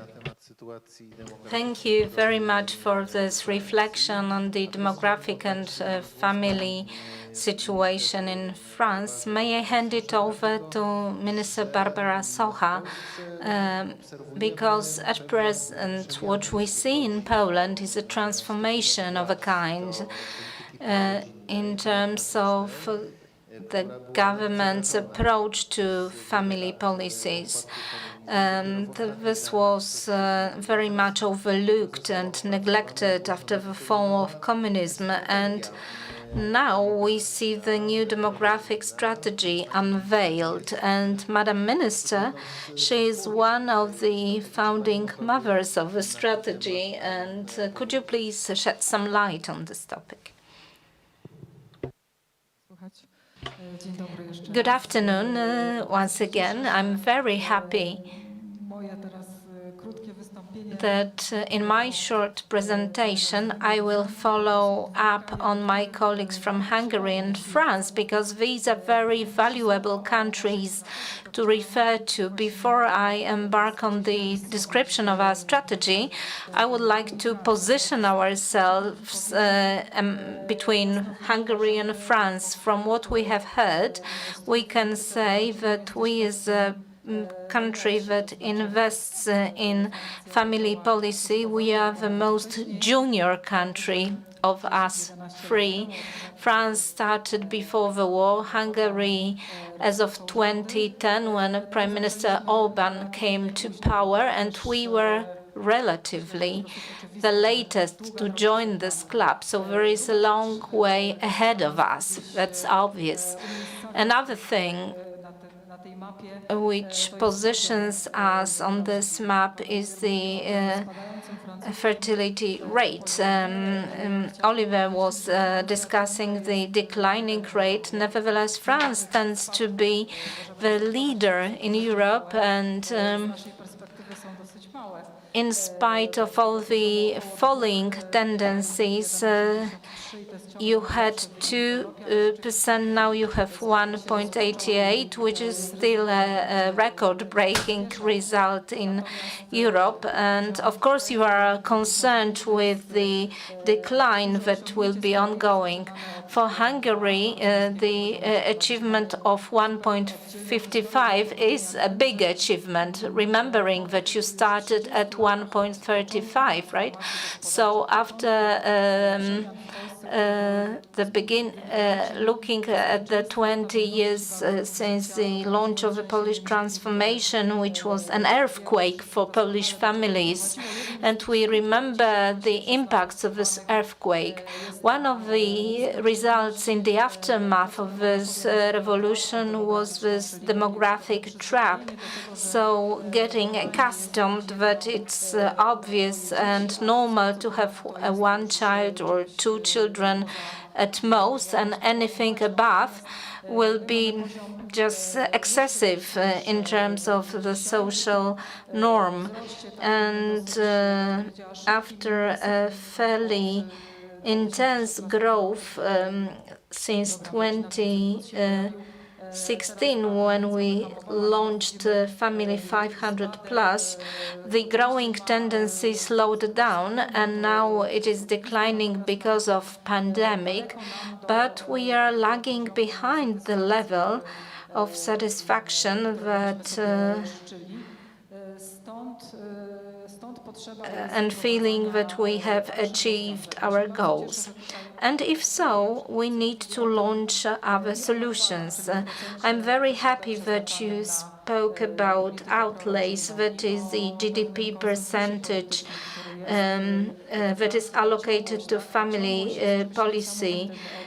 What is incredible is the continuity of your policies in France, because if you introduced first limitations of a family policy only in 2015, and all the decades before you have been consistent pursuing your comprehensive family policy, well, this is extremely impressive. In preparing our own strategy, we looked very closely at Hungarian policies in place, at French policies in place.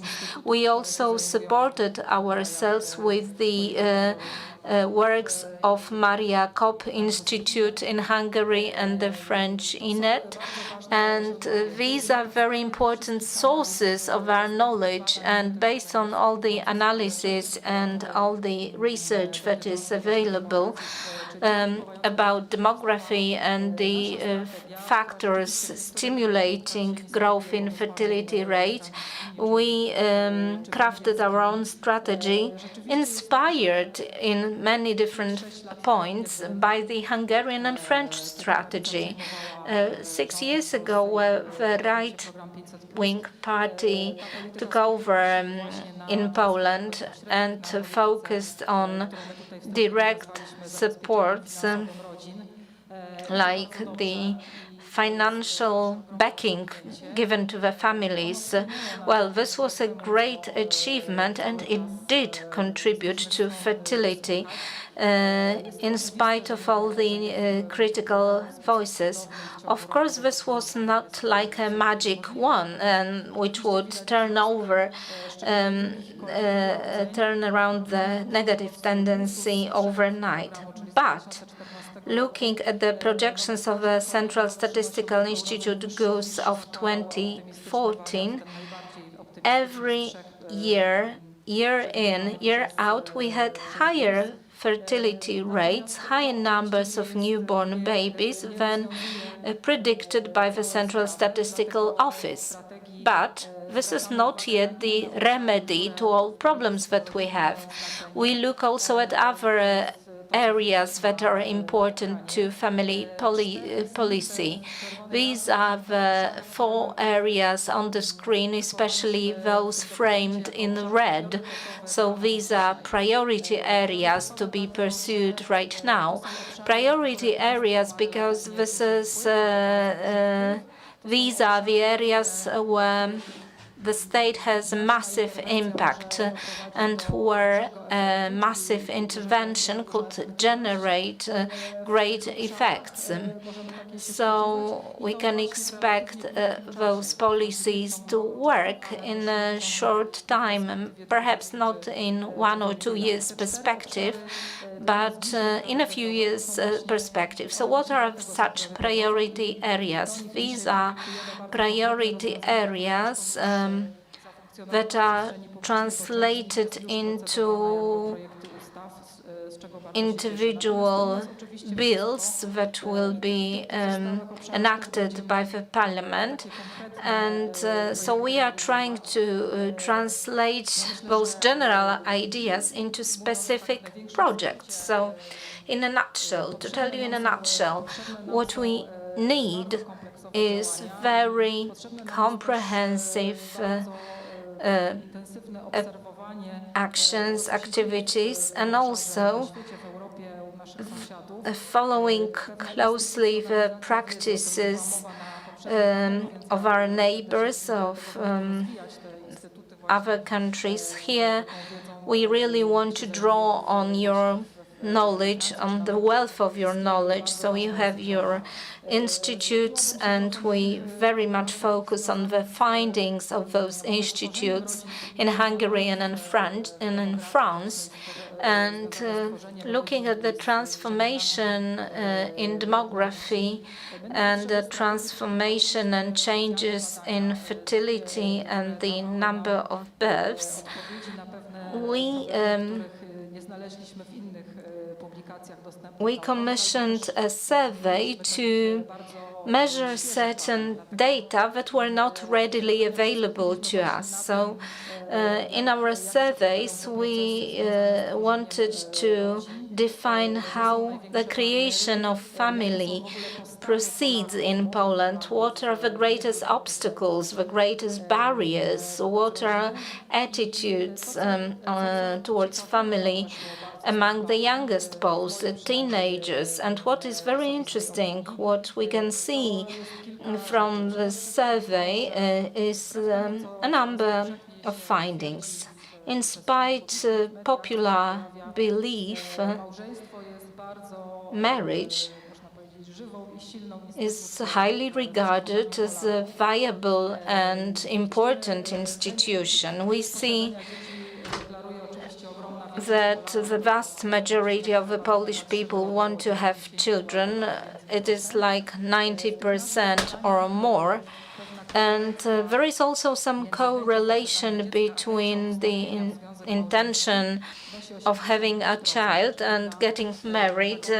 It's like 80-ish%. So for the vast majority of the Polish people, these are two closely intertwined ambitions. And as in France, married couples tend to produce more children than, and the rate of replacement is also higher than in case of informal unions. Another very interesting finding is a consistent model of a family, which is deemed to be perfect, and this was quite broad survey using various representative groups, and we researched into the population in Poland from various angles. So we had surveys for women, for men, for younger generation, for middle-aged generation, and for older generation. And we also looked at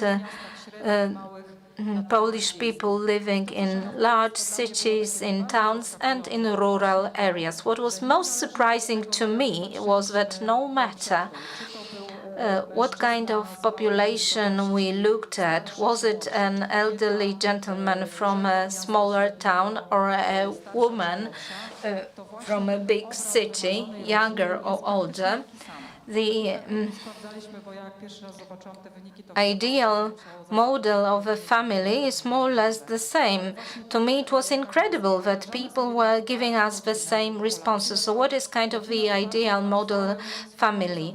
Well, this is the family underpinned by a lasting permanent union, marital union, where there are partners-like relations, where the spouses share their responsibilities, where they have very strong relations, where there are 2 or 3 children born, and the family that has a house and a dog, a pet dog. And this is the image of perfection that is very universal. And to ourselves, it is very optimistic. When we design our policies, this is quite an optimistic approach to it, because the gap between the declared fertility rate and actual fertility rate, or desired fertility rate and actual fertility rate, is very big. And when we design new solutions and new measures to be taken, we cooperate very closely also with Hungary within the V4, Visegrad 4 format. We try to develop the housing policy in Poland in the same direction as Hungary, and we also draw on other experiences like the child raising capital, which is a Czech solution. And well, this is all by way of introduction. Thank you very much. In the previous panel, the panelists were saying that what is decisive for demographic growth and for fertility is the changing of a mindset. The changing of a mindset, and therefore the culture that we have, because certain cultural processes will produce very tangible political and economic results. Is it possible to reverse that tendency where a state will have political and economic tools at hand and will impact cultural processes? And because it seems to me that apparently a state cannot interfere with culture and cultural models so easily. If it was the case, the richest country, most affluent country, would have highest fertility growths, and the poorest country would have no growth at all. And we know that in reality, the situation is quite reversed. When I was looking for an example of a country that would be part of a Western civilization where such undoubted success, demographic success, was achieved, I found Israel as an example. Back in 2018, for the very first time, the fertility level among the Jewish citizens of the State of Israel was higher than among the Arab population in the State of Israel, excluding the Palestinian autonomy, of course. Here we are just comparing apples with apples and oranges with oranges. Why would Jewish women have more children than Arab women? As it turned out that this was 3.2 of a child, and among Arab women it was 3.1. Nevertheless, this is much higher than the rate of replacement, which is 2.1. So the question is, how come that this was achieved? And here we may refer to the realm of culture. If we were to ask an average Polish woman if she would like to have more children because our civilization is fading away or our nation will disappear, and she would say, yes, all right, I will have more children because I feel the gravity of such arguments.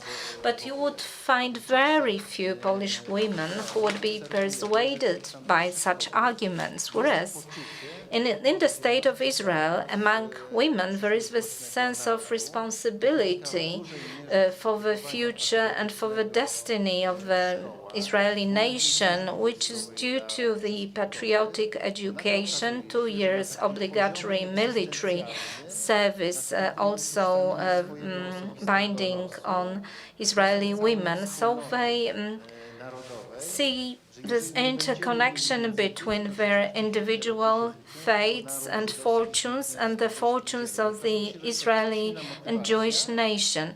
And they realize that if they don't have more children, then the Jewish nation will disappear.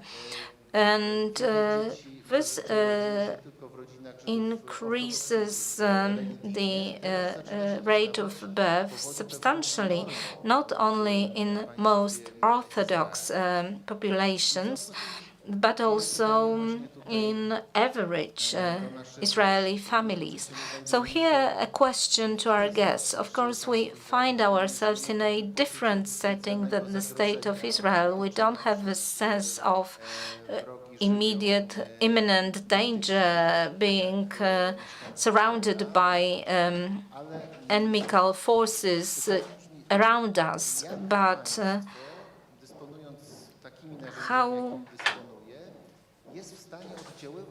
how can a state employ all the instruments it has at hand to change the realm of culture, people's choices, people's attitudes?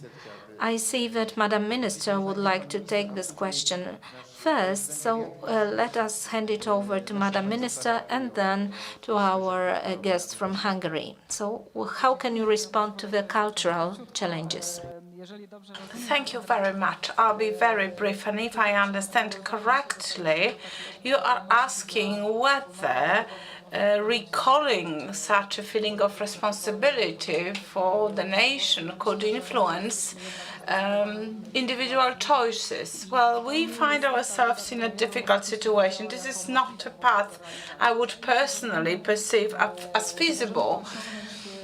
I think that we can achieve the same result applying much easier methods, recalling things such as personal happiness, because Poles actually believe that family happiness is the same as their personal happiness. So when we think of women who are just starting their adult life, young people who are about to make a very critical choice, and in recent American studies performed in Nordic countries, we found that there are two attitudes possible. One is familism, so-called, so that's a family-centric, and the other one is, well, workism, in other words. So you are centering your wife around work.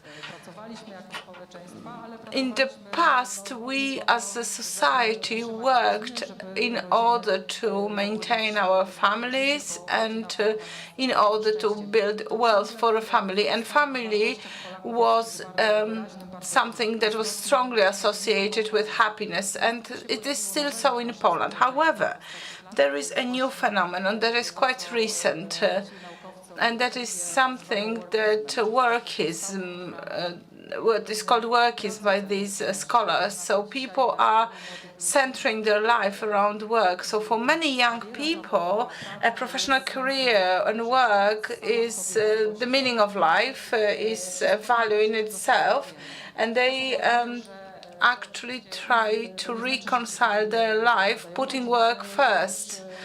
It doesn't mean that these people never establish families, but the decisions they make, particularly when it comes to a number of children, are then subjected to the professional priorities. And do we have any influence on that? I believe we do. We should appreciate these women who have the courage to choose a path that centers around the family. We should also be understanding if women want to stop professional careers for 2 to 3 years. So it's very bad if we force women to return to work as quickly as possible. We should also create a network of institutions that provide care for our children. However, we should be aware of the fact that if we create this network of creches, we support this workism attitude, so we center around work. And of course, fiscal solutions, that's another important thing. It should reward having children, or at least a number of children should be taken into account. In Poland right now, we have some tax reliefs when we have children, but there are other methods that could be applied in order to reward having children. In France, for example, there is a fiscal calculation that takes a number of children into account. So we should do many things not to promote workism. This is something that is being done by corporations. Business needs people, but we as a state should not strengthen this trend. We should focus more on families and promote families. And how about Hungary? Is the state trying to influence this cultural aspect in order to stimulate demographic growth? I would like to follow on very much to what Madam Minister just said. I had one slide which had a change of mindset on, and I believe that if we look at the individual happiness of people, those people who believe that they can only be happy if they have a good family life and if they have a given number of children, they will not be happy just because of having a fantastic career. And we also have to take that as a part of that, what I've said, that we have to respect the choices of the families. The state can interfere in this and in the stability of partnership the least, but we can formulate something which is positive around childbearing, which is positive around families, which is positive about living in large families, and that can be held by the state. My personal view is that if you are young and you are starting your life with your wife or your husband, and you see a lot of happy families around you, you see families going into museums, you see families going into restaurants, you see families getting out of good cars, going into good restaurants, going into good hotels, being able to afford a skiing trip, then you will have a public image much better of families than if you just see families struggling, for example. So in that sense, many measures can influence that towards the positivity. But again, what you have very rightly said, Madam Minister, is that we have to be very careful there, that in our neighborhood, and I believe this is true for all the Visegrad countries, we can't really, or the majority of citizens can't really imagine life without having children, without having a family.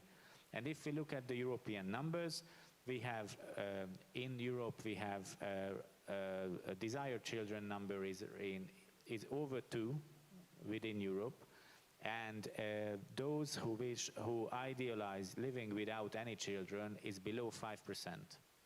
It's the highest in Germany, and in Finland about 8% is the lowest in Hungary, and I believe Poland is the same, 1%. So 1 out of 100 believe that it would be ideal to live without children. So that we have to channel into the possibility that yes, in Eastern Europe, women have been working also prior or since the Second World War as well. We all know that prior to that, most of the population lived in circumstances, in family households, where women did work as well. But we are only talking about formal work, of course, because raising children, I mean, we men should try it sometimes. Staying home more than a weekend with our children and then say that I've been working and it was so complicated when we go home. That it's, I just closed the remark there. But in that sense, we never had that possibility that women would have stayed home for decades long, like the Germans had, for example, the famous Hausfrau. We did not have that in the communist times. Maybe it's in that sense a positivity. On the other hand, this is very alien to our culture to go to a child to a crash with a couple of months old. When I was working in Belgium, I was really putting this big eye on my colleagues from Belgium, from Scandinavia, and from whomever countries, when they said that they just gave birth and that the mother is back to work when the baby was 3, 4, 5 months of age. It just does not happen. We have the possibility, the crash place is there, they have to have all the equipment, and there is no public need for that. There's no public need for a crash in Hungary below the age of 2. So it is again something where we have to understand what our culture dictates us. And just one very last remark. The situation is very problematic in Europe. Maybe not as problematic as the Israelis faced back then, but still. On the other hand, we've seen the population growth and the composition of population growth in France, for example, what you have very rightly said. And on the other hand, we will be working until we are 70, 72 years of age. So we also have to have a clear mind on that. When a parent misses out a couple of years because of staying home with a child, or 2 children or 4 children, he or she will still have 30 years afterwards to be spent at the workplace. So we are not missing out on anything in that sense either, I believe. Dziękuję za te dwie wypowiedzi. Well, thank you very much. Thank you for these two interventions. Both Minister Socha and Mr. Molnar underlined how important it is to create these positive associations around the marriage, around family, when it comes to culture. But when we look at the contemporary offer of mass culture, when we look at Netflix, at Hollywood movies, there we do not find images of happy, large families with many children, something which was quite natural even back in 1970s. In cinemas, we had such images. Now, big families are being ridiculed as pathological, and a key for demographic growth, or at least demographic stability, is to have large families. So how is the situation in France? On one hand, in the realm of culture that I already asked about, but on the other hand, when it comes to the way large families are able to cope. Oliver is a member of a large family, as he said, so he is able to compare situation in France to the situation in Poland. Well, let me just add that my family was quite exceptional even back then in 1970s, in 1980s. It was not typical to have 7 children. I would not actually neglect the cultural aspect because patriotism in Israel, when faced with existential threat, is very important. It is a country that is surrounded by enemy countries. In our situation, the risk is reversed. So we have this workism, and that is centering our life around work, and there state can help people to reconcile professional and family life. But there is also another phenomenon that has been transferred from the United States and is already present in Western Europe, including the more progressive, and that is wokeism. And these are people who think that everything that belongs to our civilization, everything that was done by white people, everything that was achieved is bad. And this phenomenon already has had some impact in the United States. It's very present in the Democratic Party, at universities for many years, and companies even want to make sure that people go against their white privilege and unaware structural racism. And this is also connected with disregard for your own civilization and culture. In future, it can impact demographic trends, because with this ideology that is omnipresent in North America and is already present in France, the United Kingdom and Spain, we can suspect that these people will feel this obligation. In Israel, it's positive. People feel responsible for their country, for defending their country.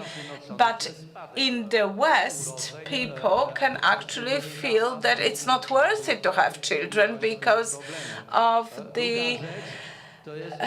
this new phenomenon, this new culture. Already in the United States, we are observing a drop in fertility, and this individualistic approach and search for pleasure, which is very present in the gender ideology, results in abortion being very promoted. In France, it is actually very promoted. It is to be considered something obvious, and in public you're not actually allowed to criticize abortion. France differs from its neighbors because since 1970s, when abortion was made legal but was supposed to be an exception in particularly difficult circumstances, the number of abortions in French hospitals has been constant and it has been increasing. It is approximately 200 to 230,000 abortions per year, with a birth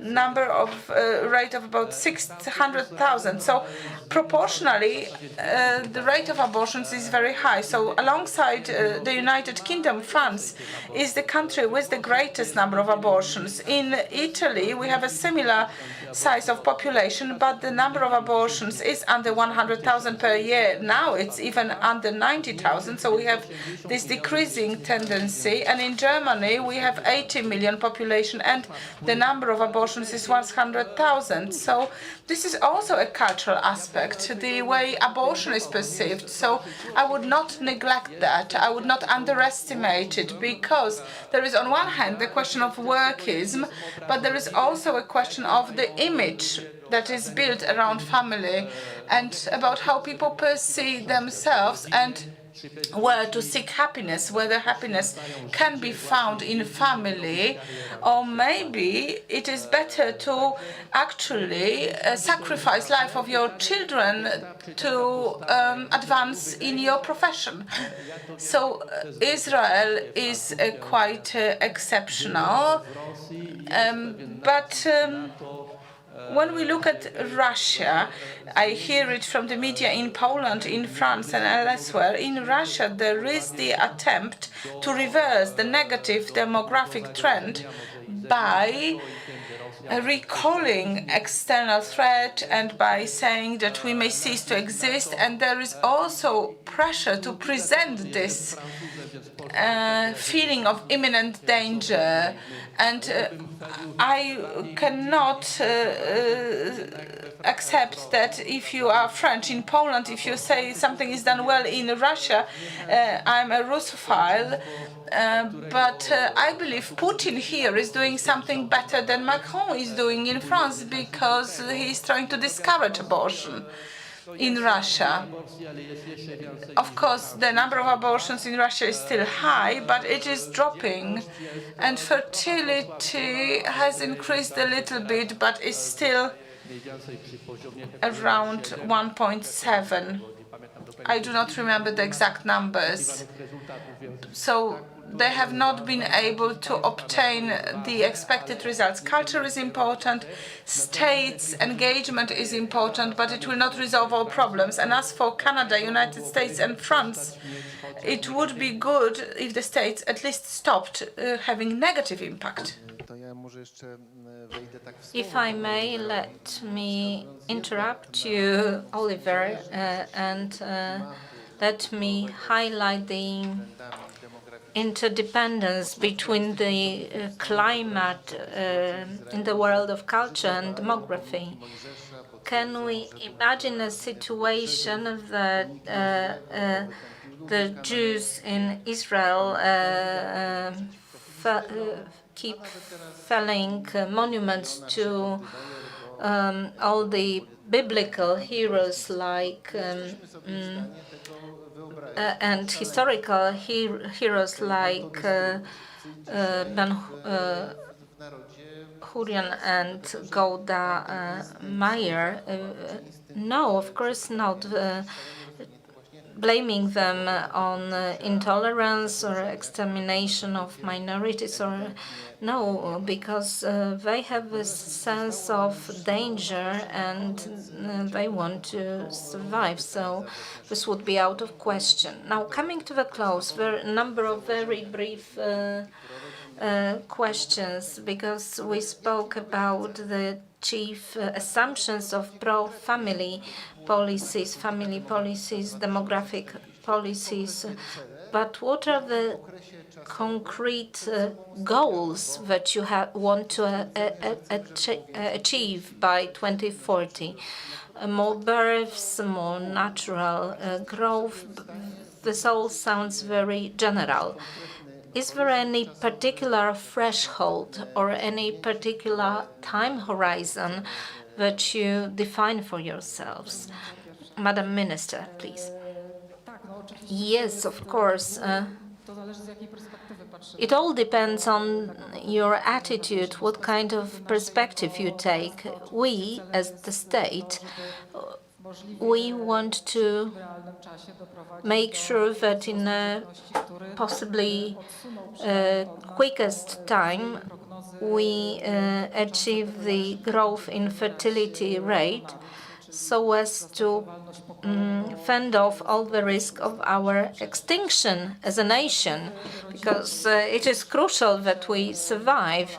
And from the perspective of a family in Poland, our object, our goal is to make sure that we as a state and as a society, we facilitate informed and conscious decisions to them, because sometimes young people are born into very family-oriented families and parents, but they are so much exposed to workist contents in the media, and they feel under pressure that they should work and build their professional careers, and they tend to forget that this is all about the choice and the reconciliation of various roles, which is absolutely possible and attainable.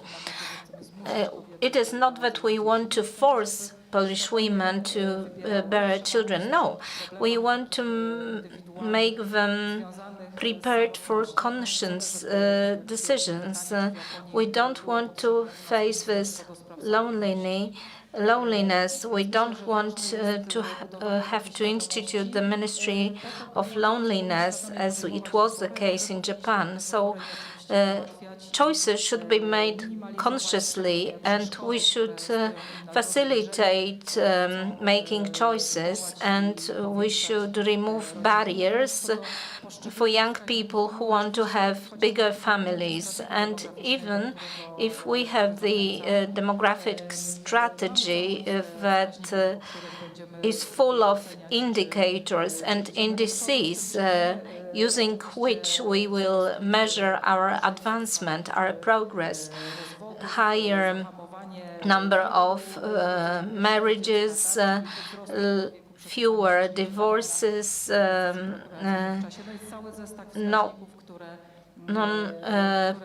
postponing the decision to have a child until some later age. So these are the actual benchmarks. And what about the Hungarian government as regards the family policy? Our aim is to reach replacement level until 2030. It's still a long way, and we have to say that we are in an extremely hard situation, as we have in the last 10 years, we have had more than 260,000 women less in the childbearing age group.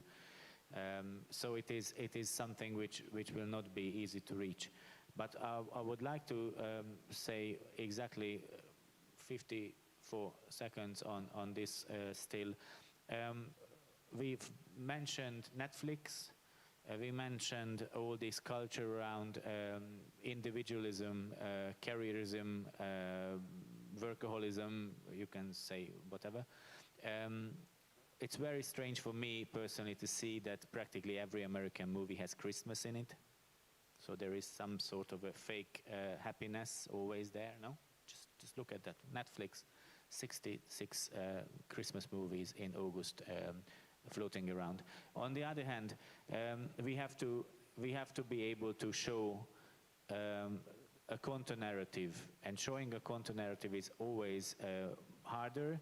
On the other hand, we also have to be very, very pragmatic in staying very stable, because that's where we all admire the French system, because we always have had to fight, especially in the first couple of years since 2010, that families did not believe that these new measures will be available throughout the time when they are raising their children.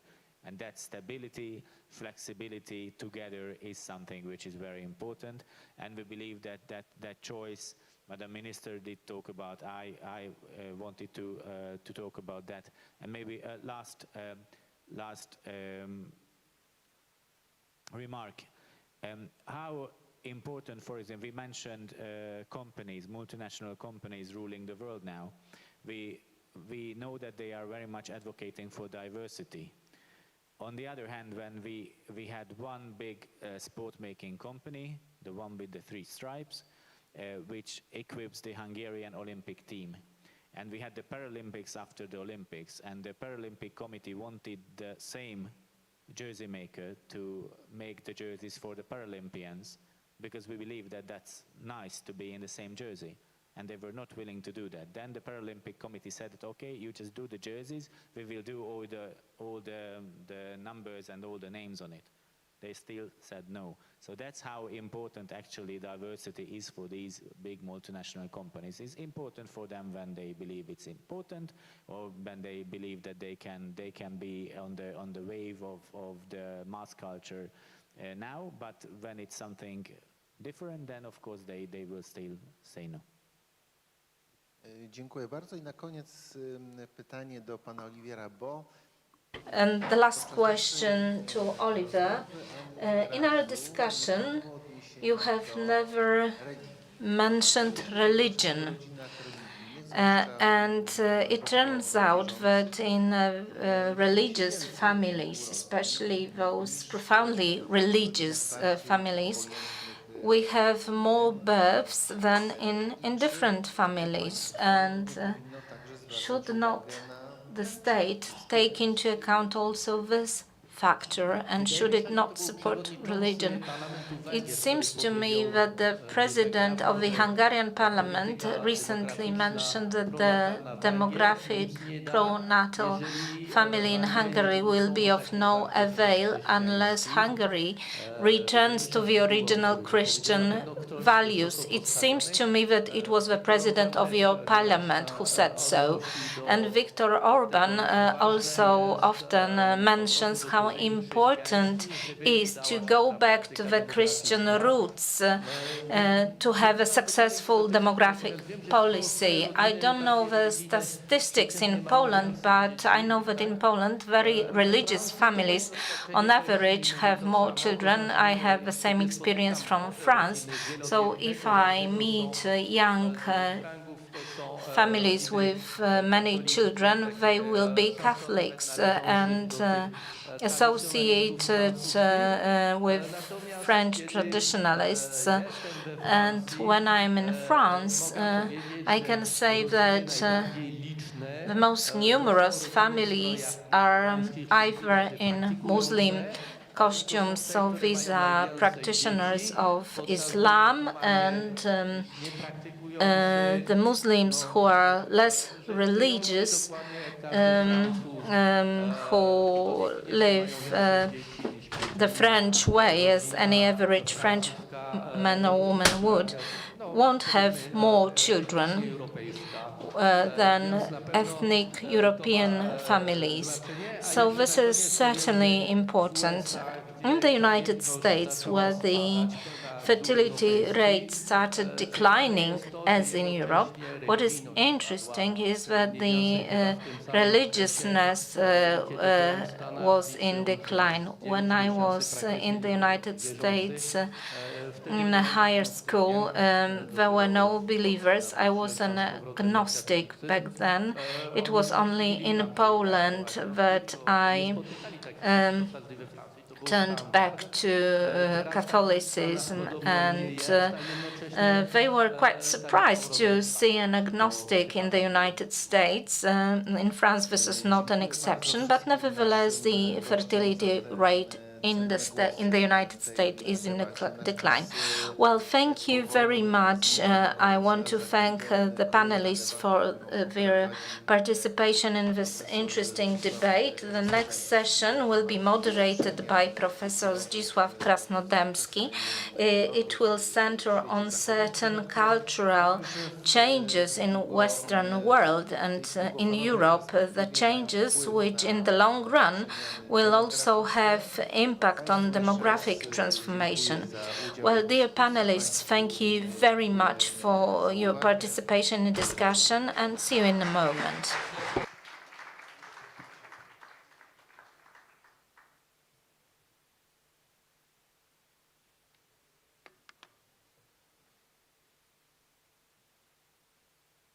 Też dziękuję wszystkim panelistom. I would like to thank all the panelists and our moderator. Ladies and gentlemen, it is important to admit when you've made a mistake. An hour and a half ago, when we started on our panel that has just ended, I said it would be the last one today. I was wrong.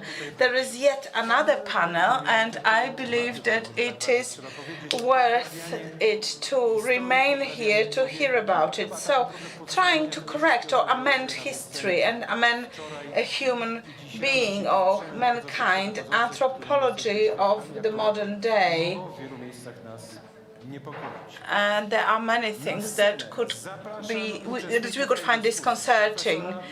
Let me invite Professor Michał Gierycz, a political scientist. Professor Michał Łuczewski, you'll be on stage again, and our guest from abroad, Kolya Tsidatis, a psychologist, a neurologist, and an expert in statistics. And a moderator of this panel would be one and only Professor Zdzisław Krasnodębski, crowd's favorite. The floor is yours.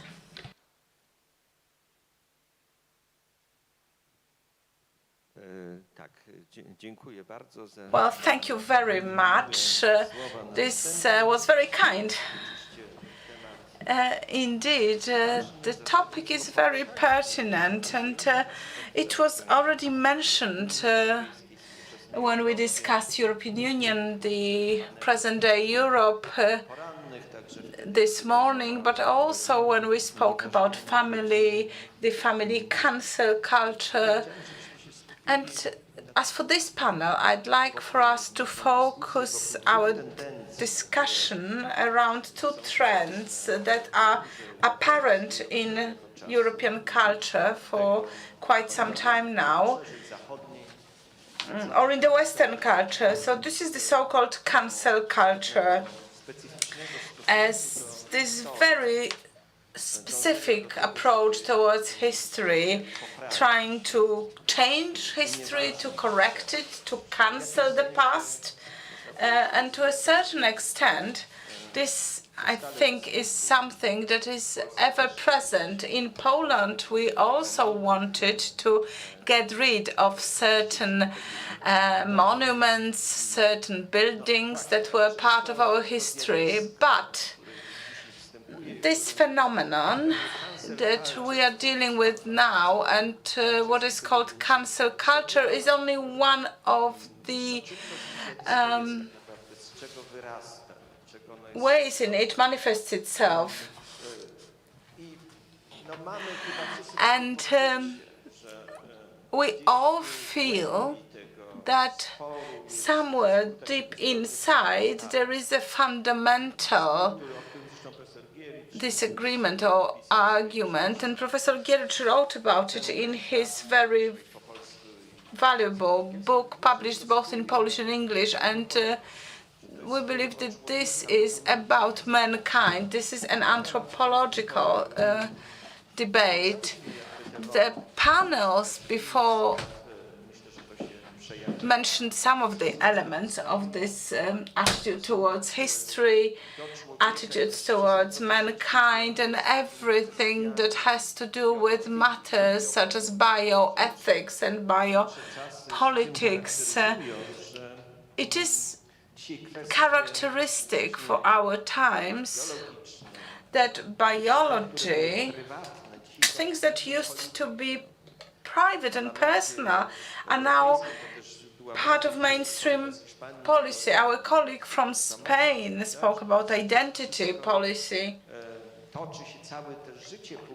So the public life circles around matters that in the past were considered private, personal, not discussed in public, and not part of a public discourse, and certainly not being shaped by the state. And this invades certain parameters of human life. So these things seem interlinked, these two trends. On one hand, our attitude towards the past, trying to amend it, to correct it, and then trying to correct, to improve mankind. When I listen to my colleagues, Professor Wilstein wrote a book about rebellion and affirmation. Professor Legutko wrote a very important book on freedom. In the past, he wrote on liberalism. So we find similarities between liberal democracy and other political orders, such as communism, and this we find very surprising. In the past, we thought that liberalism is the system that won over communism, and it should be very different from it, but sometimes it is not really. We have very distinguished panelists, and let me start with our guest from abroad, Mr. Statis. He wrote a book, Cancel Culture, Democracy in the Far, in German, and I thought he was Greek, but comes from Lithuania, so a Prussian Lithuanian, a very interesting family history. And in Poland, when we hear about Lithuania, we have this very positive association of our former union that we brought together. On Monday, I will go to Prague together with a Lithuanian colleague to discuss the heritage of the Constitution of the 3rd of May. So, first of all, I wanted to ask a question. We spoke about differences, and I keep wondering what is the source of all these phenomena. There are two theories. Some people say it's nihilism, decadence, weakness of our civilization and culture. Philosophers and intellectuals representing the left or the right often say that. So there was a book about anti-Christian decadence by Mr. Defray, and he wrote that our civilization has lost its moral compass, its foundations. He thinks they are necessary, even though he criticizes them, namely the Christianity. Similar thoughts can be found in papers by conservatist writers, my friends, Mr. Wilstein and Professor Legutko. Is it really so? And I always keep asking myself, and I keep asking others, or maybe it's being moralistic. Maybe it comes not from nihilism, but from something quite reverse. So why are we being so hyper-moralistic? And maybe it stems out from the core of this civilization and certain notions that we use with positive connotations, freedom, equality. So what is your opinion? First of all, what do you understand when you say cancel culture? In Poland, this is still quite exotic and quite new, but in Germany, it is no longer so, even though it came from Anglo-Saxon countries. And what is the reason? What is the source for it? Why people are doing this? Thank you. So thank you for inviting me. Thank you for giving me the opportunity to speak here tonight. I think, can you all hear me well? Is it, so English is my second language, but I hope you will all understand me. I don't know if you've read the book Icarus Fallen by Chantal Delsol, which makes a very interesting point that if you abolish a common moral order, so a common moral framework for society, you do not get a society of moral relativists, you get the opposite. You get a society which has to be very moralistic towards people who are considered to have the wrong opinion. So she says there's the obligatory good and the absolute evil. and people who are considered to deviate from the obligatory good are then excluded in very moralistic terms, exactly because society has become relativistic, because it does not have a common moral framework anymore, because we have since, in Western Europe, I don't know about Poland, since 1968, we do have a type of relativism. So you will know maybe one of the slogans of 1968 was, "It must be forbidden to forbid," right? So it should be illegal to forbid other people things, which sounds very relativistic. But of course, no human society can exist with no kind of taboo. But since we do not have the traditional, more conservative framework to refer to when we are enforcing a moral order, we have to do it in very moralistic terms. That is one of the conclusions of Chantal Dessol in her book Icarus Fallen. What I define as cancel culture, my book is about people being punished for opinions which they have voiced, which do not contradict any kind of law. So it's not something like incitement or Holocaust denial. There are different laws in different countries. What you may say, in most Western and Eastern Europe countries, they're quite liberal, these laws. They allow quite a lot, which may be said. And my book is about people being punished for saying things which you can say.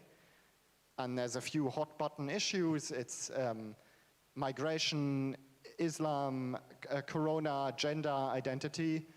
And the point is, my book is about people being punished in the sense that they lose an important job, or they lose an important contract, or they get thrown out of an organization, or they are not allowed to exhibit their artwork or read from their book. They are disinvited from events, and so on. So my book is about people being cancelled. And I write that I think besides this, what I've called the relativism paradoxon, which I borrow from Dassault's book, which is about the hyper-moralization of debates in a relativistic culture, I think there's two other really big elements. The one is the idea that language creates reality. That is an idea in the contemporary left. It's quite unmaterialistic in a sense, so it's not particularly Marxist. Orthodox Marxism would say reality creates reality, or the material conditions of our existence create our social reality. I think the contemporary left is obsessed with language because it believes that language almost literally creates social reality. So that is a problem for freedom of speech, of course. And the second aspect is the tendency to discuss everything in terms of identity politics. So we create identities. The modern left says there are good and bad identities, ideas like white privilege. And if you belong to one of the groups which is considered privileged, so let's say white people, you say these people should now check their privilege, they should not speak, they should listen to the groups of people who are less privileged, and so on. And the other aspect with identity politics is, of course, that identity politics poisons debates, because those kind of debates are seen as an attack directly on the core of the self. So it's not like a social democrat and a Christian democrat discussing about tax policies or something. It's a debate which is very personal. So if I say, I believe that someone who is born a man cannot just claim to be a woman from one day to the next, because things are raised to the level of identity politics today, they are seen as a direct attack upon the self, as more classical political debates and controversies were not, in that sense, so personalized and so poisoned. And shall I talk a bit more? I have two or three more points. So my point is also, which I make in the book, so I've said this before, so the contemporary left believes that social developments arise from psychology. So taking the most extreme example, Nazi Germany, for instance, they would not talk about the world economic crisis, the Great Depression. They would not talk about Germany's role in World War I, Versailles Treaty, or the German elites' fear of Bolshevism, why they supported Hitler, and so on. They would say it comes that Hitler sort of hypnotized the ordinary people with very skillful propaganda. So the idea is that, again, that is again the threat to free speech, that we see ideas as being able of hypnotizing large amounts of people. And I think another aspect is that the contemporary left has a very teleological view of history, so it's very, very, very linear.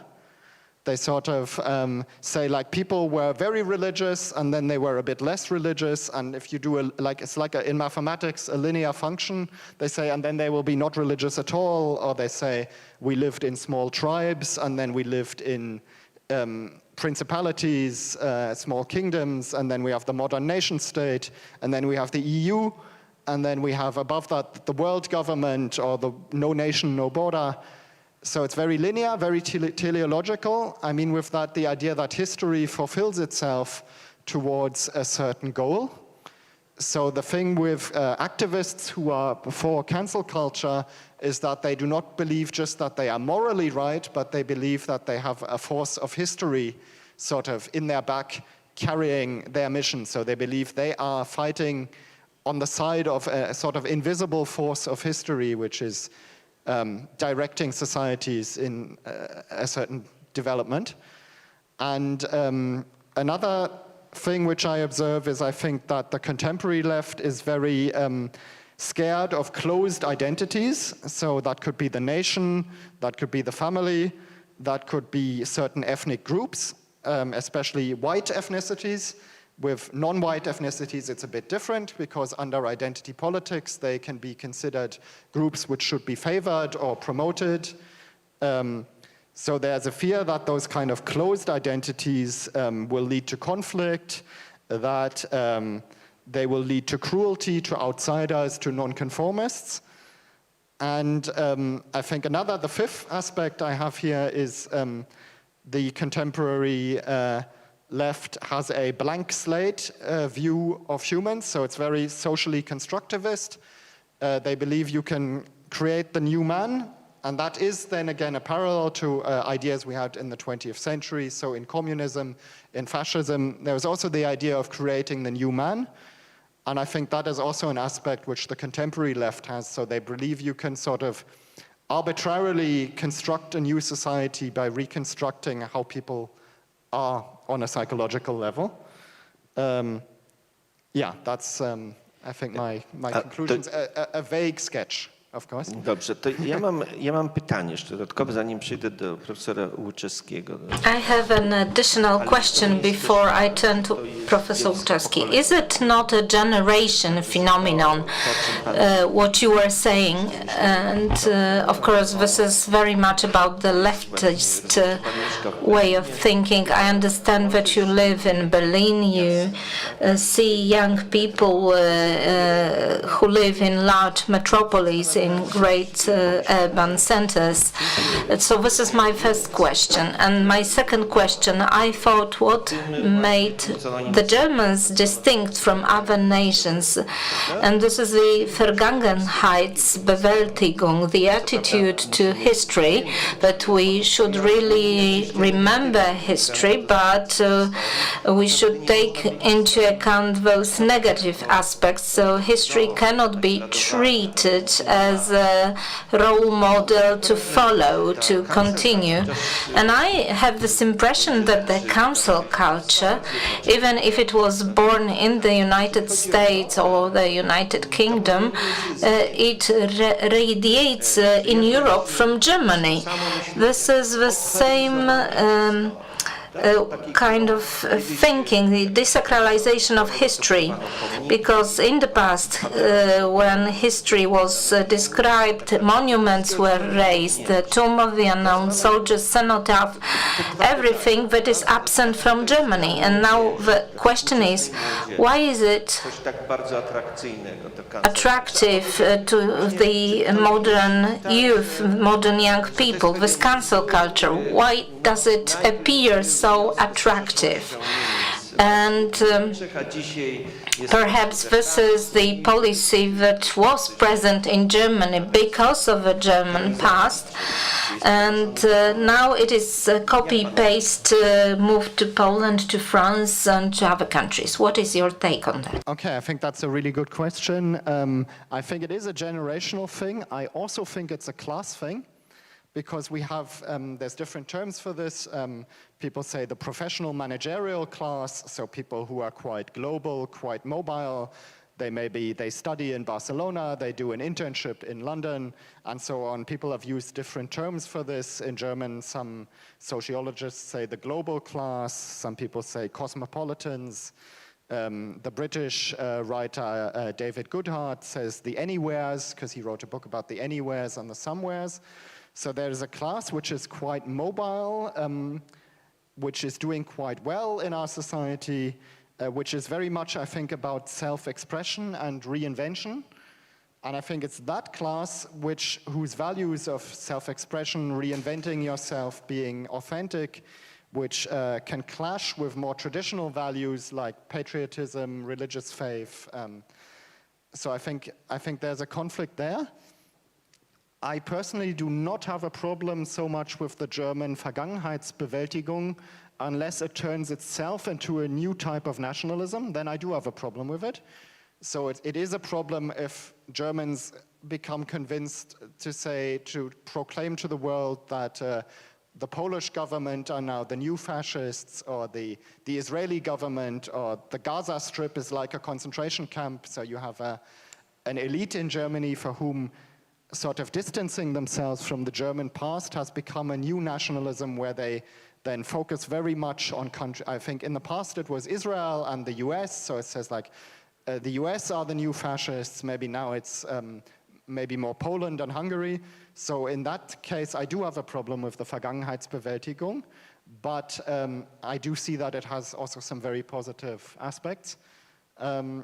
I'm not sure if Germany is the focal point of cancel culture or the origin of cancel culture at the moment. I think I see it as an Anglo-American phenomenon which has been adopted partly by the professional managerial classes in all kinds of countries. So that could be Germany, could be Spain, could be the Netherlands, precisely because they have these values which clash with more traditional conservative values. I think Germany is actually, interestingly, a very conservative country. I think that has to do very much with the fact that much less people than in the Anglo-American world go to university. So Germany has a very strong system of apprenticeships. People leave school when they're 16 or 17. They work for a company. They attend a vocational school. So they are not so much introduced to the values which are being promoted at universities in London or also in Berlin, in Germany. But just, I think parts of German society are just not affected by certain ideologies, just because of the structure of how our economy works, that many people can have good jobs without going to university.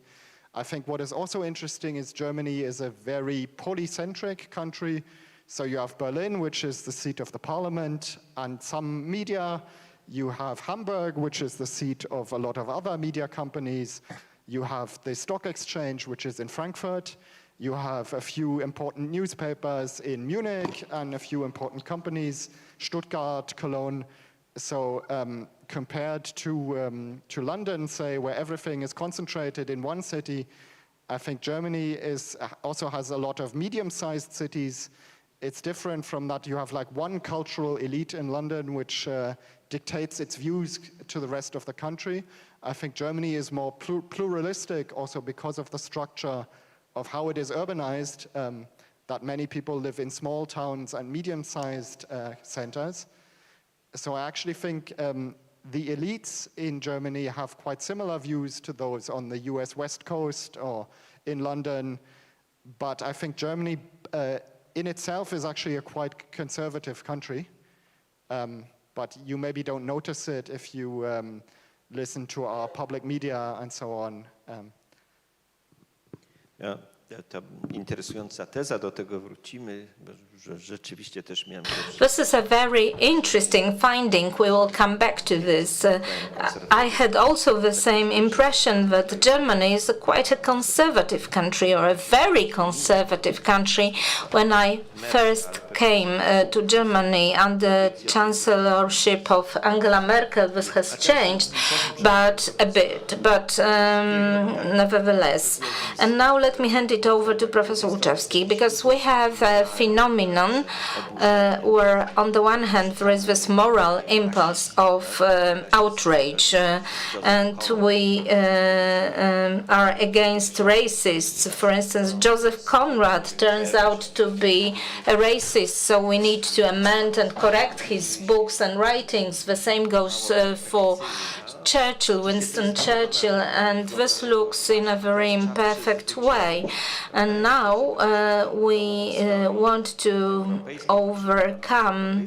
We have a House of European History at the European Parliament, and we see various histories with their deficits and shortcomings, and everything strives in the direction of one telos, which is the European Union, that tries to correct things. And this anywheres, these defined by Gotthard very aptly, and those managerial classes, and the revolution that we see nowadays is not a proletarian revolution. No, these is identities that have been once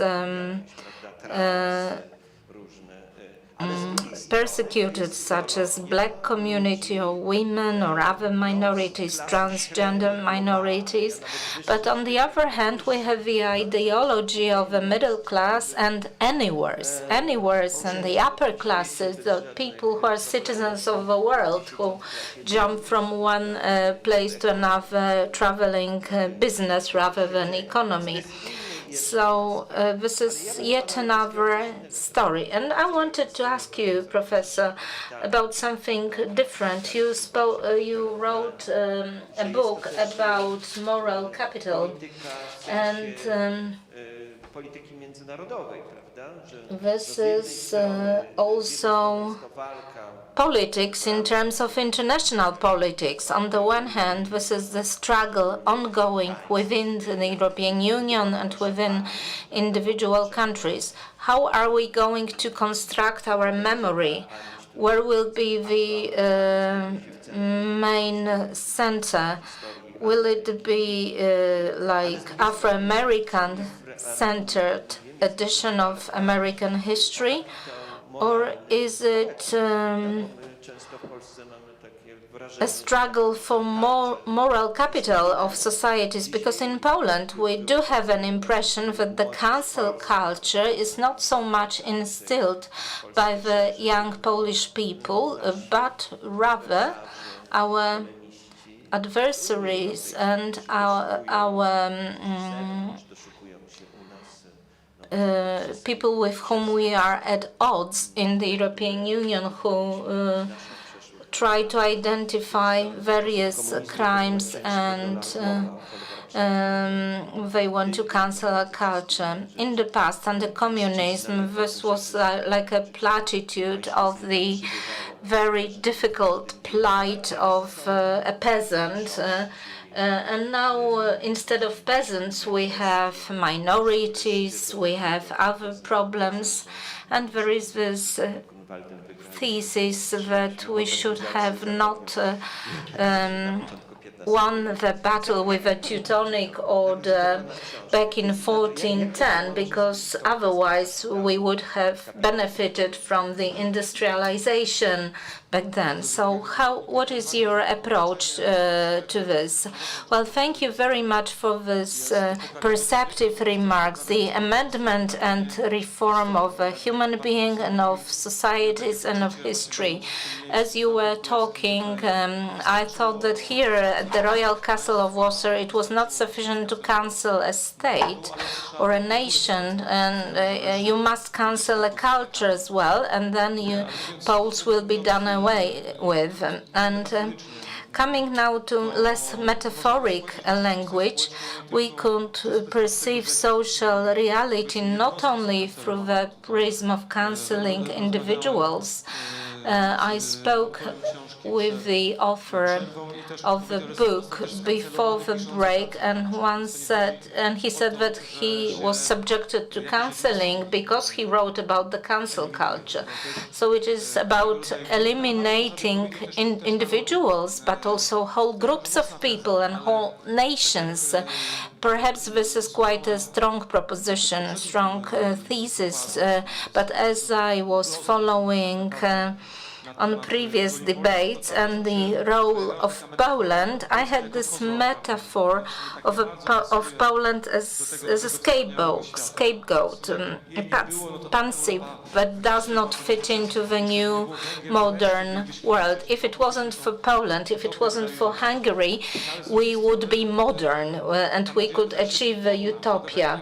But if it wasn't for Poland, if it wasn't for Hungary, we would find someone else to be even more open-minded and to be even more modern. So with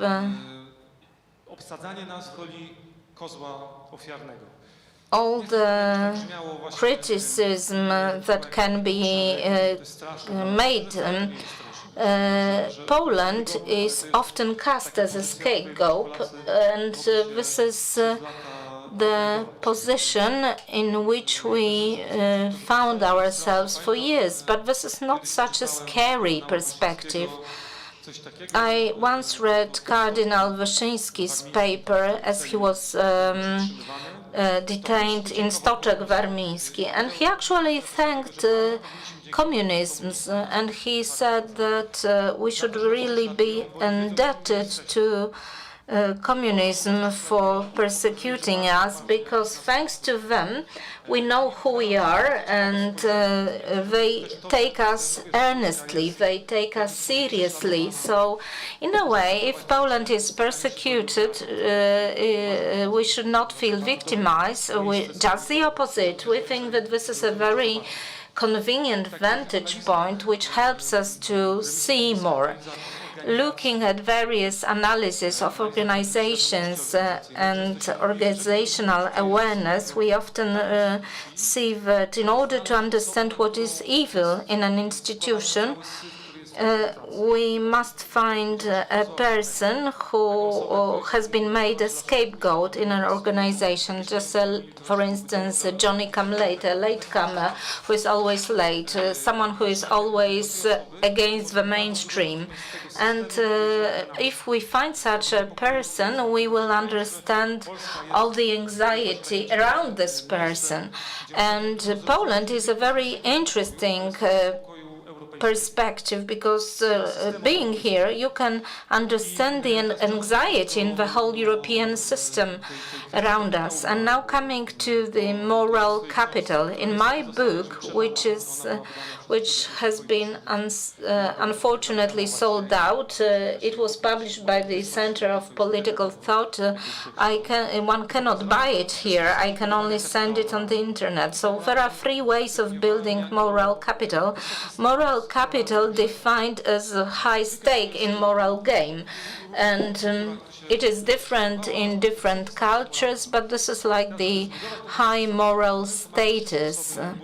And there are 3 ways to build, to achieve high moral status. Either we can claim to be heroes of ancient, we are heirs of ancient heroes.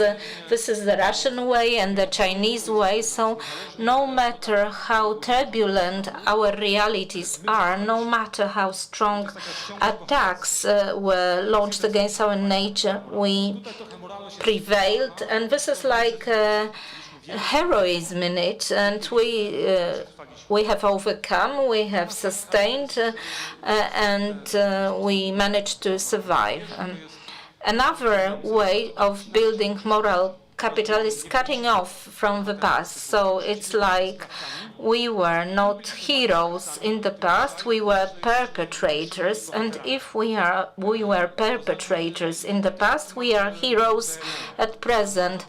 And this is how I explain BLM movement, and probably the monuments to Confederates are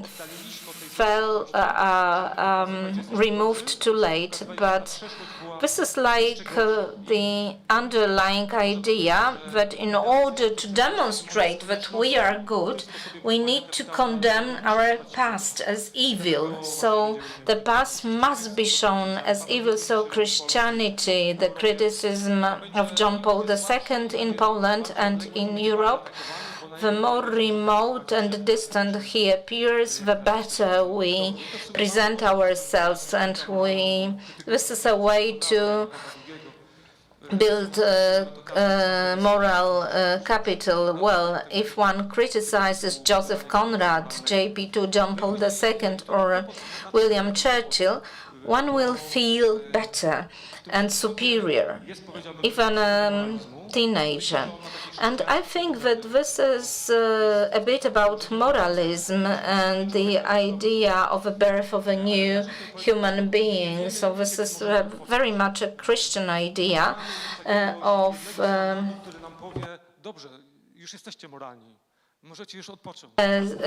this is a very Christian idea of the death of the old man and the birth of a new man and the conversion that has happened.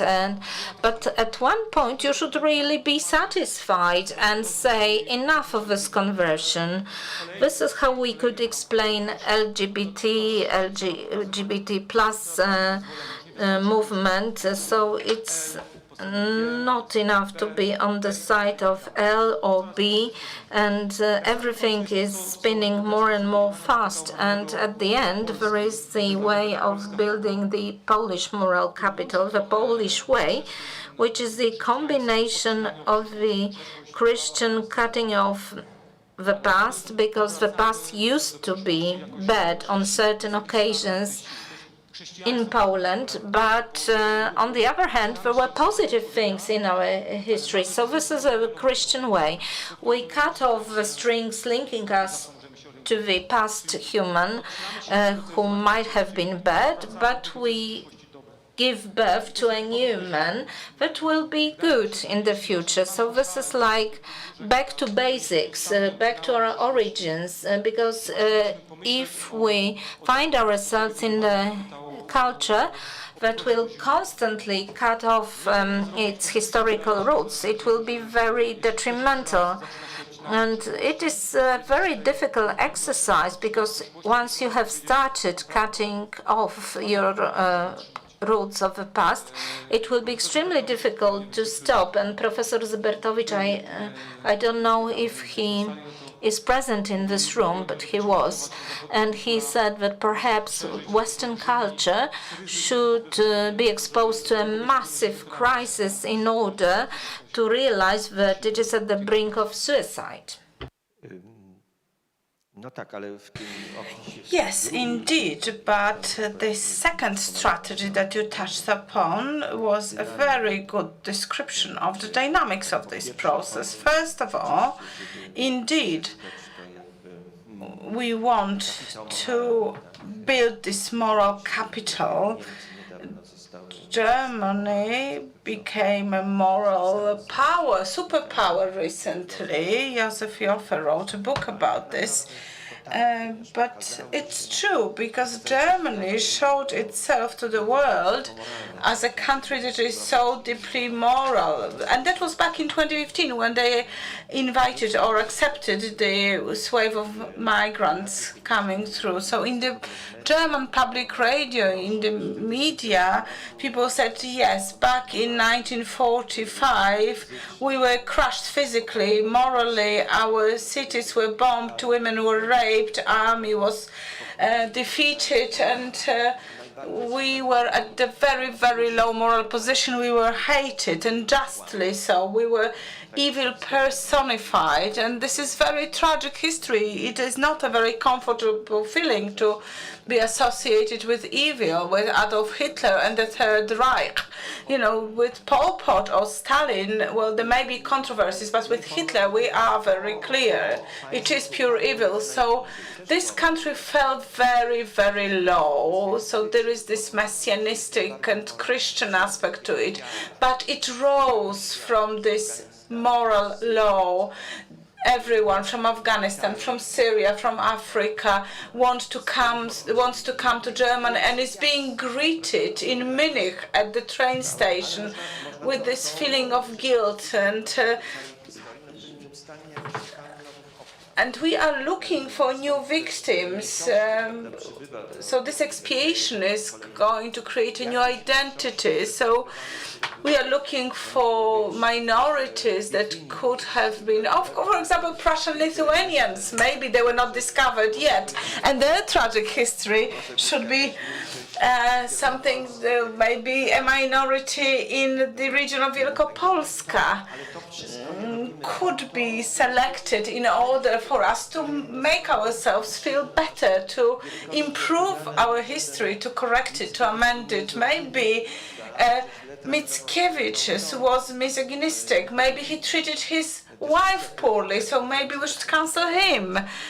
In France, there was a discussion around Napoleon because he reintroduced slavery. He may have had some positive features, but he was a pure macho. He treated women poorly. So this is a very moralistic discourse. And at some point, we reach a stage where people start looking into themselves and they do not feel happy because, for example, they feel bad in their own body, or they do not feel beautiful enough, or they do not like the shape of their ears, or they see other problems with themselves. However, technology, plastic surgery, Botox can help, but still, it turns out that being cisgender is just one of possibilities. So if you identify with your biological gender, you may be just one option. And if we say that this is an exceptional situation, we start thinking maybe we are part of a minority, or maybe there is something wrong with us. And then there is a question of birth, death, illness, misfortune, everything that history teaches us about: human passion, weaknesses, human virtues of both women and men, and also human sin. So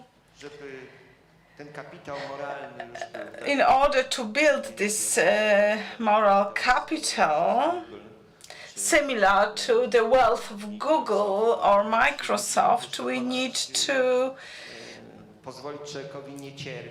allow human being not to suffer while changing humans. So I wanted to ask Professor Gierycz, you say that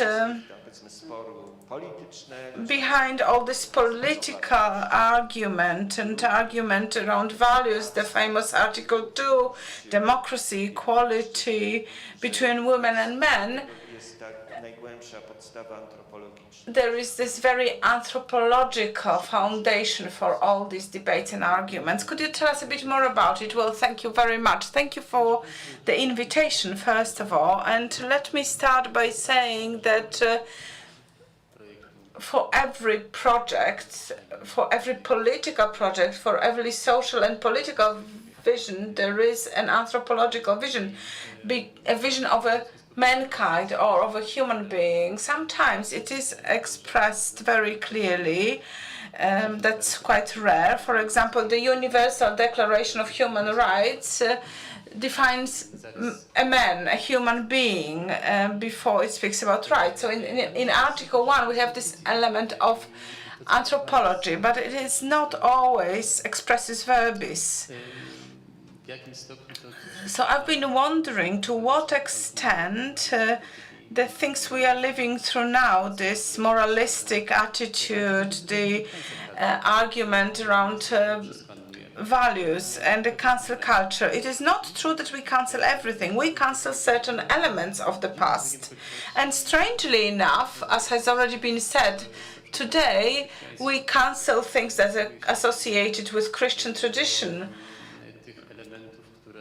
So these are elements that were the foundations for our culture and civilization. And as the last introductory remark, the multiculturalism, which is still a very popular notion, if it is to become a European idea, it needs to replace other cultures, including Christian culture. So we need to get rid of something that is part of our heritage. And when I looked and tried to understand what is happening, two things were quite impressive.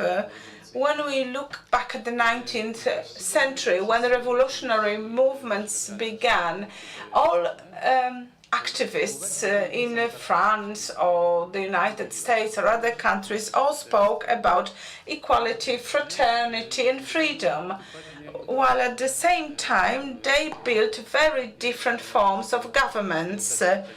So in France there was totalitarian democracy and democracy based on freedom in the United States. And on the other hand, we had a political system that is against religion and mankind on one hand, and on the other hand we have a political system which respects religion and belief. And then there is a question how to secure human dignity.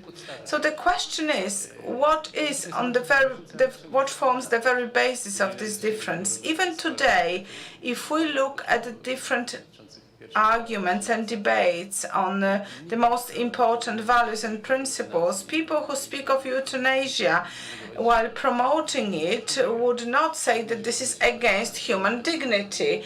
In the name of human dignity, other people will be very much against euthanasia. So the question is how you interpret the values.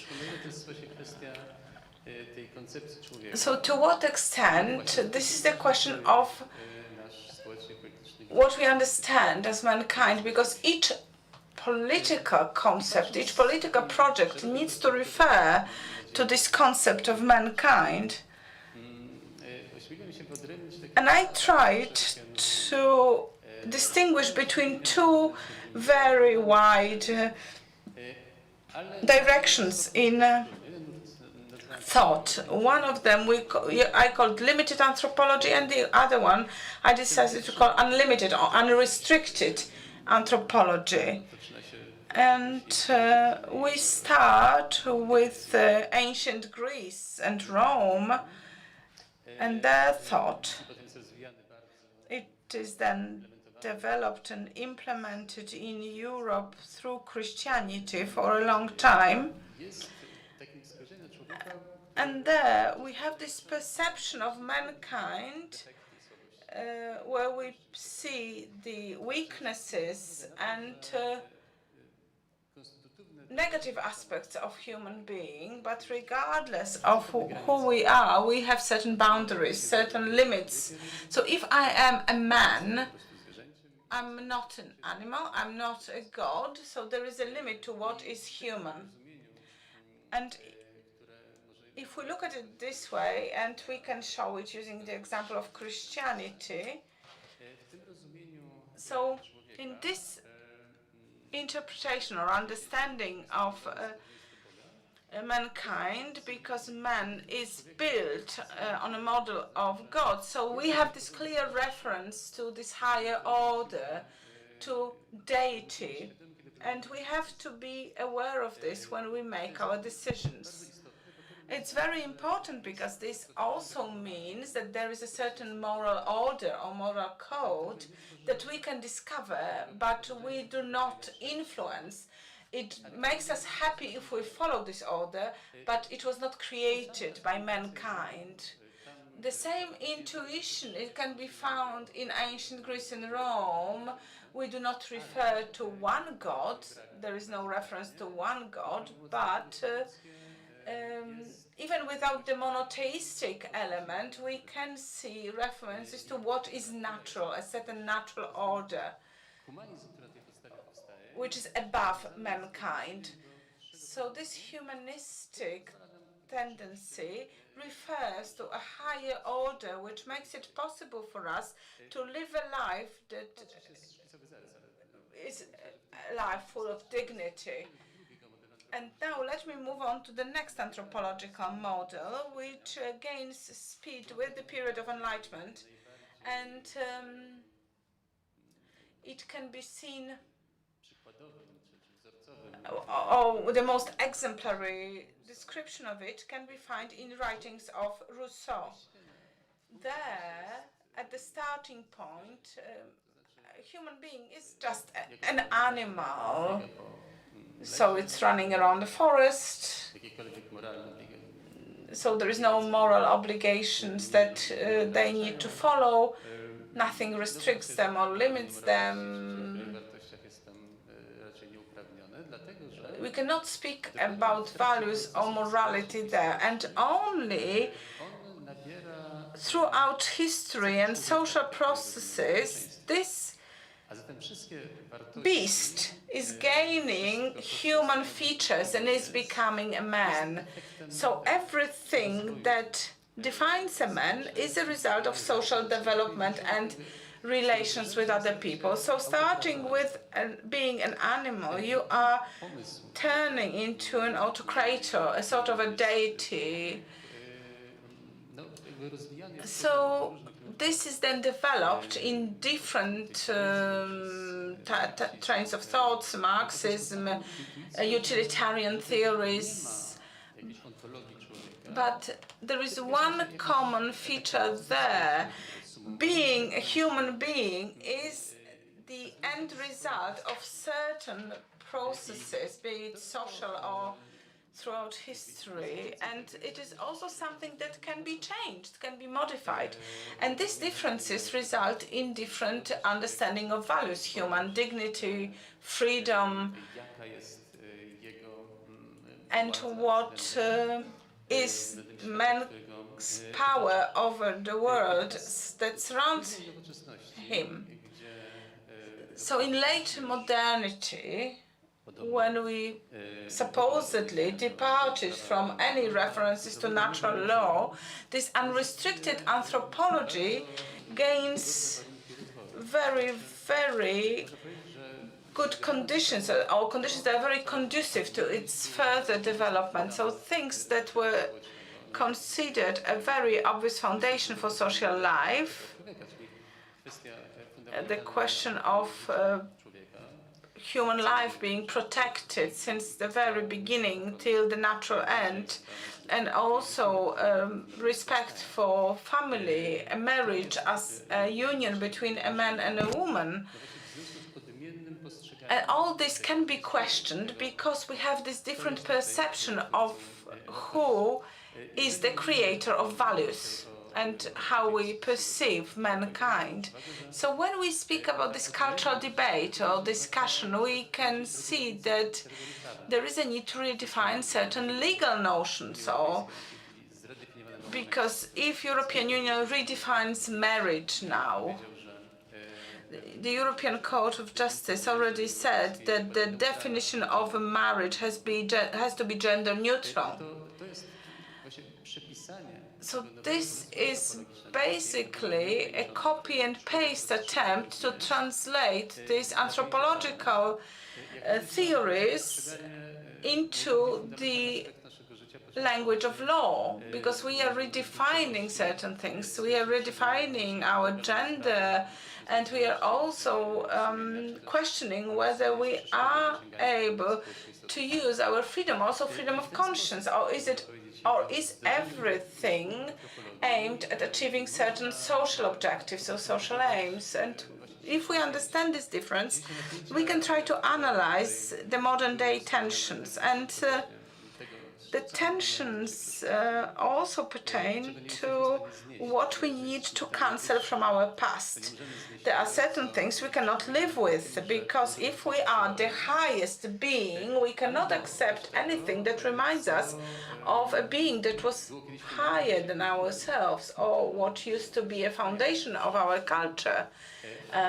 It is still there, fortunately, but it reminds us of laws that are higher than things we can decide on.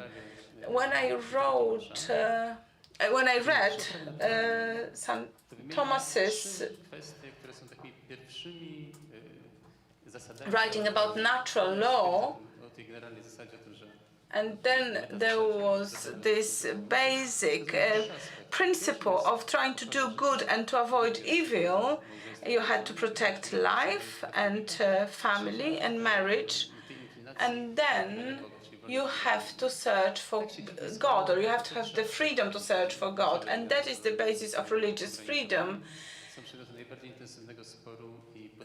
And now we have this very fierce debate about this restricted approach to anthropology, because the new unrestricted anthropology seems to prevail. Thank you very much. Now the time has come to ask new questions. Thank you for mentioning those strands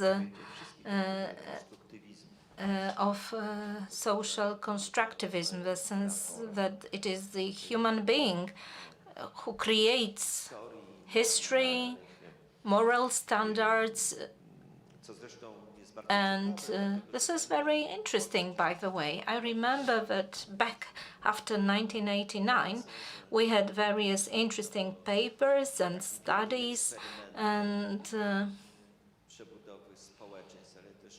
we had to do with a large-scale experiment of communism, an attempt to reconstruct mankind and humans. And there is a very interesting paper and book on early Bolshevik utopias that were, it is called Jump into the Kingdom of Freedom. And this experiment ended with the fall of the Berlin Wall, and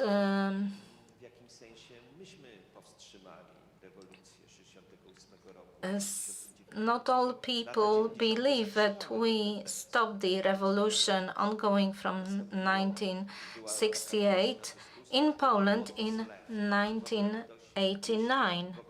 There was a discussion, what is left? Will there be any left? In Poland, people were ashamed of admitting that they have some leftist persuasion. They would say, I'm neither right nor left, but they would not admit that they are left.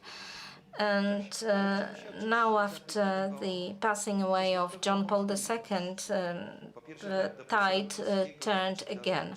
And I have some doubts. Professor Łuczewski, the third way, it is not really that we reject everything, because there will be champions of minority rights. And have a look what kind of names are put to the halls in the European Parliament. Spinelli, Schäuble, Vice Rosa, and the only invocation of Eastern Europe is Antal, the first Prime Minister of democratic or new democratic Hungary. And now my question, because we can say that there is an order, and the moral order is recognized and discerned with our imperfect, poor mind, human mind, and this order will be subject to historical changes. Of course, there is a revelation, but very often I meet progressive people who believe that they are profound Christians, probably better Christians than I myself, and they think that the humanitarian effort, that the perception of the history and euthanasia included, this is dictated by their faith. And they think that certain issues, such as abortion, should never be regulated by law.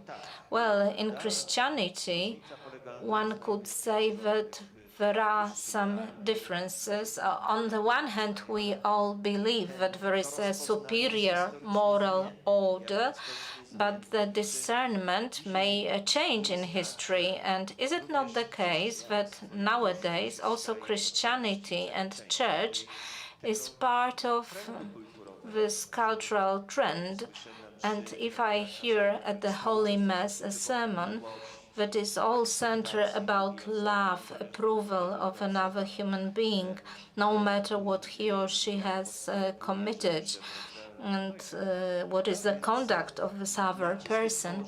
So the whole stress is laid on victims, compassion, compassionate love, coming to assistance, and this other dimension is disappearing. Bernos, the book about being in the son of Satan, and the sensation that human nature is prone to evil, this has been all removed also from the life of a church. So don't you think that the anthropology is changing as well? No, it is not disappearing. It might be weakened at some stages, but in the first place, let us say that the church functions in the world. This is not like an island in a splendid isolation, so the anthropological dispute will be also present within the Christian church, and it would be difficult to have it otherwise. As the revolt of 1968 broke out, at the same time, a revolution happened in the Catholic Church. In 1968, Pope Paul VI published Humane Vitae, where he stated clearly that artificial ways of birth control are unacceptable, and this provokes fury in European bishops' conferences. The fury and the denial, the mutiny. So he never wrote another encyclical under his pontificate. Why? How come? Because there is a different anthropology behind it. In order to try to understand this, you need to read Father Szostek, Reverend Professor Szostek, about the theology back then, and the fundamental choice of God, which, however, doesn't have to translate into individual decisions. Because everything was contextualized. There were no things that would be absolutely good or absolutely bad. Everything was relative, so transmission of faith and the Church's teaching of morality, as proposed by Pope Paul VI, was inadmissible. And in this sense, this debate will continue to exist. In 1983, John Paul II devoted the whole encyclical Veritatis Splendor to explain certain aspects of moral dogma, and he identified certain anthropological phenomena as incompatible with Christian faith. And how is it likely to end? Well, much depends on your faith. Some people believe that it is Jesus Christ who is the head of the church that will never surrender to the forces of Satan. And the teaching proclaimed by the church, founded on the healthy concept of man, as proclaimed by John Paul II. These concepts will prevail and survive no matter what shocks they are exposed to. And those who are in favor of this linear concept of anthropology will have problems with it. And may I hand it over to Professor Łuczewski concerning my doubt, because perhaps this positive model allows for some positive developments in the future. For instance, if we go to this House of European History in Brussels, at the very beginning we see Plato, then we have Marx and Sławoj Žižek. So there are progressive figures, progressive identities, progressive personages, and beforehand we heard about the defense of identity, and theoretically we could say that the Polish people are also a minority that was always persecuted and that we had to defend. So all the leftist awards and prizes should be offered to our good selves as victims. And once I suggested such a take on Poles in the European Parliament, the Poles who maintained their language, their faith, their traditional Polish narrative, should merit awards. Maybe this would be a way out in our conflict with the European Commission.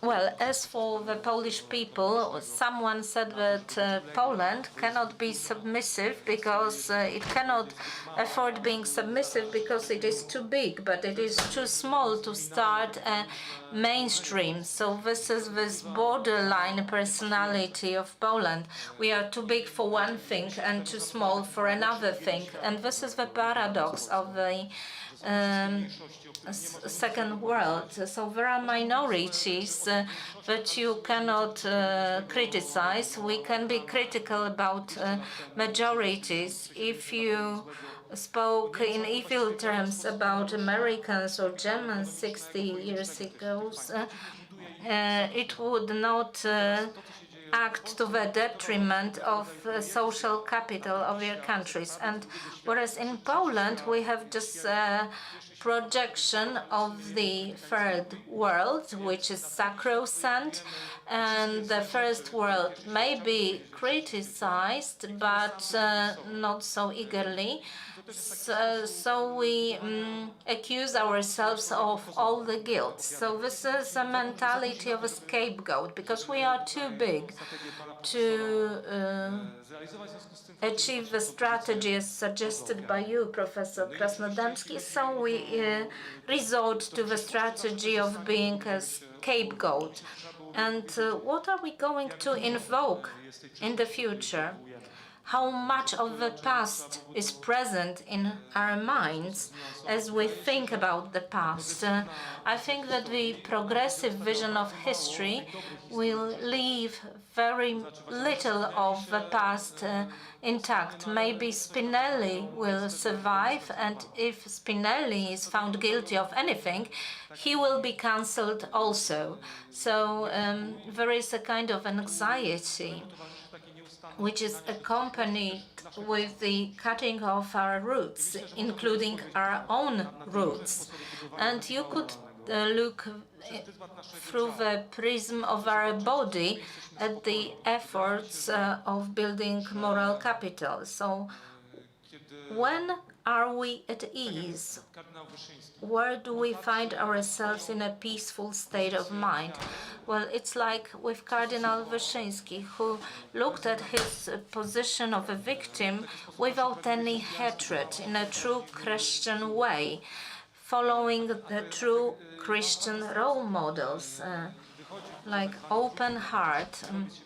So he doesn't victimize himself, he doesn't point to the perpetrators, he doesn't make himself a hero.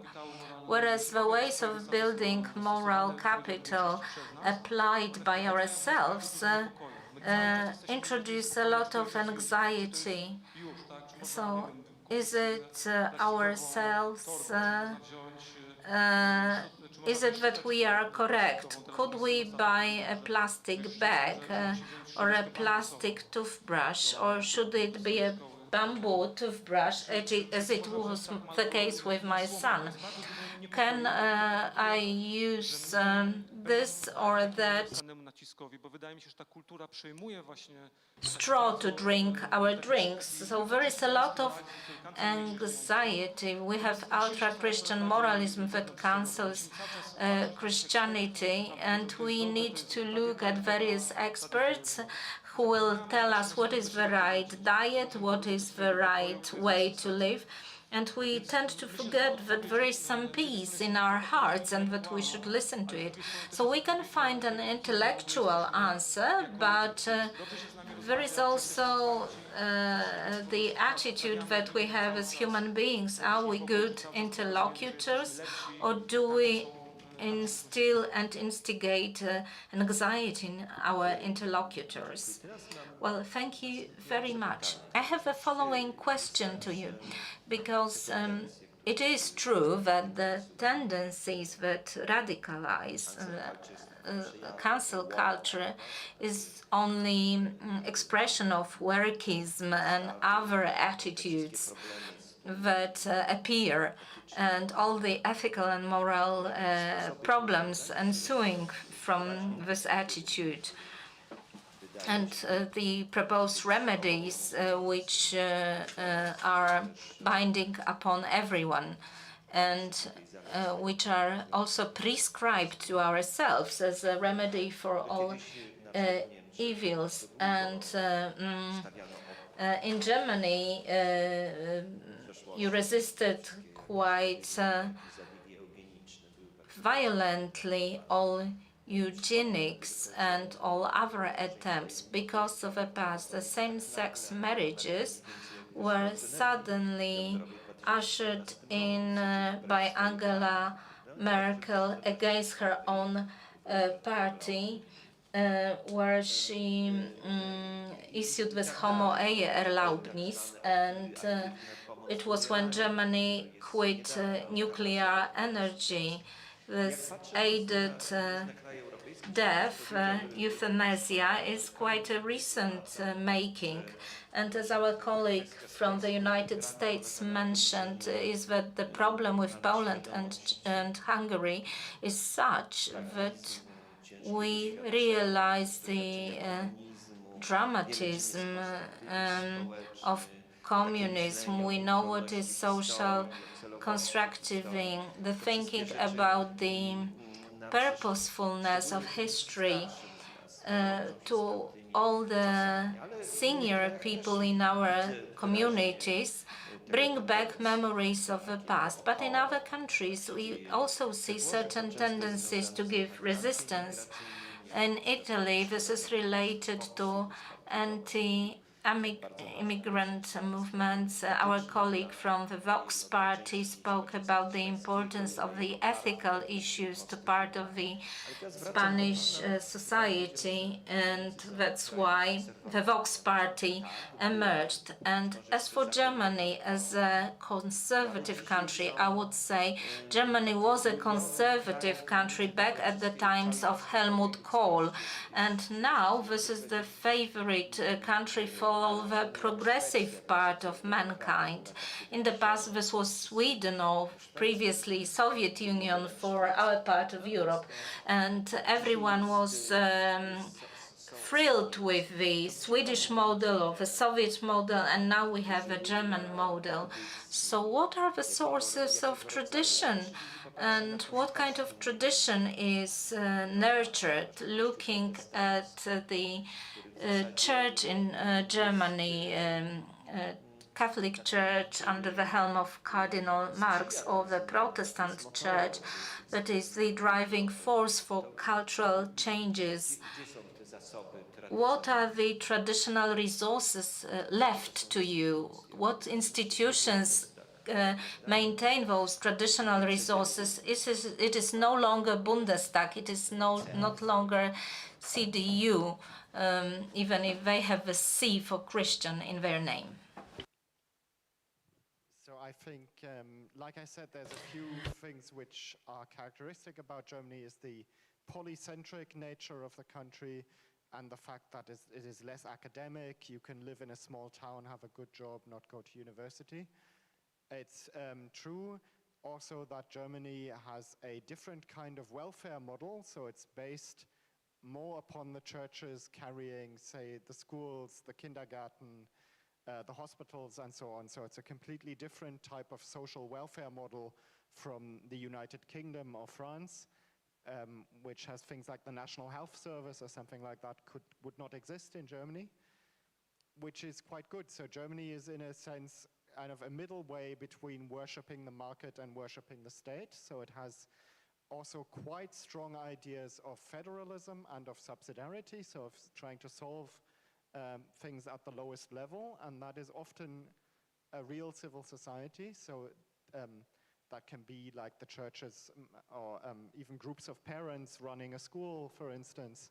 So there are still those kind of dynamics. It's not so much a centralized country, also say compared to France, where everything is directed in the regions from Paris. Say, what I would like to see, what I would find really interesting, but this is more of a British example, is to go also back to the socially conservative and partly also Christian values of the labor movement. That would be quite interesting. So many people don't know this, but like the British Labour Party emerged from burial societies. So during the Industrial Revolution, when there was incredible change sort of visited upon society, people moved to the big cities, people were dislocated from their communities, and the British Labour Party actually started as a society providing Christian burials for people in cities. So they paid into a fund, and then even people who had no family or who had been completely displaced during the Industrial Revolution could have a traditional burial, for instance. There was also the idea of ordinary people controlling their community very directly. So one of the earliest political goals of the labor movement in England was to control the locks on the canal systems so that the revenue does not go to London but goes to the local community, who control that lock for the passing of the boats to pay a fee, that money goes to the people there in that community for their aims. So it's interesting that those kind of goals in social democracy, and I'm not sure if they exist in Germany, I hope they do, but I've read more about the British model, that we can search for that and have a different kind of social policies which are more based on subsidiarity, on regionalism, on a real civil society doing things instead of the state doing things. I think in Germany we have a good foundation for that, and I think we can look in our history of also other European countries and of our own country and see what we can find there.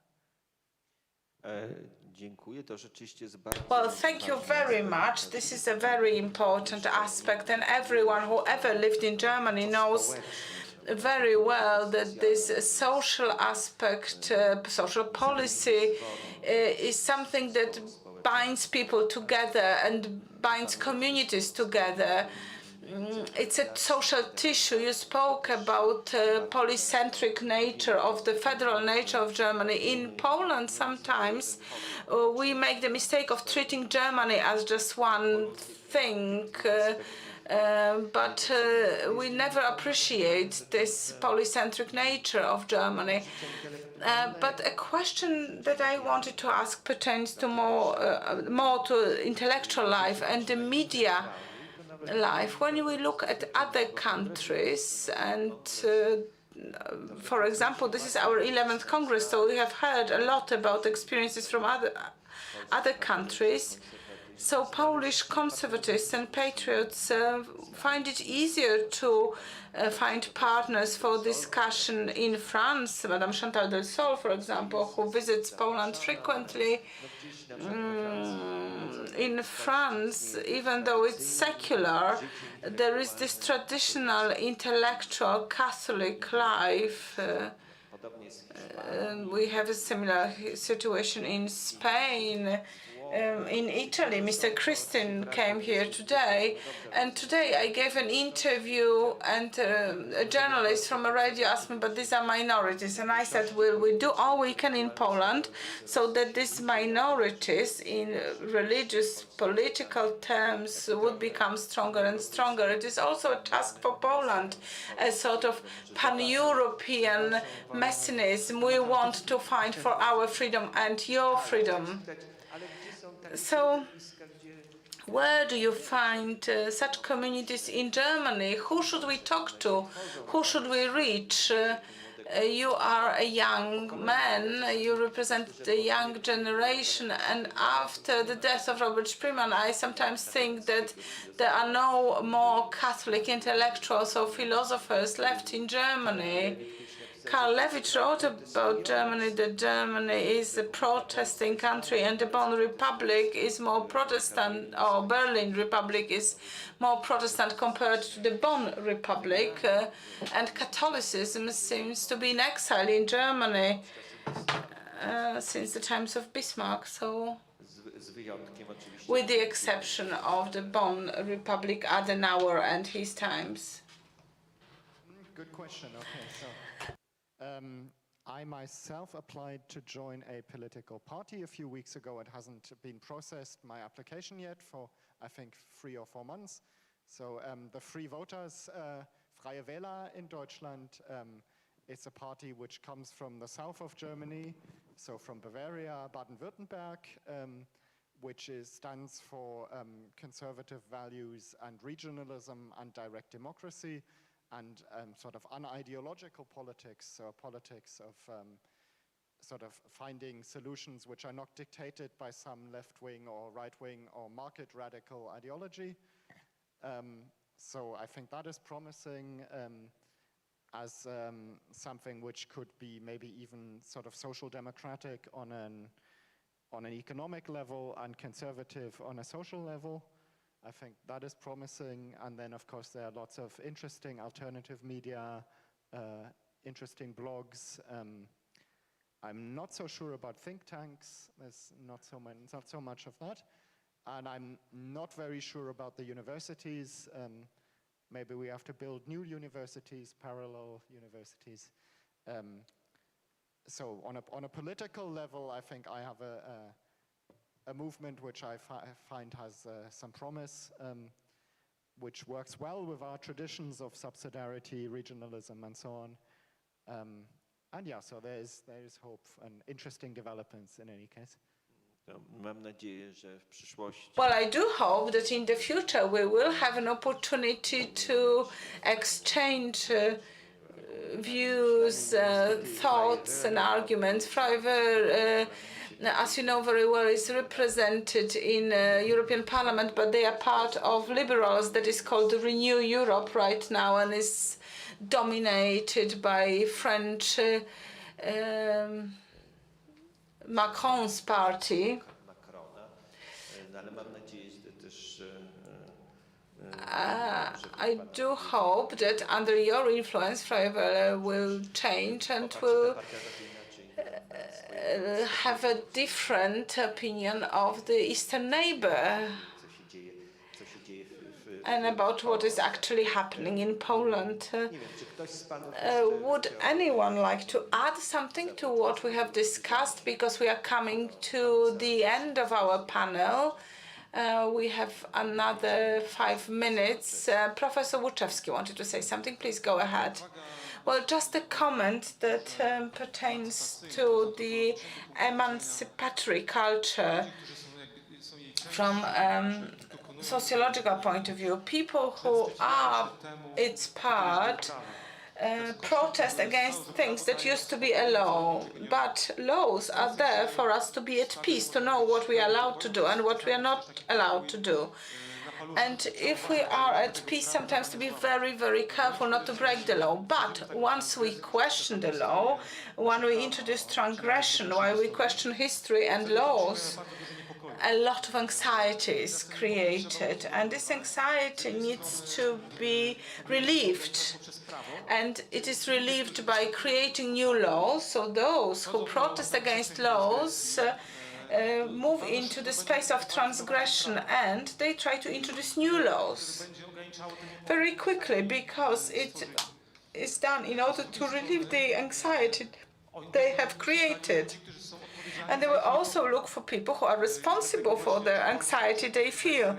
This is why they point their fingers at Poland, Hungary, or others who do not fit into the new model. So scapegoat is necessary. So in my opinion, if you follow this progressivist theory, you create anxiety and then you have a need to relieve it. In order to feel this relief, you need to create new laws and you project evil using scapegoats. I understand that this theory would also mean that those who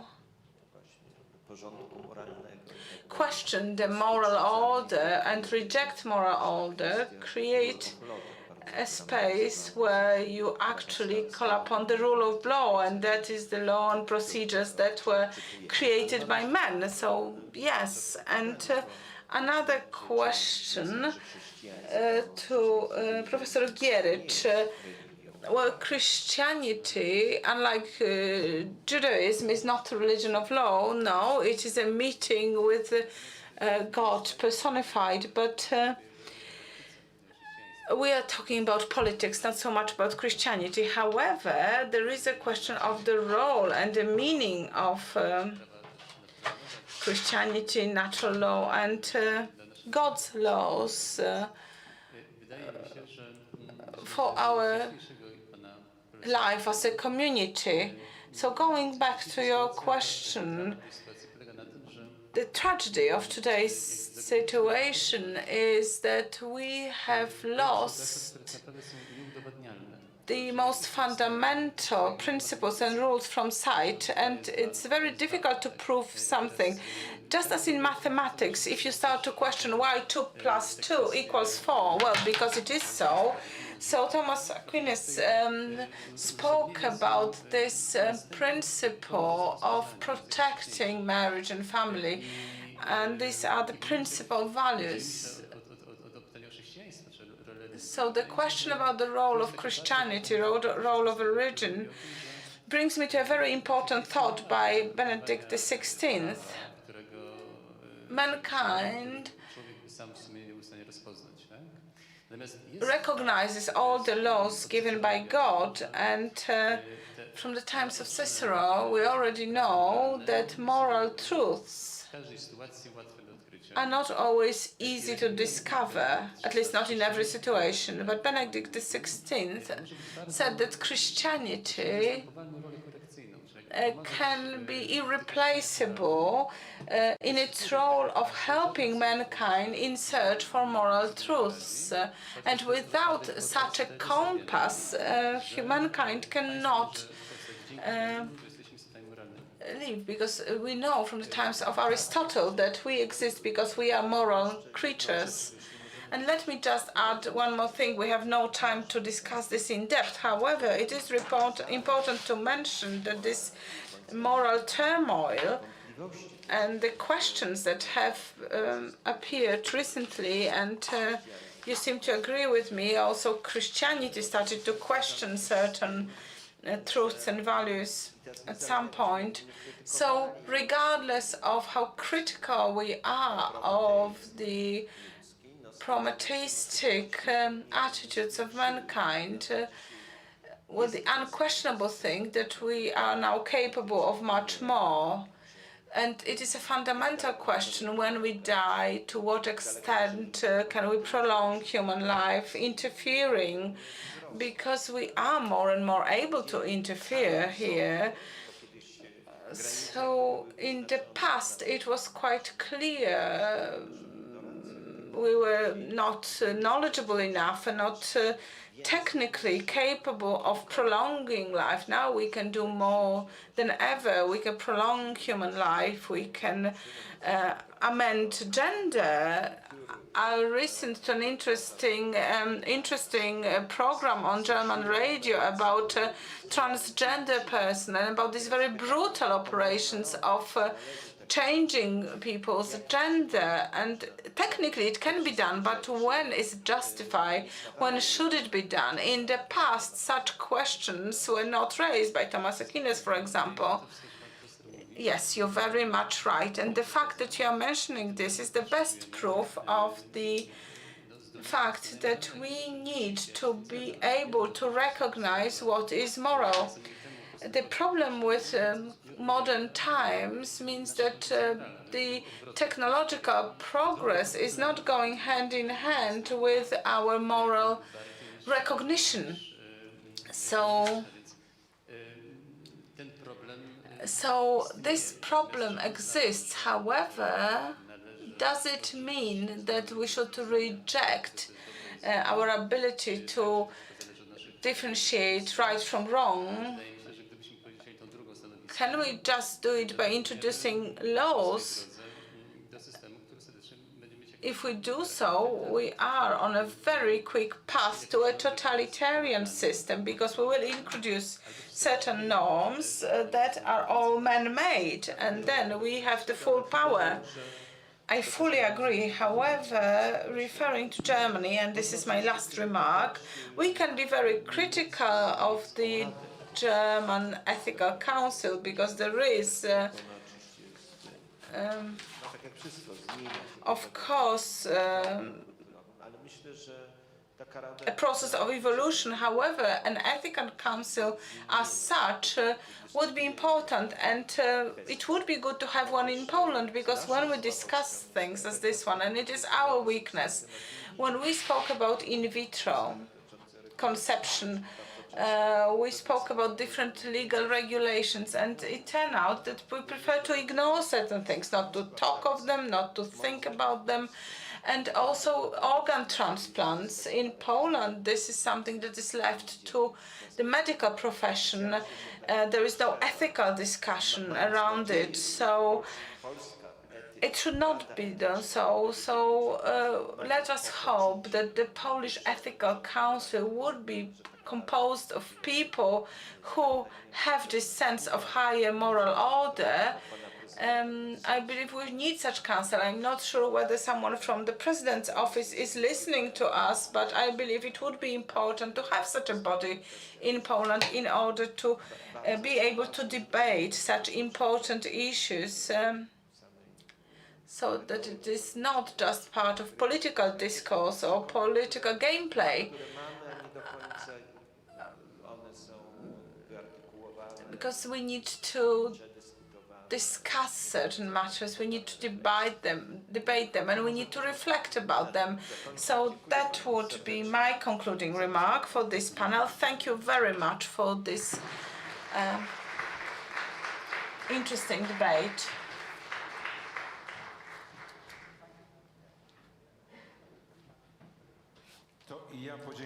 Well, let me thank the panelists, Professor Michał Gierycz, Professor Michał Łuczewski, and Koledzy Datis. And our moderator was Professor Zdzisław Krasnodębski. Ladies and gentlemen, this concludes the second day of our Congress. Tomorrow we shall meet again. This will be the last day of our Congress. We'll meet before 11, as at 11 we start the first panel.